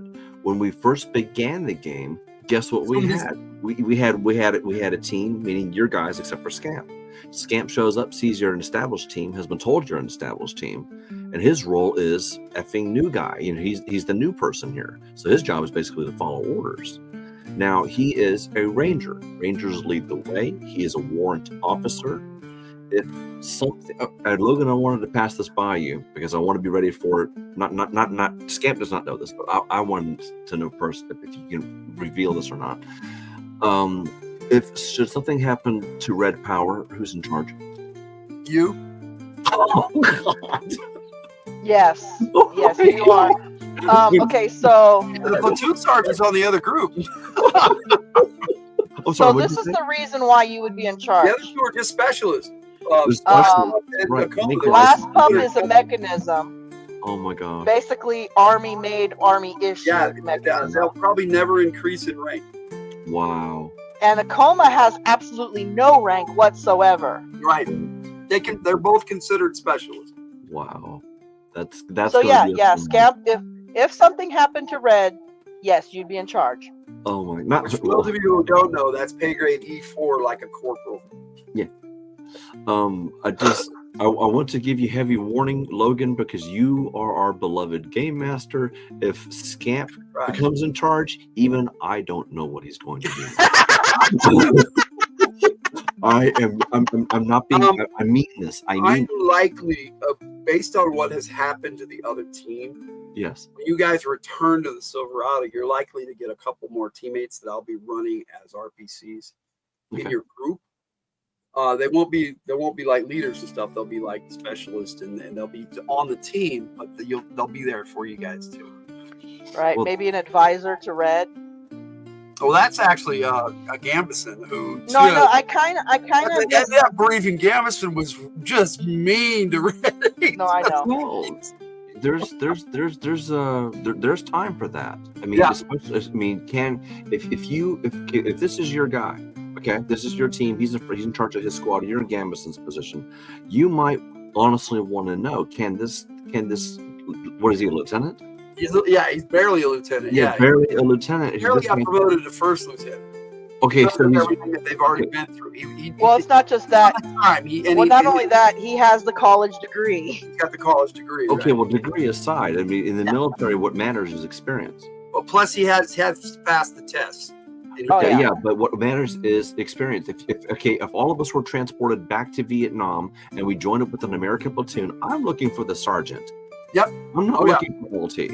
I'm looking for the NCOs. I want the ones the NCO. That's right. Time. And Senior NCO. That's who you're looking for. Right. So in Gambison's state, he may have looked over at Red Power and thought, "I don't know if your tests are done or not. Let me push some buttons and see what happens." This happens in the military all the time. Can I depend on you? Is the big question. See, that's why I don't like Gambison. You're probably not supposed to. No, I don't think I am. You're not supposed to like Gambison. You're just supposed to respect it. Oh, I don't even have that for him. I know you don't. Because you don't understand. Coma doesn't understand. You're role playing your character. You don't understand the military mentality. I'm only like, what, 4 months old? And he's not the typical officer. He will get in there with his troops and hang out with them and drink with them. And he doesn't have that mentality where officer and NCO has to be separated and an enlisted man. He's one of those who gets right in with these troops. But that was how Hawk was too. So depends on how you guys see it. Anyway, continue. Right. I think it's funny because everyone keeps forgetting my character is really only 4 months old here, guys. No, wait a second. Hold on, Tiger. That's not quite fair. And I'll say it because forgetting implies you knew. That's it right there. Yes. How in the hell am I supposed to know that? Well, that's true. That's all I'm saying. No. Okay, I'm not crying foul.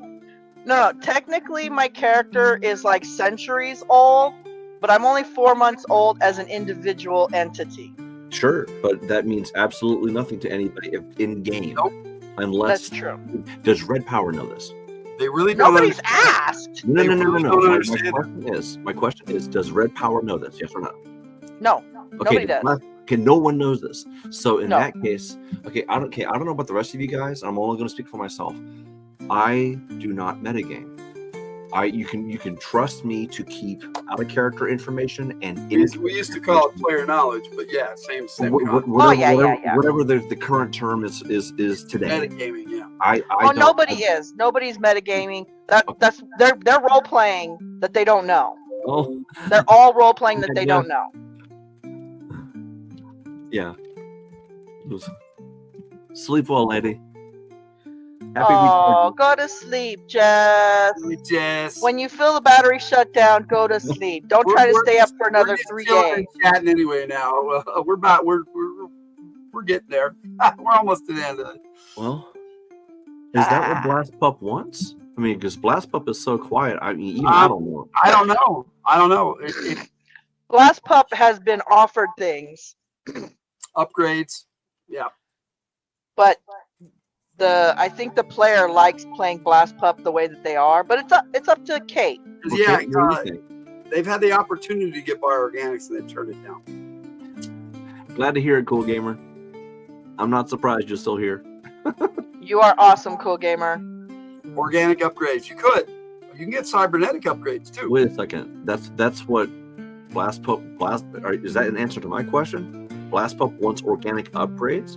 I thought Blast Pup didn't like organic at all. I don't know if Blast Pup wants organic upgrades. Well, they might be considering it. It's happened a few times by accident in game with characters. Yeah. Okay. Also, I have a question. The Blast Pup. Sorry, I've been working a lot today. No worries. Blast Pup is a robot. Yes. Yes. Okay. Lead Okay. mechanism, yes. Because when you guys refer to Blast Pup as a they, in my head, I see Blast Pup as like Bishop from Aliens, synthetic organism, Yes. an artificial person. Oh no, they're actually not an artificial person like that. No, I know no, what no. you're talking about. You mean like a You just say that. what do you call say it? Blast Pup is not alive. No. Bishop in Aliens is not alive. No. But he was an android, wasn't he? Want Odin level AI? Well, we'll see how that happens. Who doesn't want Odin level AI? He's at the peak. There's no AI level higher than that, and he was designed by high tech and mainframe to run everything and be incorruptible. And good luck with that. But yeah. Well, there is a secret level that Mainframe didn't tell Odin about. It's called X-Men Cerberus. That's an alien technology. Alien technology in whose game? Because when I was reading the X-Men, it was human made. Oh, when I read it, it was from the Shi'ar. The Shi'ar did not give Cerberus. They may have. No, not Cerberus. They upgraded it with the Shi'ar technology. Cerebro or whatever. Yeah. Cerebrus. That's it. Cerebro. Cerebro. That's Cerebro. That's what. Cerebro. Cerebro. Yes, thank you for the correction. I should have done I think they use Shi'ar technology to upgrade it. Yes, they upgraded it with the Shi'ar technology later. And the Blackbird too. Yes, the Blackbird. Oh my god. If Blast Pup gets that type of upgrade, Yeah, we can get on a conversation about X-Men. yeah, forgive me. Alright. Kate, We already did it for after the game. Oh man, we talked for hours, dude. Oh, big time. Kate, forgive me if I refer to Blast Pup as an it. Is that all right by you, or should I attempt to? It's Kate's character, so I'm pretty sure Blast Pup was fine with being an Blast Pup can actually get an AI upgrade, a cybernetic upgrade in game without doing bioorganics. It can happen, but it depends on how the game goes. I mean, if I love that. NDA wants to run a bunch of little Blast Pups. That's great. Yeah, if Blast Pup requests an AI upgrade,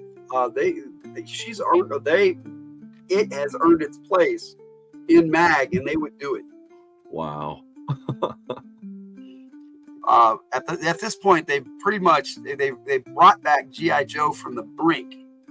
Wow. Oh, have they? Yes. I didn't know that. GI Joe was scattered, divided all over the world. Oh, were they? Did I freeze? Oh no, you just froze on mine. No, sorry. Yes, they were scattered, divided. The pit was destroyed. wow. Duke died. That's where they lost their leadership. And Hawk, they found Hawk's last orders, and he ordered that Flint should take over. And then I'm still sad that Hawk's gone. Yeah. Oh, me too, dude. But it's story. Story trumps. Oh no. I'm in no way belaboring the reasoning. I can still I can see the glass shatter. No, That was the most impactful thing I could have done for the G.I. Joe universe, is to take away their top leadership. That's true. Right. But all I'm saying is that regardless of the reason, I'm going to miss the character. Oh, me too. Me too. Yeah. Me too. Hawk's one of my favorite characters in the G.I. Joe universe. It is. He loves Hawk. Yeah. I understand Hawk. I understand the officer mentality. And a lot of people don't. And they think he's an asshole. He's not an asshole. No. He's Well, old school West Point graduate. Yes. He's a cool Vietnam. dude. Yes. He's Vietnam all the way. Matter of fact, I think I liked Hawk better than I liked Duke. Oh, always. From the get. I like Duke. Duke But has his place, and I'm glad he's there. He has his place, for sure.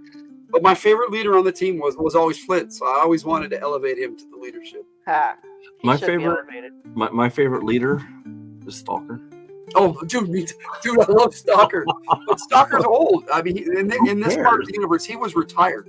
No. I mean, if He's I still had alive to out there choose somewhere. one, I'm not saying we went from G.I. Joe to Mag here for a second. Yeah, it is. It's from, to me, it's all the same. Right. Oh, you better watch it. He's like blended with everything. Oh yeah. Oh Right. yeah. It's all Larry Hama, and I've thrown some of the cartoon in there and everything. Dude. I'm slowly rereading the comics. I'm Oh, up to 22. Not sure what level. I got a new video coming out. That's special missions issues 1 through 8 for Level Comics.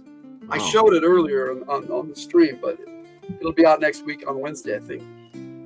Now, going to levels of AI, is there a point where Blast Pup becomes so AI intelligent that they are no longer played by a player? I don't know. We'll have to explore that. It's going to be April 30th. No, it's 2 weeks. Power is not always your friend.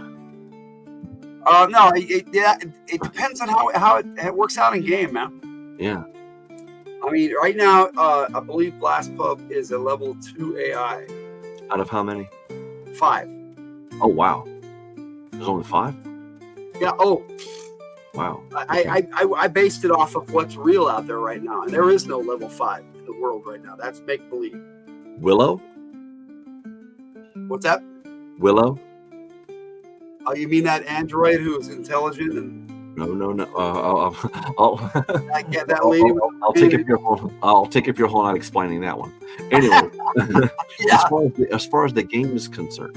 Yeah, as far as the game is concerned, there's no level above 5. That's sentient. Yeah. Yeah. As far as the game is concerned. Yes. If Kate wants wants Blast Pup to be Odin level AI. I mean, is that artificial super intelligence? Is that a reasonable goal?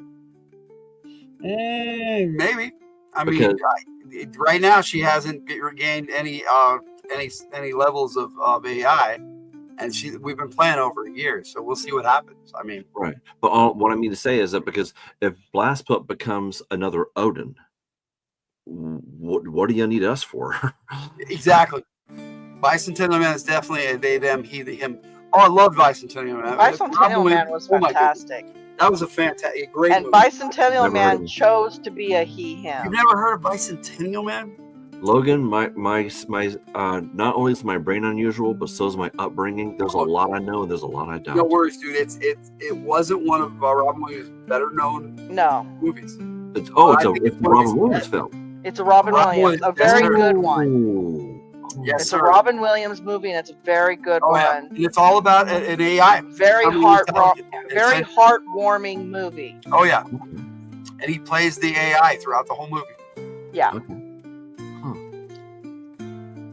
Very very cool movie. But yes, that's kind of what we're talking about. But you guys continue with the briefing. The after action report, the debrief, as it were. So after I attached to Scamp's gun, Yes. Scamp gets to decide which bullet he wants to shoot at Mama Gator. You also let him choose the target. He chose Mama. Oh, you chose Mama Gator. I don't choose the target.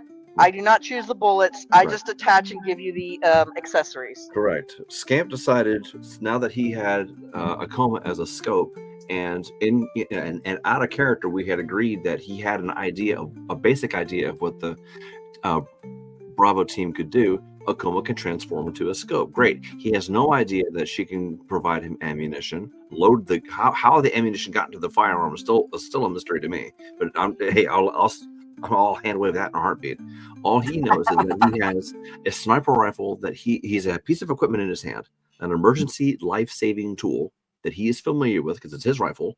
It's loaded with at least one round of Akoma goodness, and she's helping him aim. So it's like, which target is the biggest threat? Well, clearly Mama. So we roll this thing and get the hit. And hey Logan, help me do the math here. Am I really rolling 8 die 8 times? Yep. D8. You chose a smart bullet. Yes, smart Scamp bullet. chose the smart bullet. 390 points of damage. It was incredible. How many Makos is that? 2.5? Probably. And that was just on the head of this beast. It was just dust. It was a red splatter. Oh my goodness. We blew up his head. And Red took care of the other one. Yeah, we blew up her head. Actually, Akoma and Red took care of the other. Yes, Akoma and Red took care of the other ones. Because it was a nice scene to. No, I'm sorry. I'm making a mistake. To use this one. No, I'm sorry. I'm making a mistake. Blast Pup, Akoma. I'm like, I don't think I had anything to do with the second one. Yes, you did. Quicksand. Yep, quicksand. Oh, I did do the quicksand. Yep, but that was after Blast Pup. Pup. It was trying to flee. Or I'm sorry, he was trying to flee. Boom! Blast Pup knocks him on his back. You got him with a missile. You got to use his missile. And my drone did turn the quicksand underneath him. That's right. Correct. He's sinking, and then Red says, "I mercy kill him," and Logan gave extra. I see you back there. Hey, Logan, Jake. Hey, Red Power performed the coup de That one's Jake. 4 hours. 4 hours. It's been 4 hours. Yeah, that's Jake back there. Yeah, I know. I thought you could eat. Well, I can eat. So when I did not know that mercy killing provided the possibility of SP. I thought, it's very nice. Because what it does is it instills in me that good rewards for good characters are rewarded.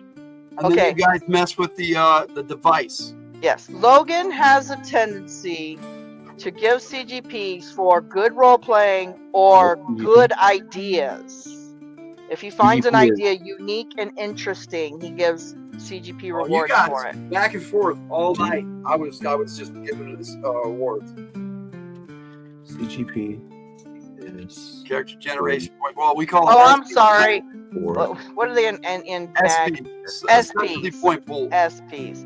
So Logan gives SPs for good role playing and action points. Yeah, yes. He gives those out for unique ideas or using like a power that they've been using in a certain way and they try a different way to use it. Sometimes he'll give out SPs if it's brilliant.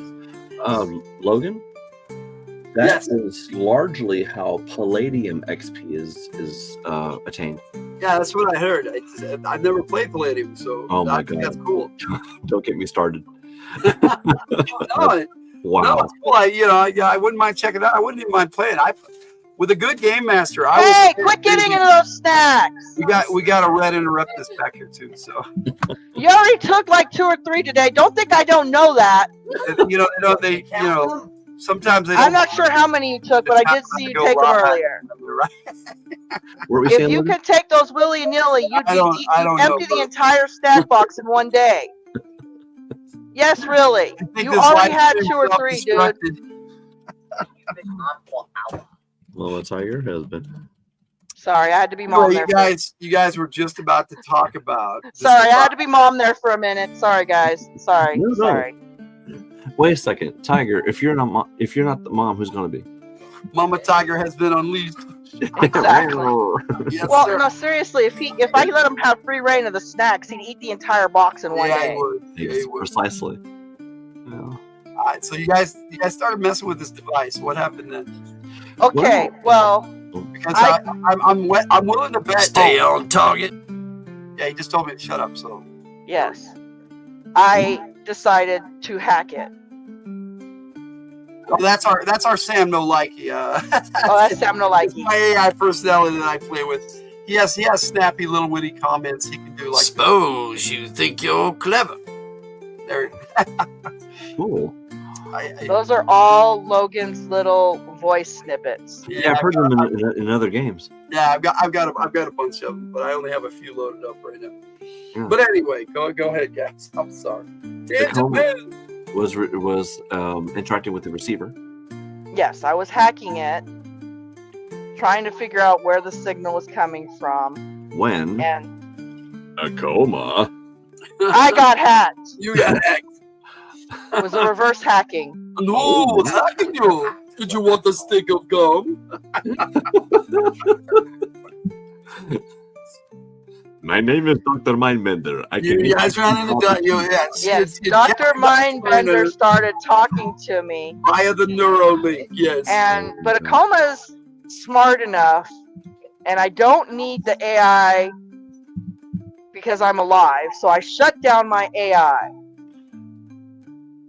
to preserve myself from being taken over. So I shut down my AI. I'm not sure if that keeps me from talking or not. I don't know. So I stopped talking. I don't remember your character. Okay.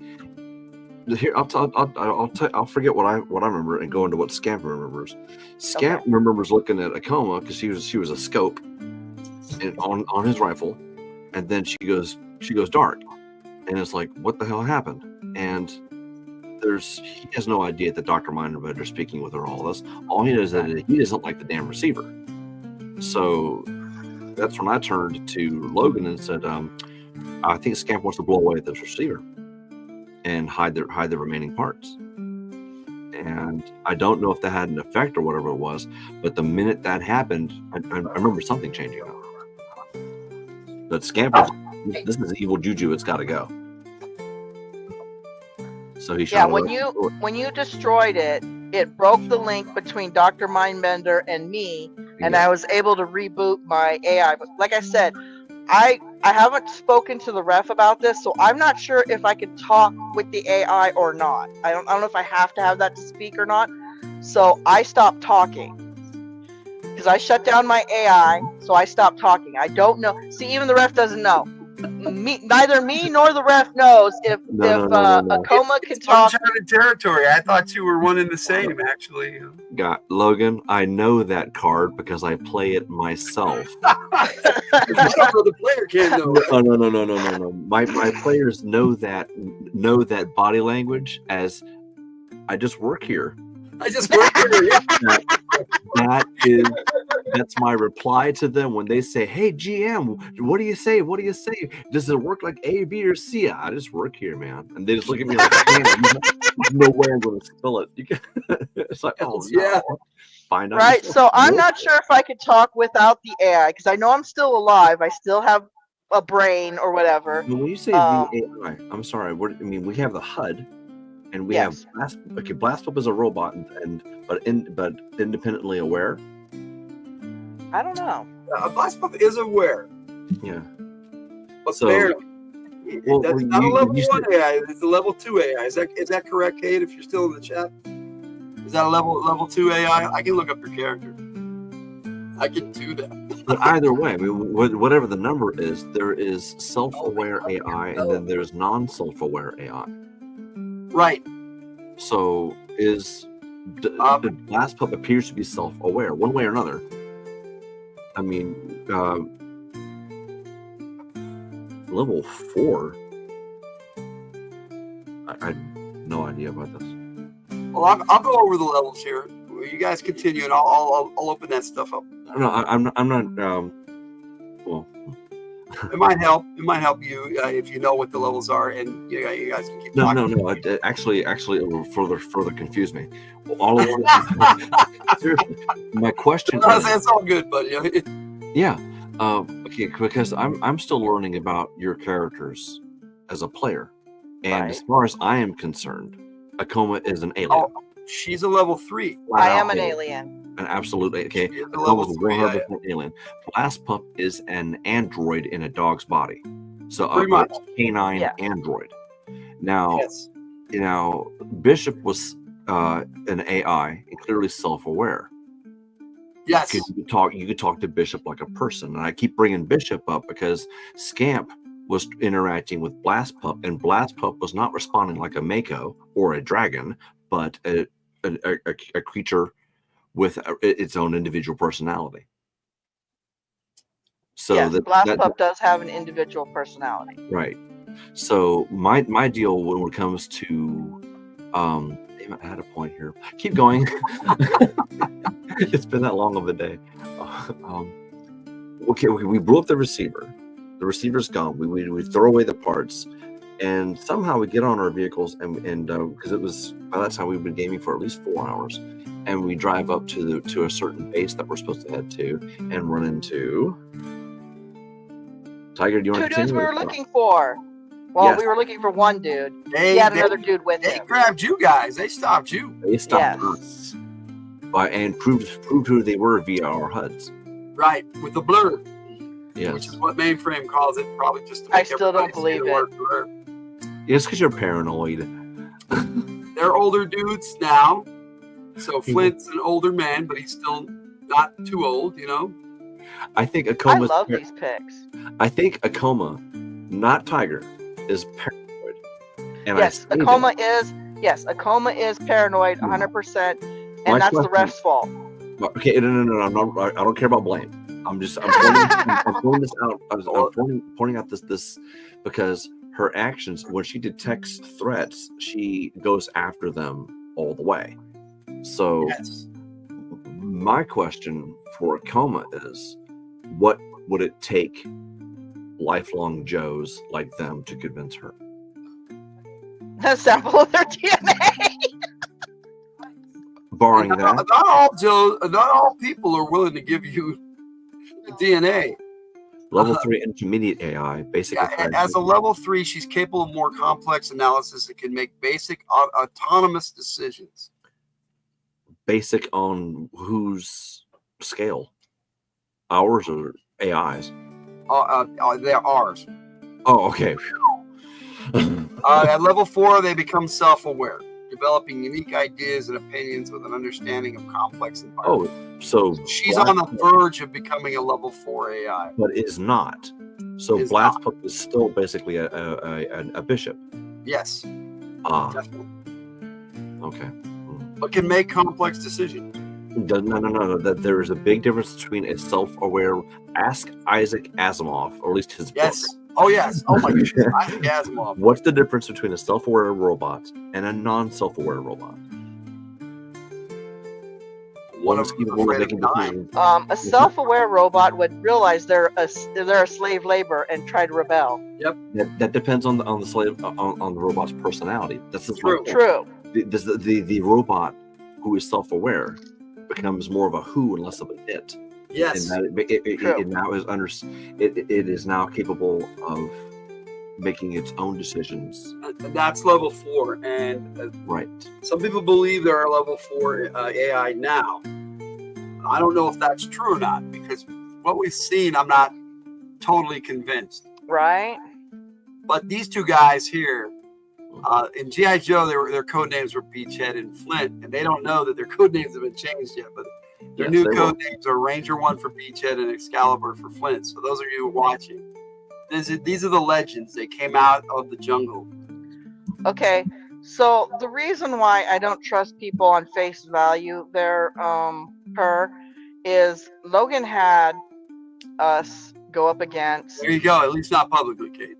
Yes, Logan had us go up against Zartan. I remember. And Zartan has the ability to look like anybody. I know who Zartan is, and I remember the show where who kicked him round. He one-shotted one of your players with a roundhouse kick. Oh, jumping roundhouse kick. I believe that was. It was a female player. Jess. I believe that was Kate. I'm not Kate. I mean Katie. I believe it was Katie. Katie. Oh yes, the doctor. The doctor. Yeah. I'm pretty sure it was the doctor. She went 100%. He knocked her out with a kick. Took her out. Because and Zartan ought to be able to do that. Oh yeah. Oh yeah. Fuck yeah. He's nothing to mess with. Oh, he's he's a mystic level practitioner of martial arts. So yes, I would sooner underestimate Storm Shadow. Yeah. Oh yeah. Well, the other thing is, not only does Zartan have the ability to take on someone's face, he also, through the computers, was detected as that person. Yeah, he can mimic their biorhythmic signature and all that. Remember Shipwreck? Shipwreck. Oh yeah. Well, how do you know it's me? Hold on, wait a second. I'll wait in the break. And he's going nuts because he's like, everyone thinks I'm Zartan. Yeah, for the first time ever, Shipwreck was willing to stay in the brig. And for Shipwreck, I mean, I don't know. I don't pretend to know G.I. Joe half as well as I would like to know them. Okay, but Shipwreck was the laziest son of a gun. Oh, in the cartoon, yes. In the comics, not so much.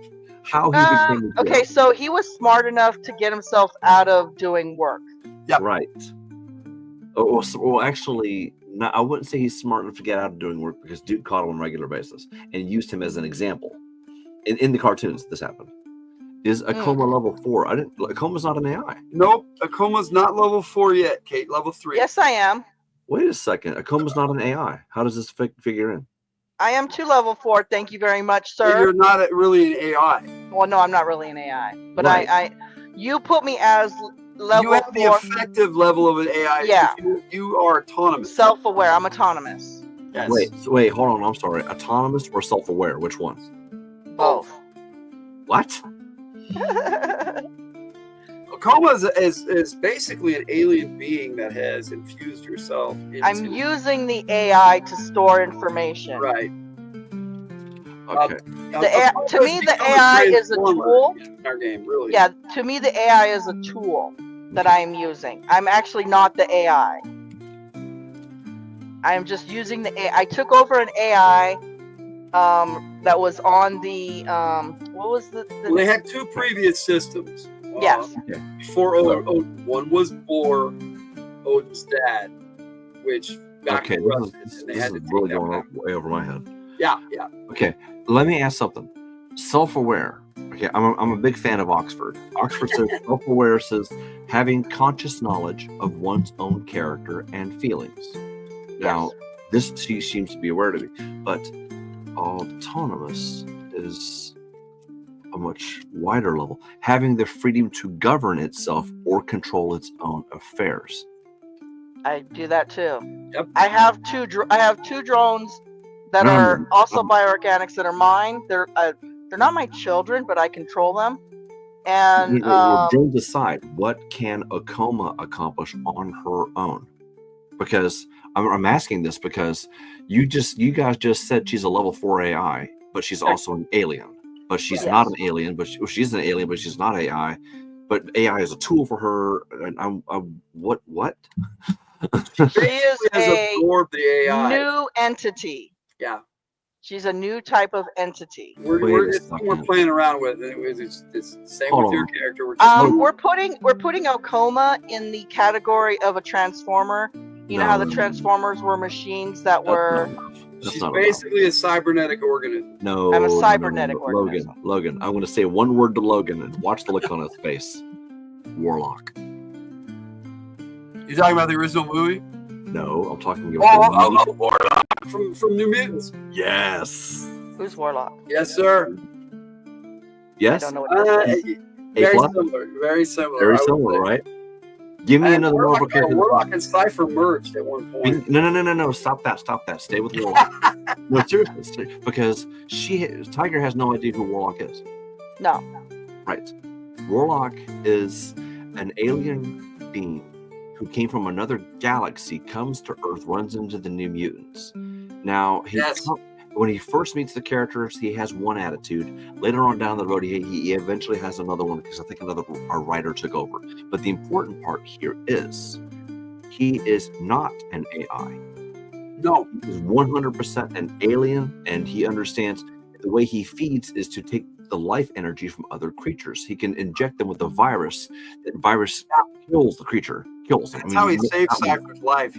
That's how he survives. So the entire time, whenever Warlock is around computers, it's clear he is not a computer. No. Even though he looks like he can transform and change his body. He's a shape Coma's not a computer either. Exactly.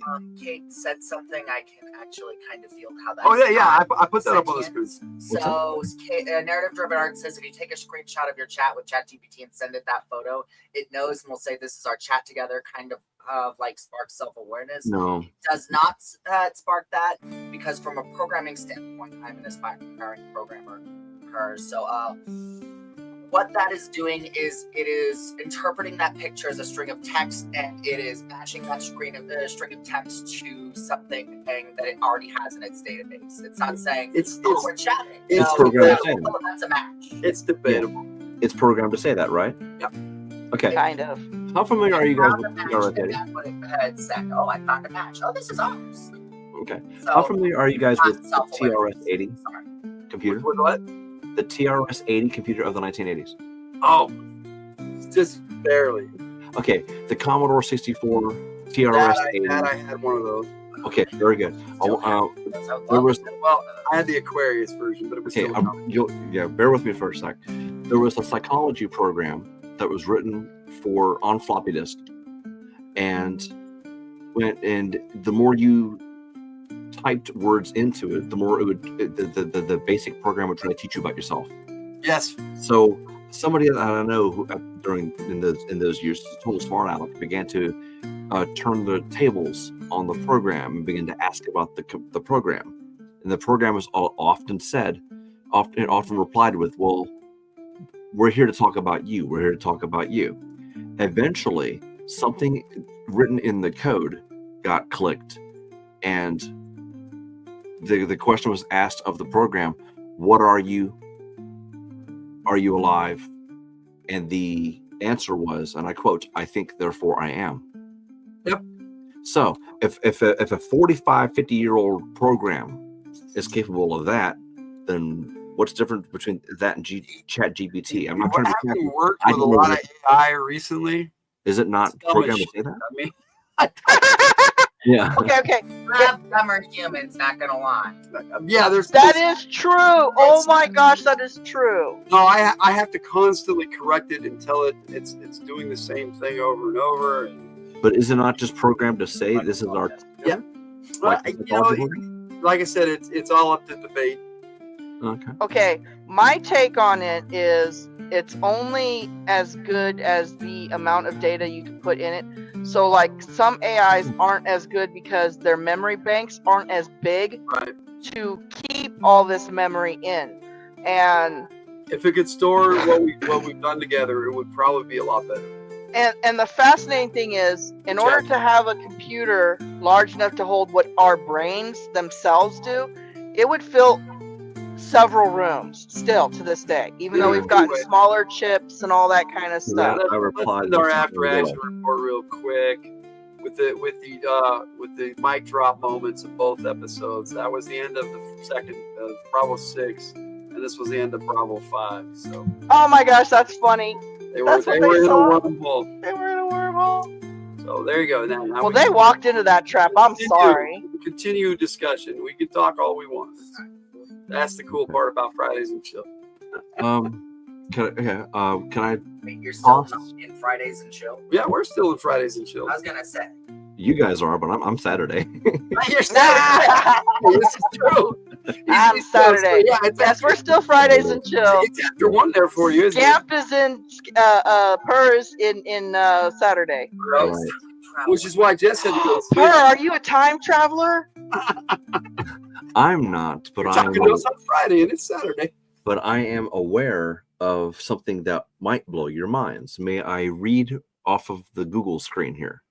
Oh, sure, go for it. Okay, get ready, guys. And a buddy of mine turned me on to this. I have typed into the Google chat the following question: what is the quantum computer Willow?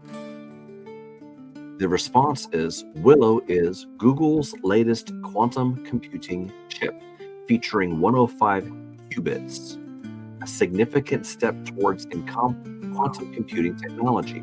It has demonstrated impressive performance, completing a task in under 5 minutes that would take a supercomputer, get this, 10 septillion years.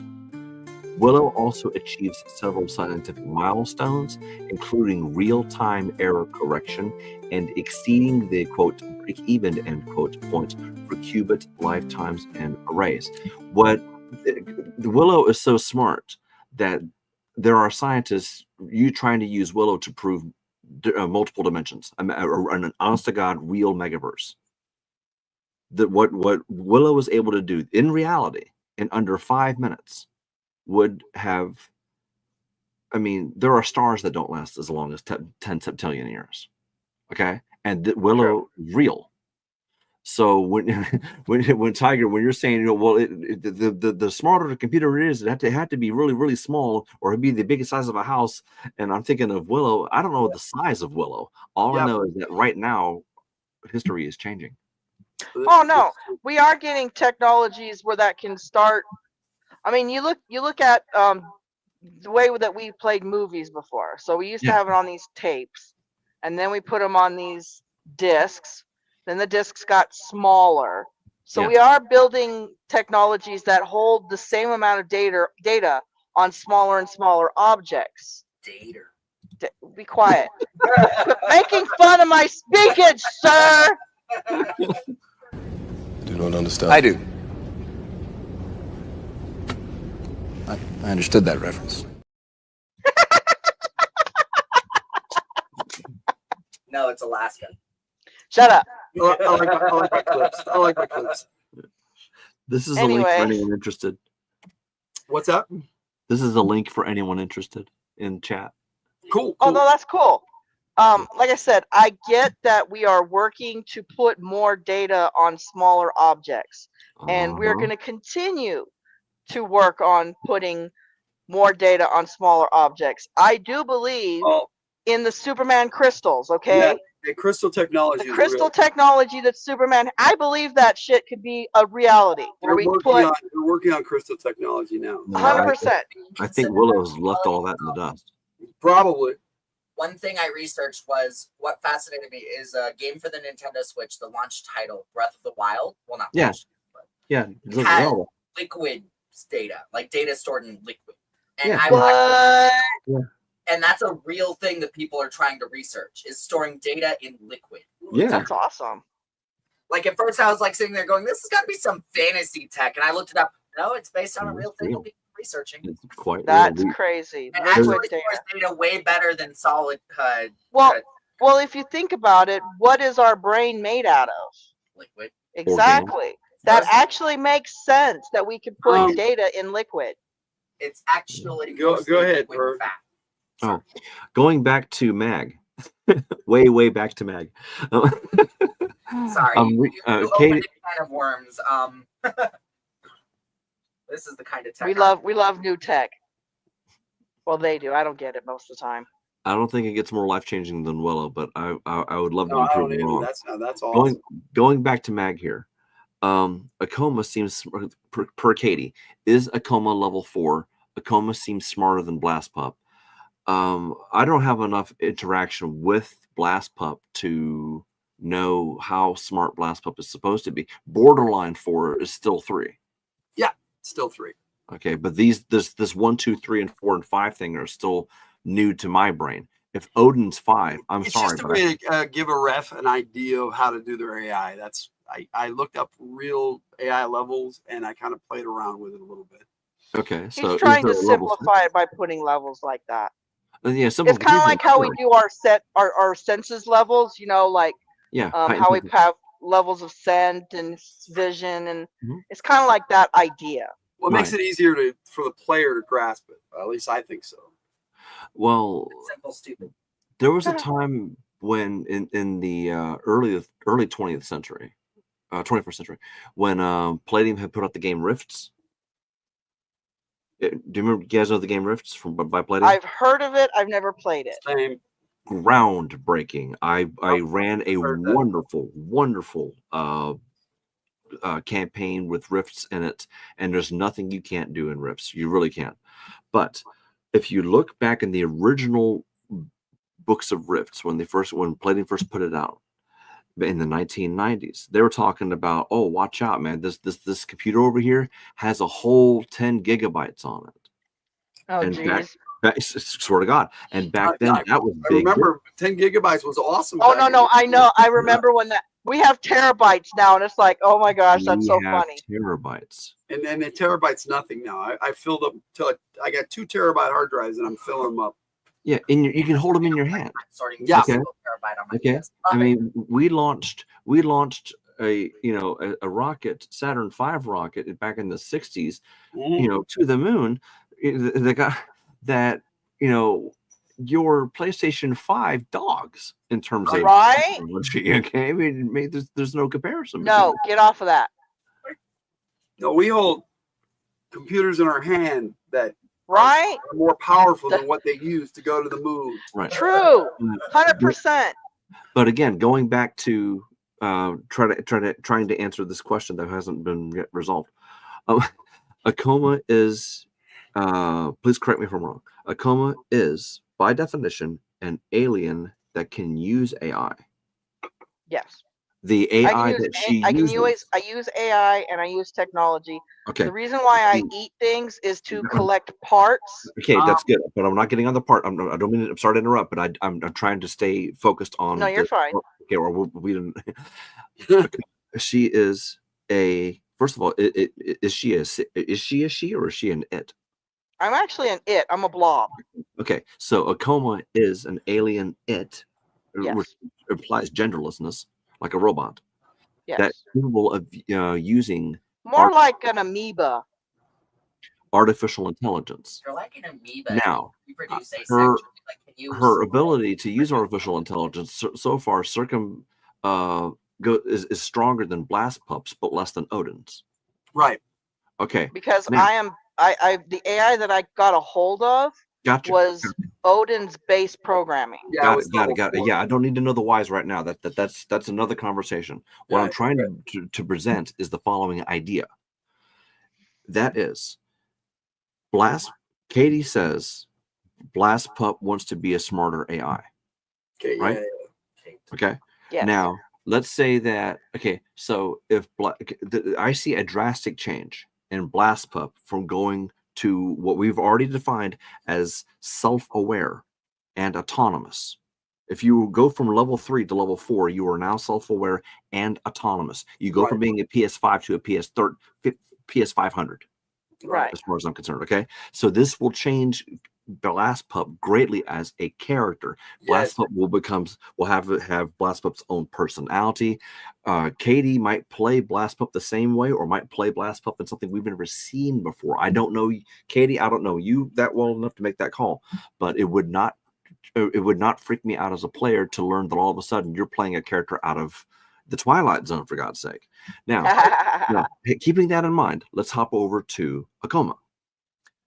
Odin is the biggest AI in the game, as best as I know. Yeah. Logan? Yes? Yes. Okay, so if it is also Akoma's goal to be able to not be AI, but use AI, she can currently use AI level 4. Level 4 AI is self-aware and autonomous. Right. So that tells me she can take over Blast Pup. Oh, yeah. Okay. Well, if I wanted to, I could, but I'm not going to because I like Blast Pop. Regardless of Akoma word or not, we're talking about can she do it or not? Because right now I don't know what she can't do. Here's Odin, and as last I checked, Odin was alone. Yes. Okay, there is no 4 or 5. Even his predecessors weren't as they were all level 4s. All level 4s. So basically, as far as I'm concerned, and please again correct me if I'm wrong, is Odin is like the HAL 9000 of Mag. Yes. I would say even beyond that. Yeah. Well, that was also anyways. As an example, I love 2000. Stay on topic. Yeah, but just stay on topic here. If Blast Pup were to get its wish, Blast Pup would become the kind of computer that Akoma is using now. Yes. If Akoma gets its wish, Akoma becomes an an alien being capable of controlling Odin. Yes. Now, this is where okay, since you've answered all those questions, the only thing I could think of is now, we're not playing MAG anymore. We're playing the Matrix. Oh, yeah. I had a whole game where it was all in their head too. Oh my god, dude, this is That's so true. mind blowing to me. Why Okay, are we playing okay. MAG So anymore? what you don't know is I have already tried to take over Odin. But it has not happened. What No. happens to the No, I game? have not been successful. Right. And I mean, I have been through. I've either run campaigns or been part of campaigns or even heard of other campaigns that have been straight, true, and forward in one narrative, only to take a complete twist and go off the deep end. Right. Into something else. And as players, as long as all of us are having fun together, then I am all for it, baby. Let's go. But the minute even one person among us is having a problem with this, I want to hit the brakes. You know, Right. Red walks in here and Oh, goes, 100%. why am I playing this? What am I doing? Everyone else is AI. Why Okay. am I in command? You know? So Per, Yes. even though Akoma may be Akoma, that's just a character. Yes. Tiger wants everyone to have a good time. Right. I will not take over anyone's character ever, unless story. Yeah, I'm with Logan. Story trumps. If it's part of the story, I get it. Because he had me play a bad guy in the Miasma Vale game, and I don't really like. You and Jess were both playing bad guys. No, I don't really like playing bad guys because I like to work with the group and I like having fun with the group. But he asked me to. Right. I get it. I trust you, Tiger. What I want to know is, as a player, if Akoma's wish were it granted, if it were to quote break the game, would you be okay with Akoma wanting that desire but never actually having it fulfilled? I actually don't have a okay. Well, I have a goal for Akoma, but it's not taking over the world. Okay, we'll just go that way. Akoma doesn't know what Akoma wants because Akoma is new to this life that she has. But I she thought didn't you said have the that life. you wanted higher level AI.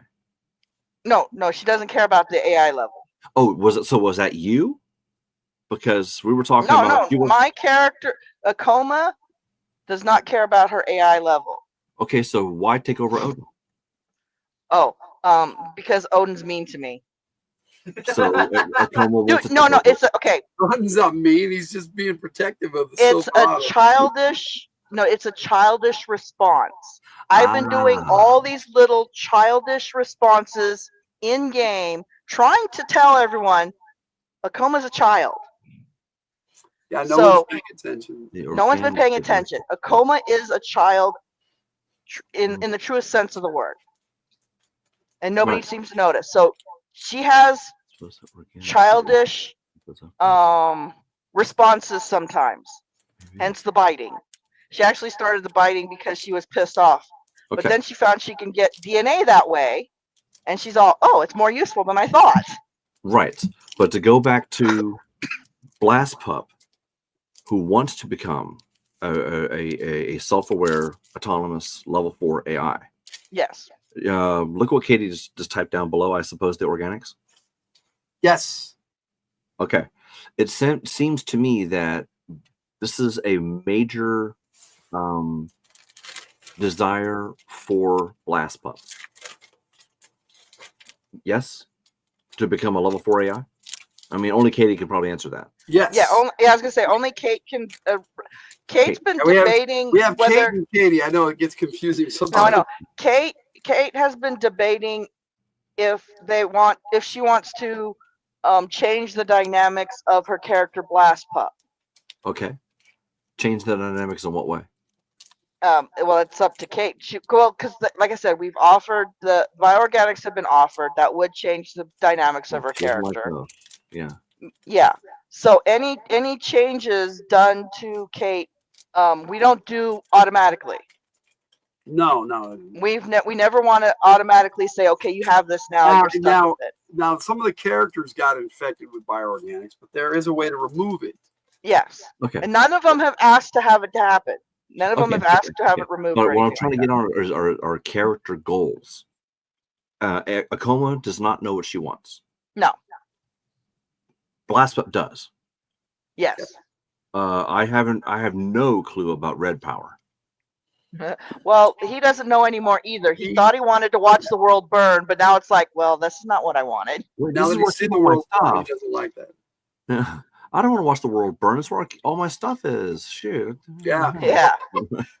That's how come he got caught in the first place. He wanted to watch the world burn. Right. Made a spectacle of himself. Yeah. And then his AI accidentally killed. He kind of has the idea that he's Tony Stark in a way. I remember.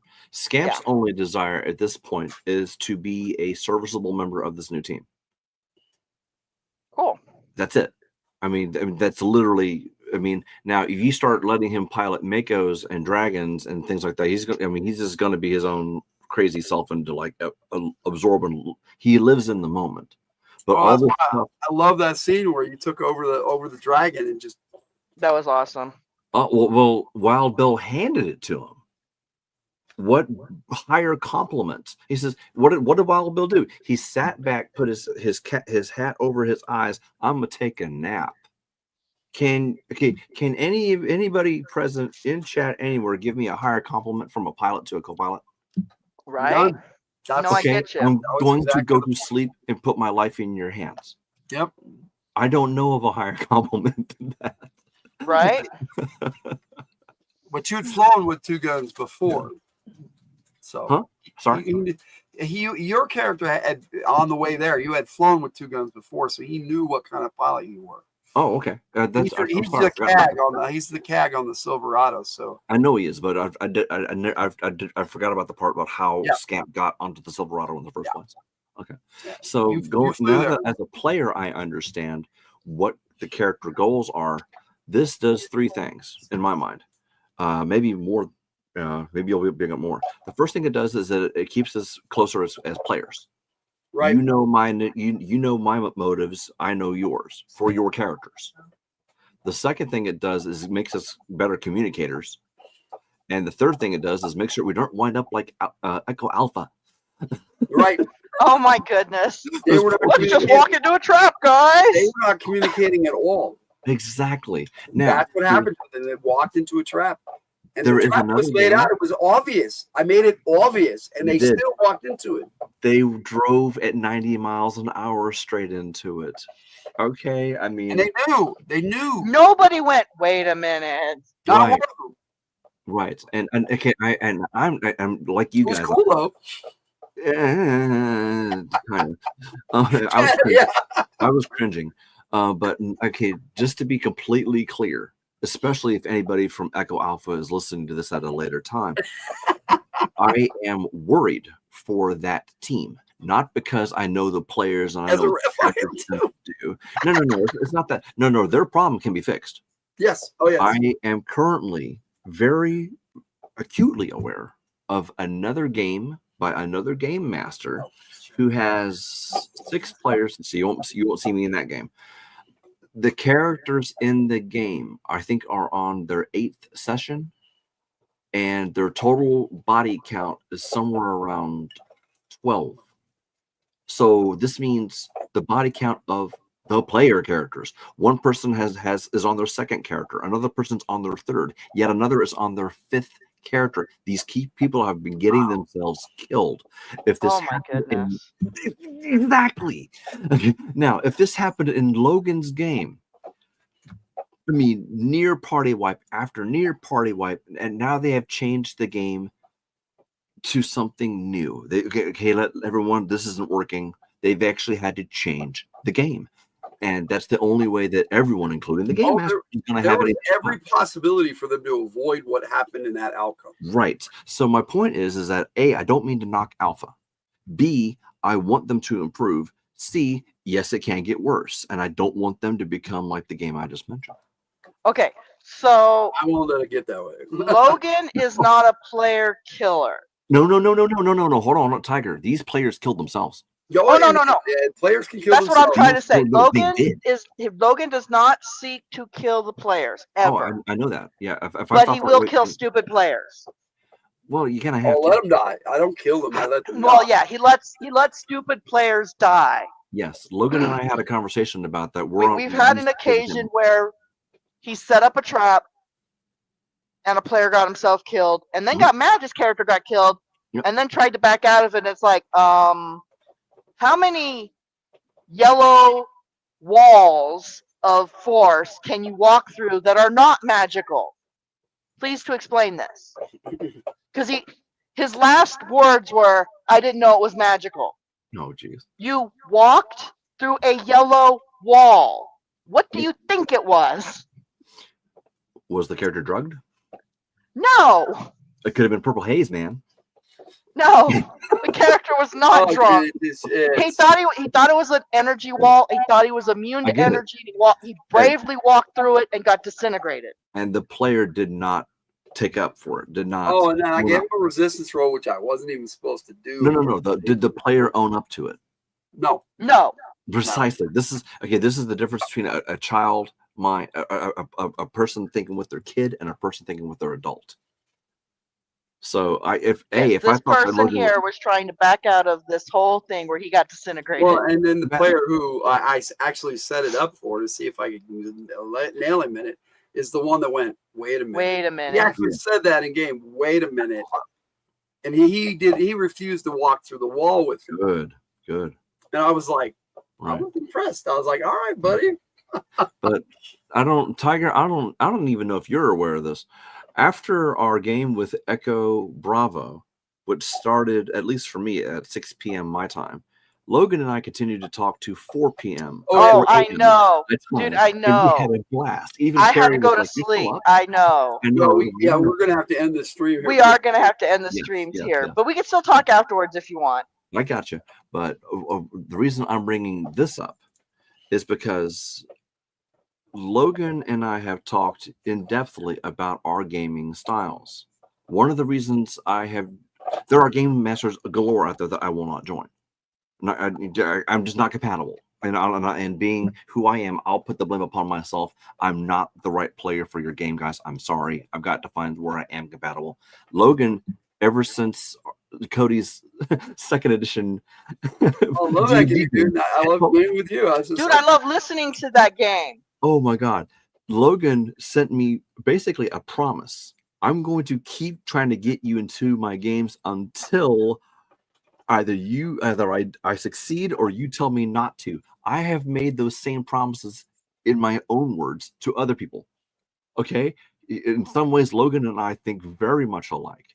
Yep. Yeah. A good game master lets the players kill themselves. Sometimes the dice kill them. Yep. Yeah. But hopefully, role playing is also about learning. Yes. Yeah.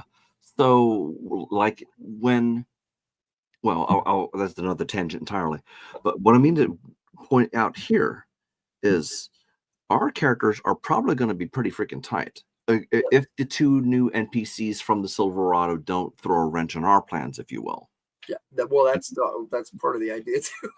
Okay. The idea is to throw a wrench into our bits. Right, because Scamp won't have it. If he sees the core four, if you will, the three of you guys and Scamp as the core four, two other people walk in here and try to say, oh, we don't outrank you, but it's our game. They're gonna have to answer to my little dude. Because he already sees the bonds between you guys, and he doesn't want any of that being fractured. Oh, the thing that the other group has, to their credit, I hate to burst everybody's bubble here, but my headset has just given me the I'm not going to work here soon. So yeah, we're gonna have to sign off. Okay. But we could still have this conversation backstage there, per no problem. I'll probably have to bounce out because, like I said, I'm running out of power here. But you can come over. Me too. I'm in the same room as Logan. I love you guys. You guys are always together. So for those of you who've been watching, we appreciate you being here. We love you guys so much, and thank you for being here. Those who watching the replay, thank you so much. We've had a great time tonight. I will play one more video like I always do, next week's tribute. So Next week's tribute video. We're going to be talking about. Oh, you're going to love this, guys. We got 2 spy movies that are comedies that we love. It's our double feature, so we're going to have a lot of fun next week too. Like we always do, we have a good time, or at least try to. And every show has its ups and downs, but This show had a lot of ups, and thank you for joining us, Bert. Oh, yes. This discussion has been awesome. Oh, I love this discussion. This was fantastic. Before I do that, though, there was 2 memes I wanted to show off. And, oh, yeah, we had some memes. And I know that I know one of them is yours at least, and I think it's this one. The problem-solving flowchart. Does this damn thing work? I just love Yes. this. I'm gonna leave it up to fuck with it. people look at it. Does this damn thing work? No. Did you fuck with it? Yes. You dumb shit. Does anyone know? I love this. No. Hide it. No problem. Yes. You poor bastard. And then it goes in a loop. Can you blame someone else? No, you poor bastard. Right. Endless Yes. loop. No problem. Did you fuck with it? Will you catch hell? The funniest part of this is Shit, can it? loop. It loops, yeah. It does loop. That's you poor bastard. And can you blame someone else? Blame Oh my somebody, gosh. but I can't. You poor bastard. Right. Oh my gosh, that's That's so hilarious. good. Okay, I love this problem-solving flowchart. This is awesome. And I'm pretty sure I only had 2 this week that I really, really liked that I wanted to share. But Go for it. there was so much going on this week. I wanted to share more, but No. The other ones are there for you to show whenever you want. this one was What awesome. the hell? And I don't remember where I got this one, but it is awesome. Yes. Yes. Can you guys see the caption? Either my trail camera glitched out, or I seen something I wasn't supposed to see. I think I got this one off of Instagram. Oh I no, want to that's say freaking funny. That I got that from Bear's channel. Oh, did you? Was this yours too? Yes. Oh, if you're interested in the background, I can track down where I found it. But maybe I get most of my memes from about half a dozen channels. Oh yeah, yeah. I get them from Instagram. Most of them come from you, to be honest. Yeah. So I appreciate. All right, so I have one more video to show everybody for next week. We'll watch the trailer together, and then we'll say goodnight in the chat. And before we go, Well, I'm gonna say goodnight now because I'm running out of mic. So I am really, good night, guys. I'm muting. I have to turn my mic off, but I'll still be here. Love you, Tiger. Sleep well. She's not gone. So Thud. here we go. Next week we've got the double feature of Undercover Blues and True Lies. And if you haven't seen these 2 movies, the trailers are separate in this video, so we'll only watch Undercover Blues with you, and then we'll be in the chat. Bert, you can stick around through the whole thing if you want. But yeah, I generated some music for it. I love both these two.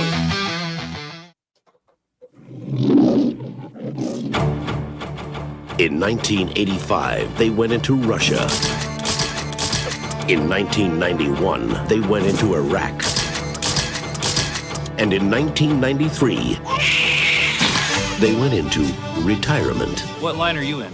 Brain surgery. I'm an airline pilot. I'm an Electrolux salesman. Actually, we're in espionage. We're in espionage.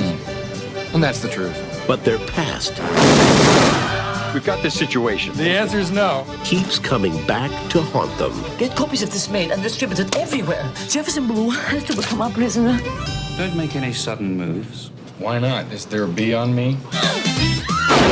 All they want is a relaxing afternoon out Can't wait to watch Stanley Tucci. and an intimate evening in. Kill the light. Some quality time with baby. See mommy picking the big lock? One of these days when you're a big girl, she'll teach you how to pick locks. And a nice evening stroll. You took our child into a knife fight. It was a fair fight. 2 of them, 2 of us. Kathleen Turner. Wait till you see what I got for you. Such a badass movie. Dennis Quaid. This is Undercover Blues. You're gonna die. You have a really sexy voice. In a comedy about a family who can escape anything except their job. Definitely, Cody. Definitely underrated. No one ever lets Next time, buy American. Undercover Blues. Who do you want to be tomorrow? Good cop or bad cop? Bad cop. So, where are we gonna eat? Loved it. It is a great movie. All right. Good night, everybody. There's one more trailer for you for the True Lies after these picks. We'll talk to you next time. Thank you so much for being with us.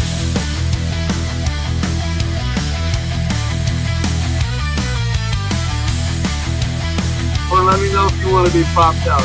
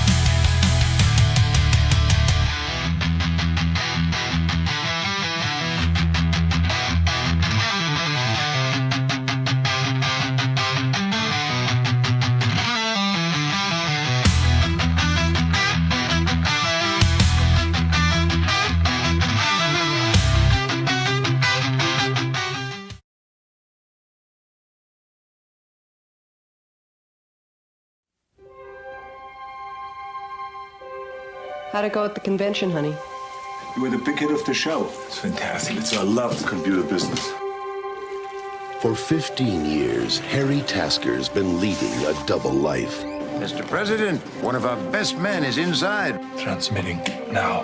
Right on time. I don't believe I've met you before. Rehnquist. Harry Rehnquist.